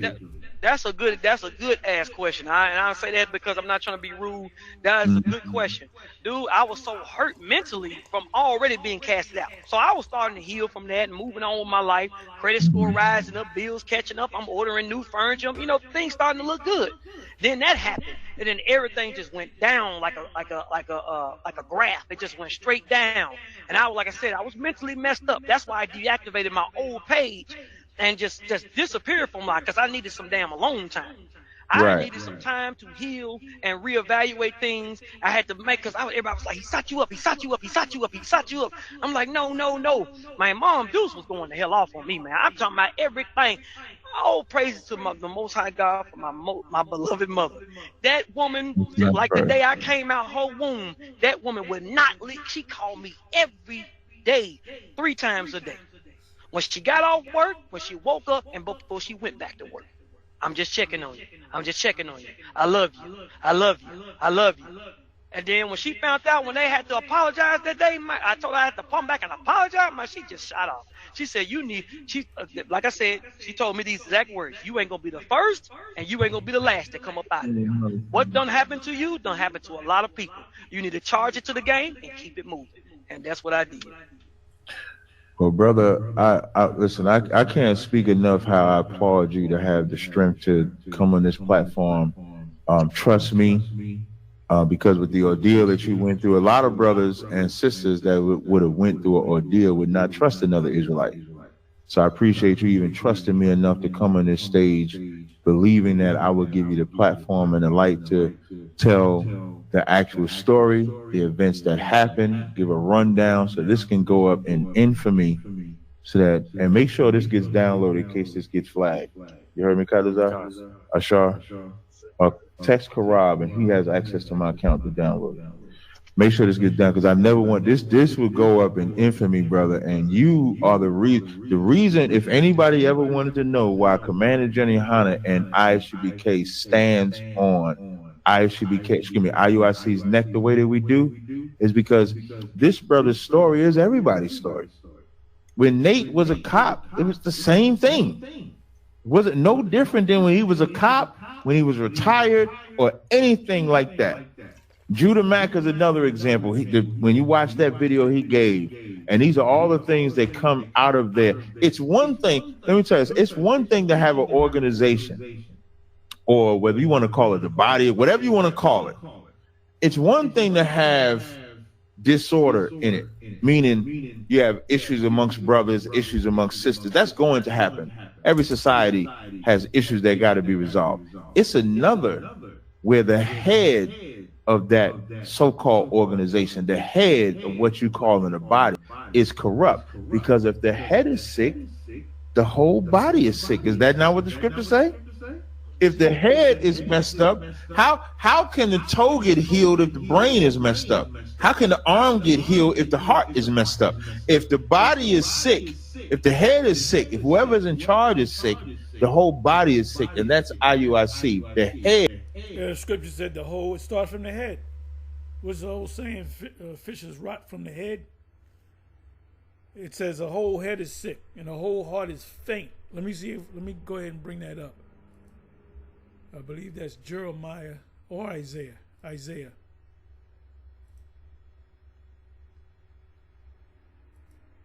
The whole head is sick. Bible. Let me go to all. This is Isaiah 1, verse 5 and 7. I said it was Isaiah. Let me go ahead and bring it to you in this is King James, King James right here. The whole head is sick and the whole heart is faint. From the sole of the foot even unto the head, there is no soundness in it, but wounds and bruises and petrifying sores. Soundness. The scriptures speak about sound doctrine. IUIC does not have sound doctrine. Because if they did have sound doctrine, they would be teaching, for example, that MOTB is the mark of the beast. As the mark of the beast is the microchip. Give me a second here. Okay, sound. Just want to do a word search on the word sound. Sound doctrine. You're going to burn in hell forever. That's not sound doctrine.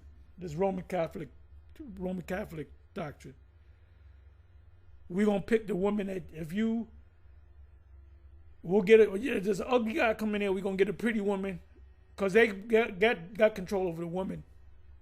You're going to get with this ugly guy. So when he get ready to leave, he ain't going to leave you because you're pretty. That's cultish activity. Okay, so we got 4 precepts, right? 1 Timothy 1:10. I'm sorry, first. Give me a second. Should be tight. No, I'm sorry. This is 1 Timothy, not Titus. I don't know why I said Titus. 1 Timothy 1:10. For whoremongers, for them that defile themselves with mankind, for man stealers. That's what Esau is guilty of. Whoremongers mean pimps. For liars, for perjured persons, that goes into lies, lie on somebody, false witness. And if there be any other thing that is contrary to what? To sound doctrine. 2 Timothy 4 verse 3, for the time will come when they will not endure sound doctrine, but after their own lust shall they heap to themselves teachers having itching ears. So the example of IUIC saying that the MOTB is an embargo, is sleeping white, whatever they teach. They always change it every couple of years. They always change it. Well, that's not sound doctrine. So the Most High is not dealing with you if you don't have sound doctrine. Okay, this is Titus. Titus 1 verse 9, holding fast the faithful word as he hath been taught, that he may be able by sound doctrine, 100% truth, both to exhort and to convince the what? The gainsayers. Titus 2 verse 1. But speak thou the things which become sound doctrine.